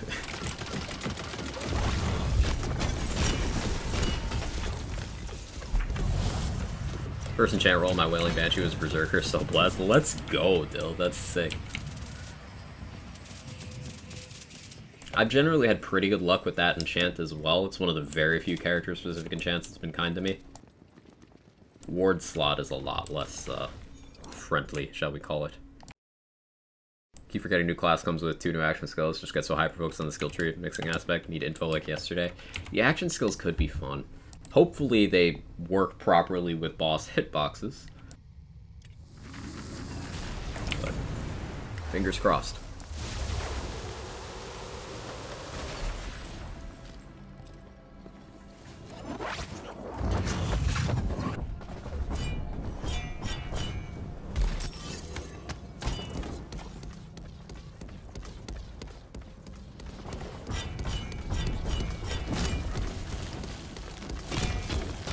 Had awful luck with this, really just re-rolling farming the enchant at this point. Enchant count stopped going up. I don't know how many I'm at. Wow, you hit that cap, that's depressing. Yeah, it's one of those things that goes in the neighborhood of save editing items for time trials. Like, at what point is it just stopping you from playing the game? Like, it's not a gameplay activity you're having to do. It's not a challenge you're having to overcome. It's simply just RNG stacked against you in a menu. Like, I don't think there's any shame or stigma with read-only farming that.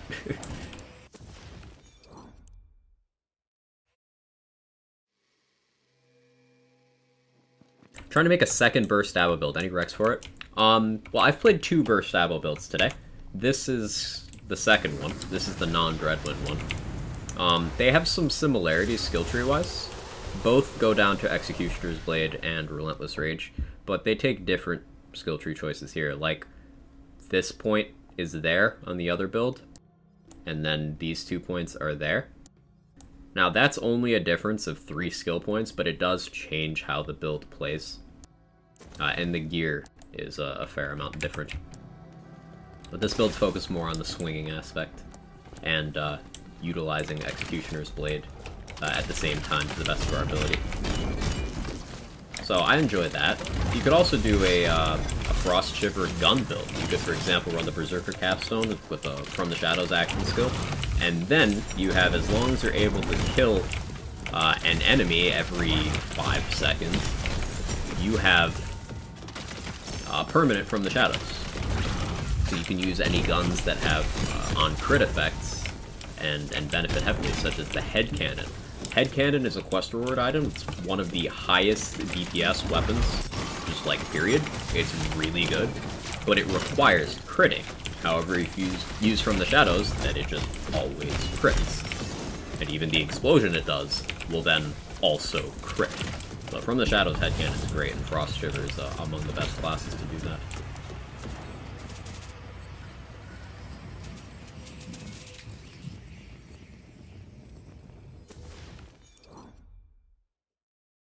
Barber the Goat. But I did love that save editing's cleared your damn bank up a bit more. Didn't feel like needed to save everything under the sun. Yeah. That's true. I never even looked at my bank for like the last year of BL3. What enchant do you run on your ward? For this build, currently, Desperate Enchant. Health regen. Now, you could, depending on what setup you have, you could run the Status Enchant, you could run Vibing. I don't actually have one with Vibing, that surprises me. Which is the Wall Health is full one. That one would give you the most damage, but would be the hardest to maintain. However, if you run a Vampire Hilt, then you could maintain that pretty comfortably. I like this enchant because good survivability safety net. Not really in too much need of additional damage, so maintaining the ability to interact with the enemies.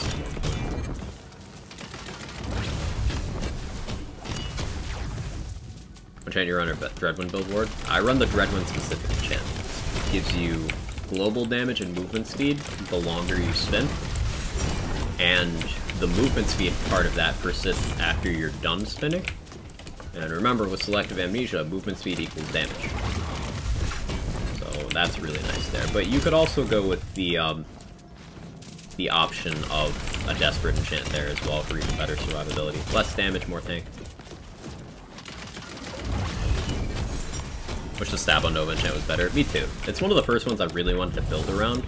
Then I found out it's just, there's nowhere to take it. It's just a dead end. It doesn't have damage, it doesn't have interactions. It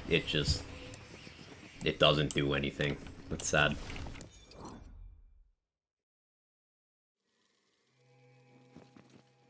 Excited to see all the combos for Blightcaller, see all the figuring out. Yeah.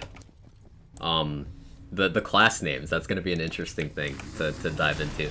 Wonder if they've got any clever ones lined up.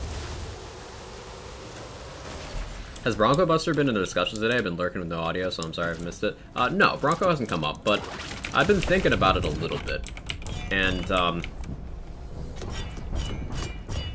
with any situation where your ward is full but the damage is going to your health, then brimming parts, of which the Bronco has a built-in one and can get an additional one, are very valuable. For example, if you step in Drill's Bathwater and you don't have an Amnesia on, you're taking damage to your health, but not to your wards. So if you have brimming parts, you can just out-heal the damage. Similar situations like that are the Maker. The Maker, all of her attacks bypass your wards and go right to your health. So having a brimming ward on just kind of makes you really, really tanky. The Bronco also just gives you a large increase to your max HP. So that can be nice as well.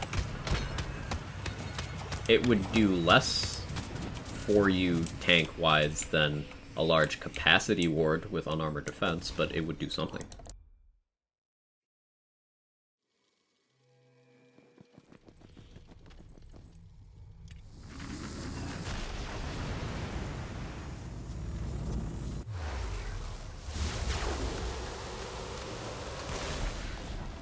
Let's go in God mode with Crit Connoisseur, Sure Sign. You should build for more crit.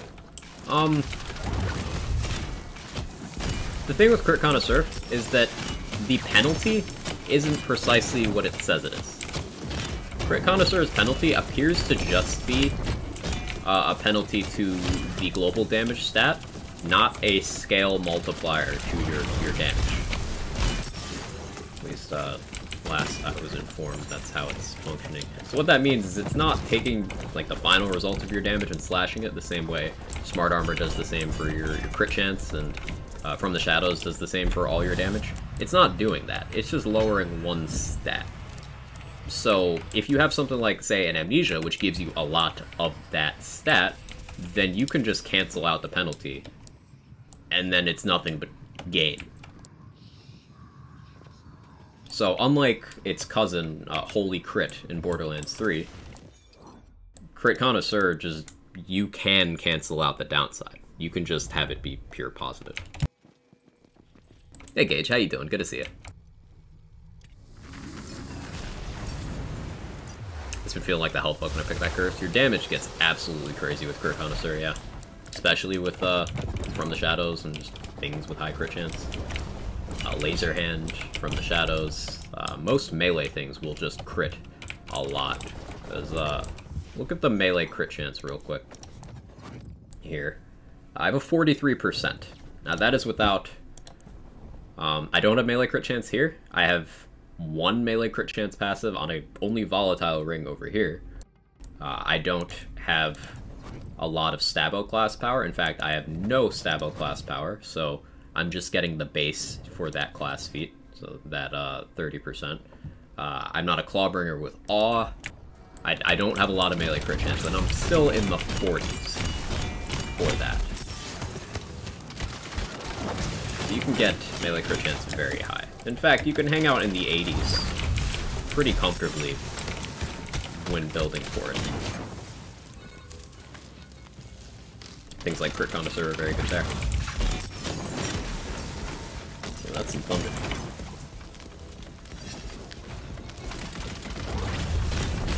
Speaking of bugs, pickaxe bugs, it's something about money being poo. So Brendan has done some science on that, and it seems if the first kill you get in a session is with the pickaxe, then any money drops you get are reduced to, like, almost nothing. But as long as you get a different kill first, and then start killing with pickaxe, it's fine.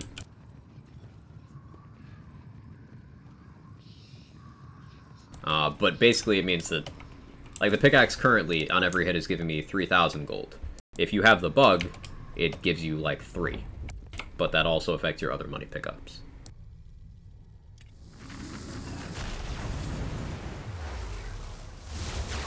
Thank you for reminding me to add curses and altars damage formula to a Thursday. I know it's come up before, Sen, but what do you think about bonus elements? We've been fielding a lot of questions about that. I know Double Knot's an exception, so, like, it's already got its own thing in there, but...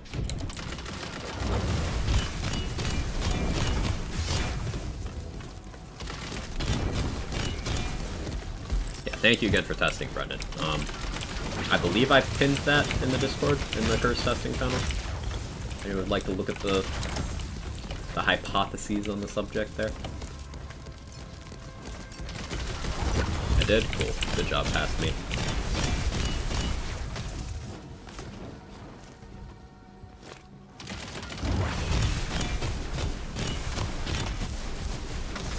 Bonus elements too again on Thursday. Yeah, just because it's come up frequently. Like, been seeing that a lot.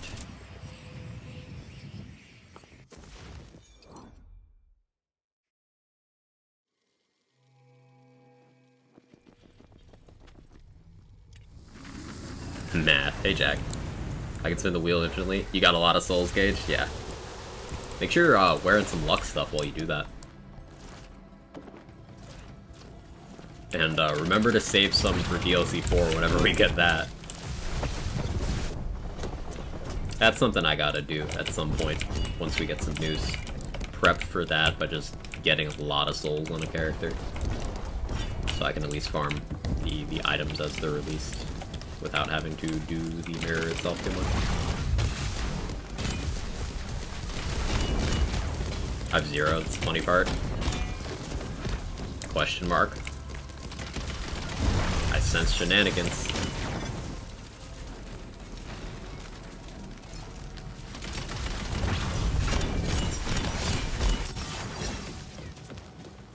Only managing 3 with this method on each hit, even after first gun kill. How am I messing up? I've had it happen to me a couple times, but getting that first kill with something else is, at least for me, it's been... it's resolved the issue.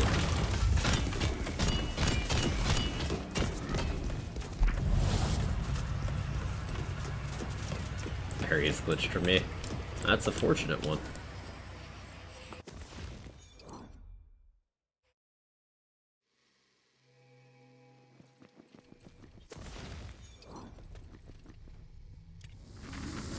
We could totally get to 400 mil before the end of stream. I'd have to go a little over. I think it's doable.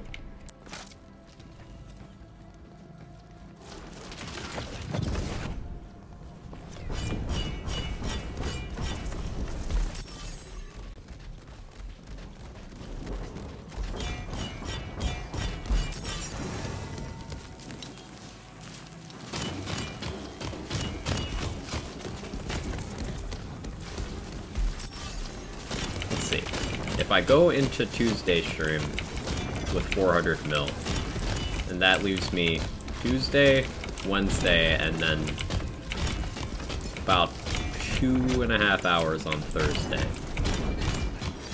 to make the other 600 mil. It's still doable. It's getting to a point though where I really gotta buckle down if I want to hit that 1 bill gold. Thinking maybe a lot of tomorrow's stream is gonna be this.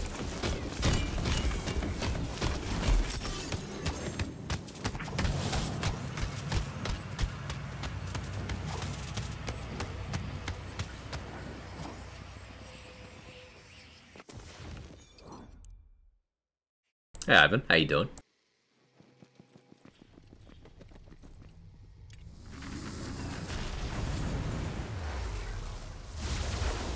Man, it's dark in my room.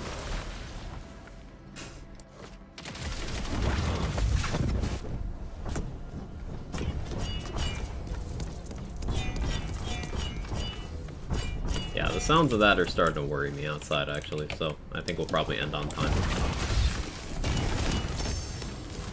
Just grind extra hard tomorrow.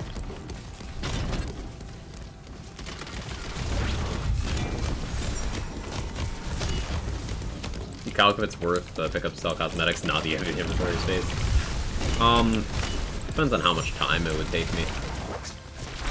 Now, if we could pick up items as trash, then absolutely, because it'd just be like fill inventory as you do this, and then sell every time you reset.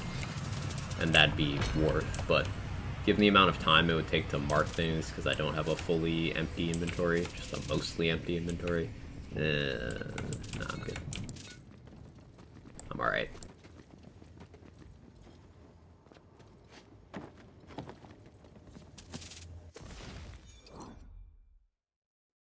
Yeah, we're getting about 2 mil per run. Which, if I optimize the way I'm actually playing, 2 mil per minute is like kind of bonkers.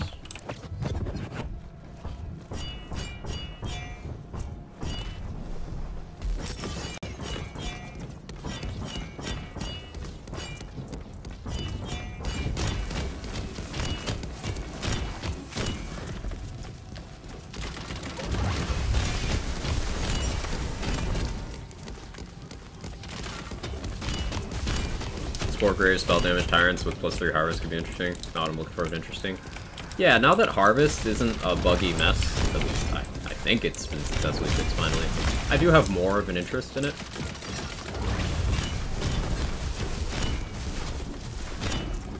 It's like dark magic as a damage type isn't usually attractive, but dark magic as a bonus element is pretty nice.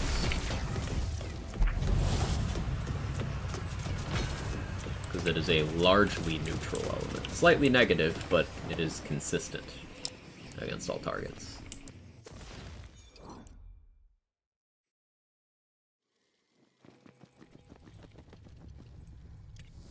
Start by me too. I might be on the same side of Rose Flag. Oh. Oh. Oh.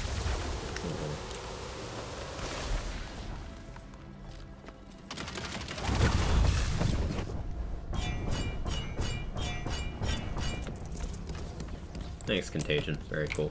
I don't want to hit that Mimic anyway.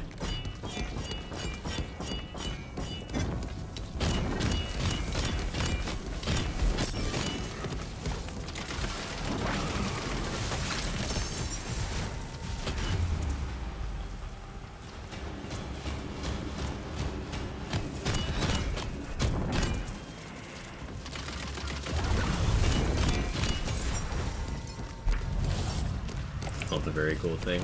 Yeah, I'm a fan.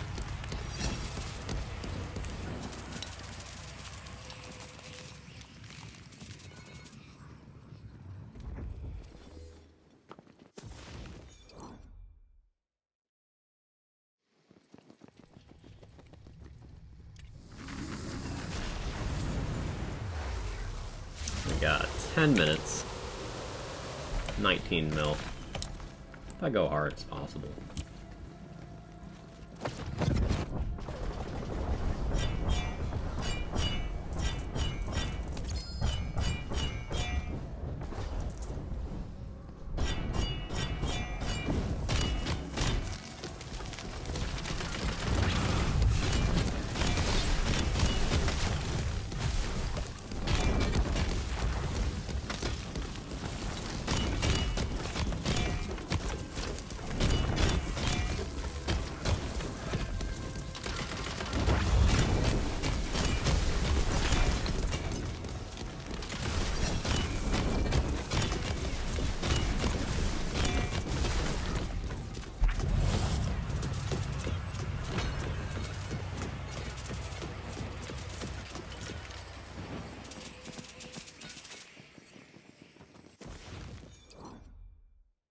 You're allowed to add you in Wonderlands. You can add me on Shift, sure. No guarantee you'll actually get to play with me, because generally for my content for this game, I only really do solo stuff. And with Wonderlands, there's been an uptick in behavior of people just going into, whether it's open lobbies on streams or match-made lobbies, to just fuck with the profile saves of people because they're assholes. So there's been some breaches of trust with that across the community. I don't really have much of an interest in playing with viewers. But yeah, my friends with Season Full, so I'll accept it. I'll play with people on Borderlands 3. I do have some plans to do something like that in the upcoming 24-hour stream. But yeah, I just kind of play this game solo.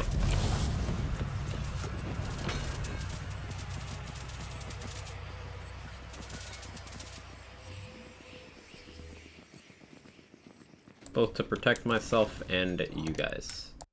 Because the last thing I would want is if, let's say I have an open viewer lobby thing, and then one person joins me, uses Cheat Engine to fuck with everybody's saves. I can undo it on mine, because I'm on PC, but if you're a console player, then someone else has to do that to unfuck yours, and like, that's not ideal, you know?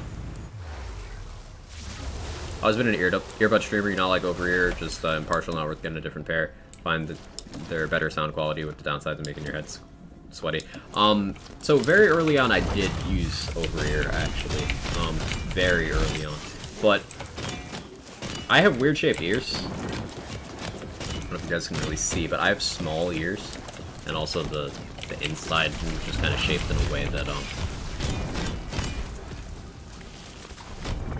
certain kinds of earbuds are just the most comfortable for me. Over-ear stuff hurts, and then in terms of stuff that goes inside, Skull Candy and Apple earbuds have just been the most friendly to my particular ear shape. Also, they're cheap and easy to get. Like, I can just get replacements that are comfortable for me for like $4. So, whatever. I don't necessarily need anything fantastic.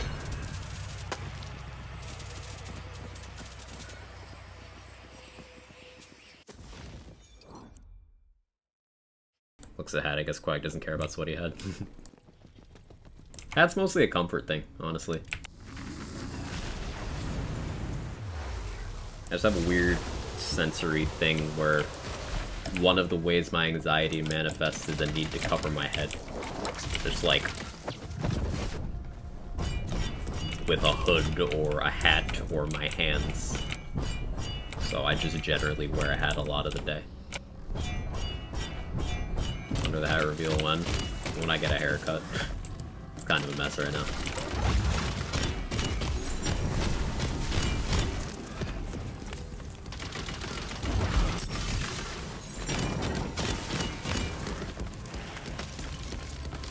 Vampire, Ancient, Twin Soul would be good. That'd be very good.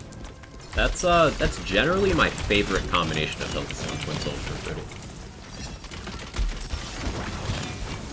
Because it lets you use action skills that you otherwise wouldn't get much access to very frequently, and it ensures that you have enough HP to be alive to do it.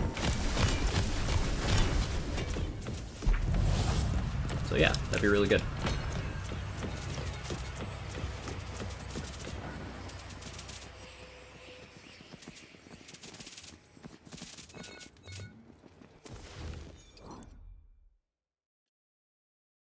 Makes sense. Also, don't mean to psychoanalyze you today, just curious. Yeah, if there's a question I was uncomfortable with answering, I'd either ignore it or not answer it. You're good, Dex. Horizon relying on Echo. You're not relying on Echo as much as you think. Because for Echo to do anything at all, you need to already have good damage, right? So if Echo's doing a lot for you, congrats, your build has good damage. Means you don't need Echo. Means it's just nice.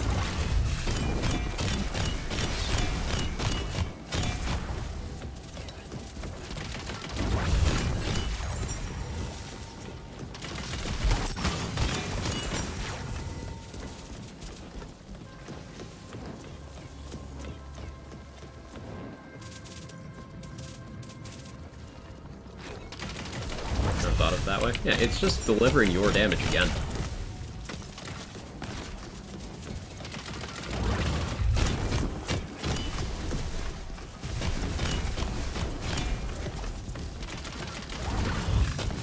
What's most nice about Echo is that you can turn multi-target damage into single-target damage that way.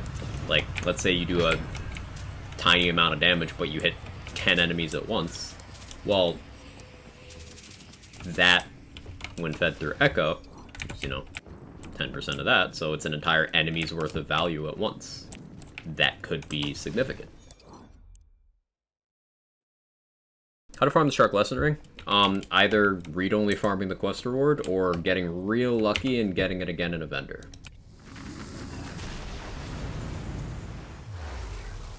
That shot combo is throwable hole, double laser hand, echo bonk. Yeah, that's a really solid combo.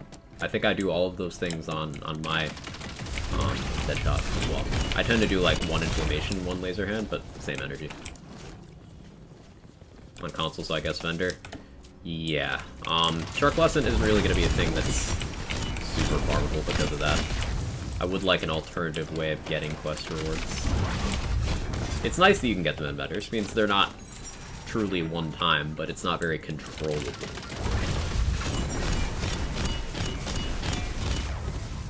So while it's, say, better than Borderlands 2, where half the player base is running around using only quest weapons that you can only get one time per playthrough. It's not as good as Borderlands 3, where you had many different ways of reacquiring quest rewards. You had the gun, you had the Earl vendor. You just had options.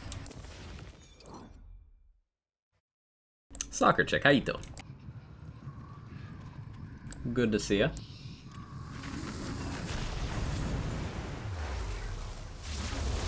How did BL1 go for you?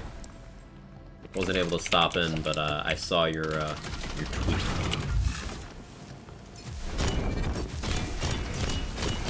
Gonna try the Twin Soul with Burst Sabo build would be good. Yeah, Twin Soul is a good melee weapon. It's one of my favorites. Twin Soul, depending on the parts, you're gonna want to look at the parts for this. It can get up to a 1.94 swing speed, which is the fastest swing speed in the entire game. And a weapon that swings that fast will trigger on hit effects very frequently. As you said, Vampire Ancient would go very well. So, yeah, it's really good.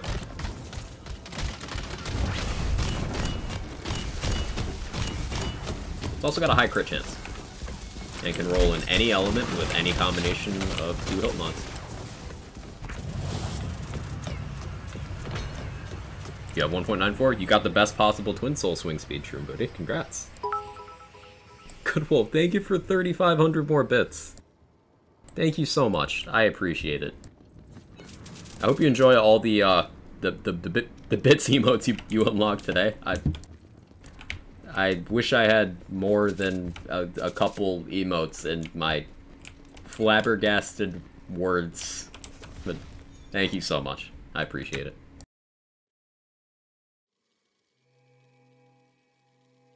Now I realize Borderlands 1 was so unforgiving. Yeah, it really was, because things like lifesteal, those didn't come along yet.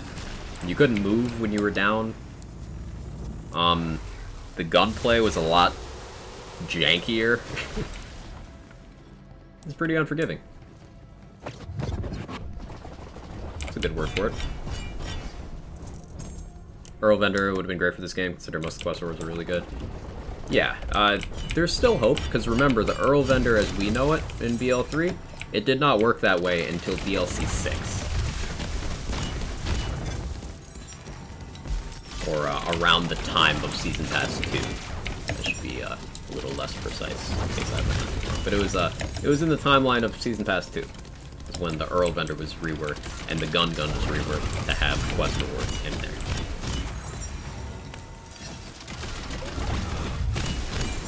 So, very firmly a post-launch change.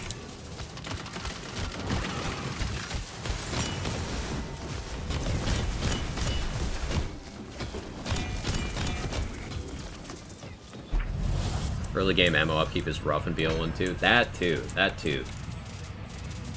And you gotta commit to a weapon type to get good proficiency for a couple of the types to not just feel awful.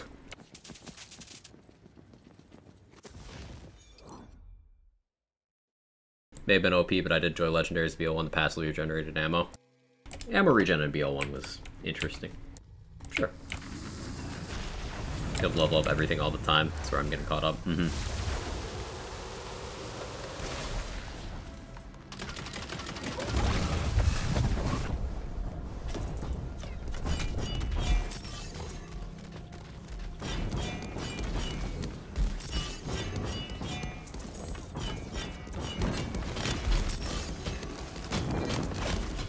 Orion Sniper's so much fun. Yeah, that's a popular one. BL1 Hellfire, BL1 Orion, Double Anarchy, Defiler. Those are all very popular guns.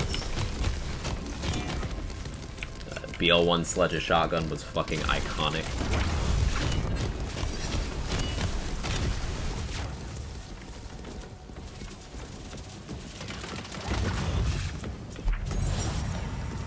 Radiant weapons being mostly pure shit until you get really good mastery with them. Yep. Ah, there's something in my eyelash.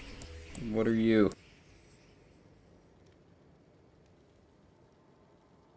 It's probably another eyelash.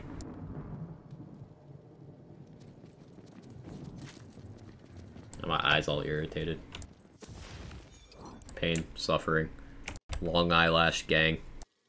The Crux, yeah. Unforgiven Masher. Good example. Or did I sort of miss the concept of weapon proficiency? No, I love weapon proficiency. Like, I think that that's a much better system than Badass rank, Guardian rank, Myth rank. I much prefer weapon proficiency. I would love to see that come back.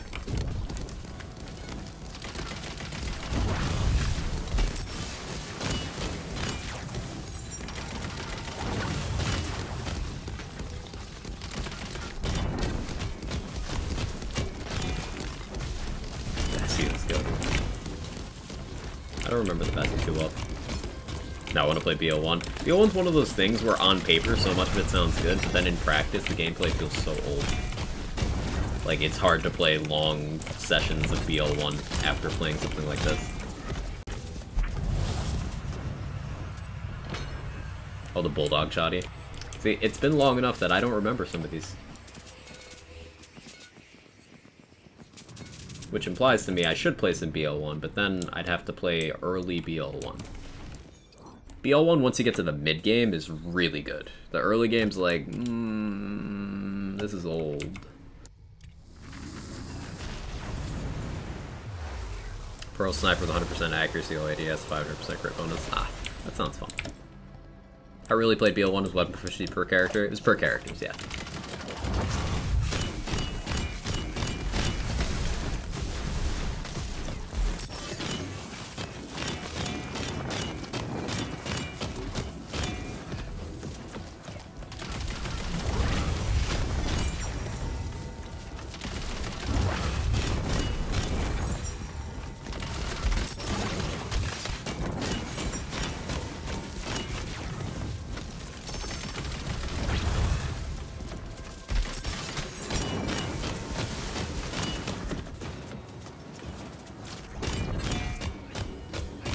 Double Stinger, double Anarchy. Yes.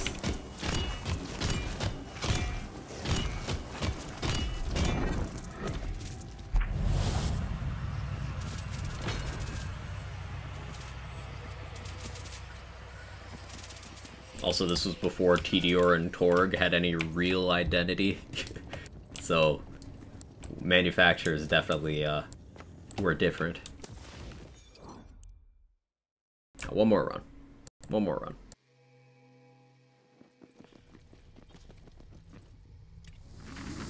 Rip SNS. Bulldog just had a really high clip. It was really all special about it, if I remember correctly. Sounds fun. Torque snipers.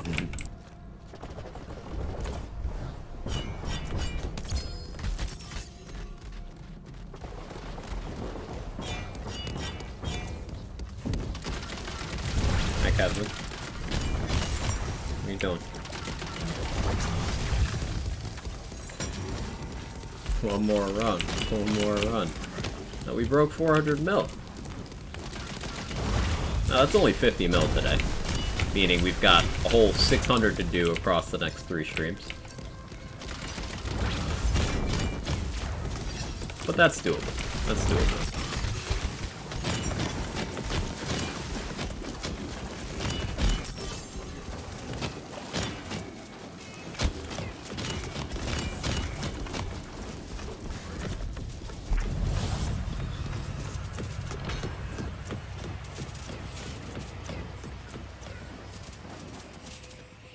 Update that counter.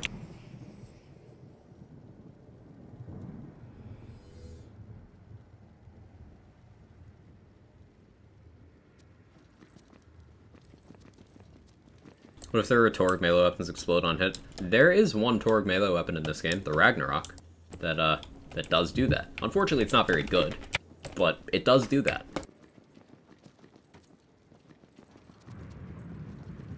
Yes, hi cat. I love you too, buddy.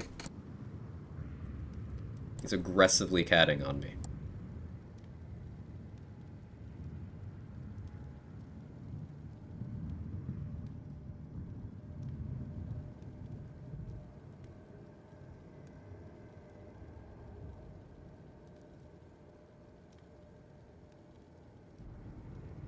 Okay, good. Cool. That one doesn't count? Ah, okay. And a Torg brand like blue purple kind of weapons, Ragnarok got above. I the community make a decent build around it. Cat? Yeah, cat. Okay, that's gonna be it for today. So 401 mil.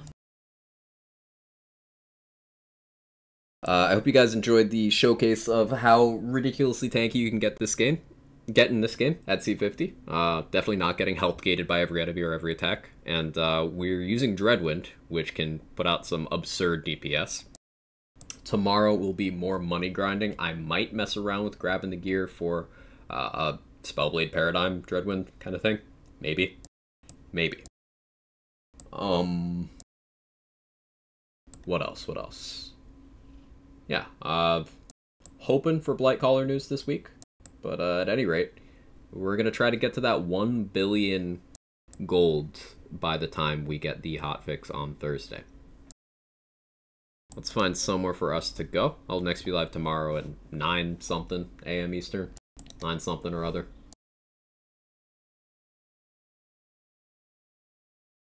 Who is alive? Who's alive doing the thing?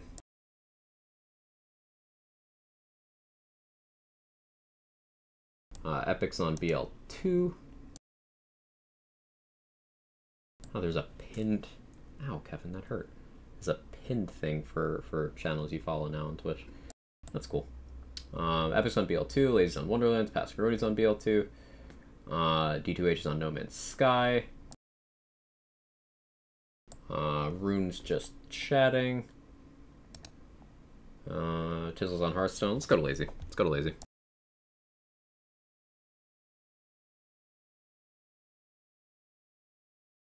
Kevin, you drew blood. That's rude. He wanted me to keep petting him, but he missed. Anyway, I'll catch you guys tomorrow. Thank you so much for all the love and support. Really, you guys went above and beyond today. Good Wolf in particular, thank you. Really does a lot for me. Thank you so much. But I'll catch you guys next time. Thank you, thank you, thank you. Seriously, means the world. I hope you have a wonderful rest of your day. Let's get some Quag Chads going for Lazy's chat.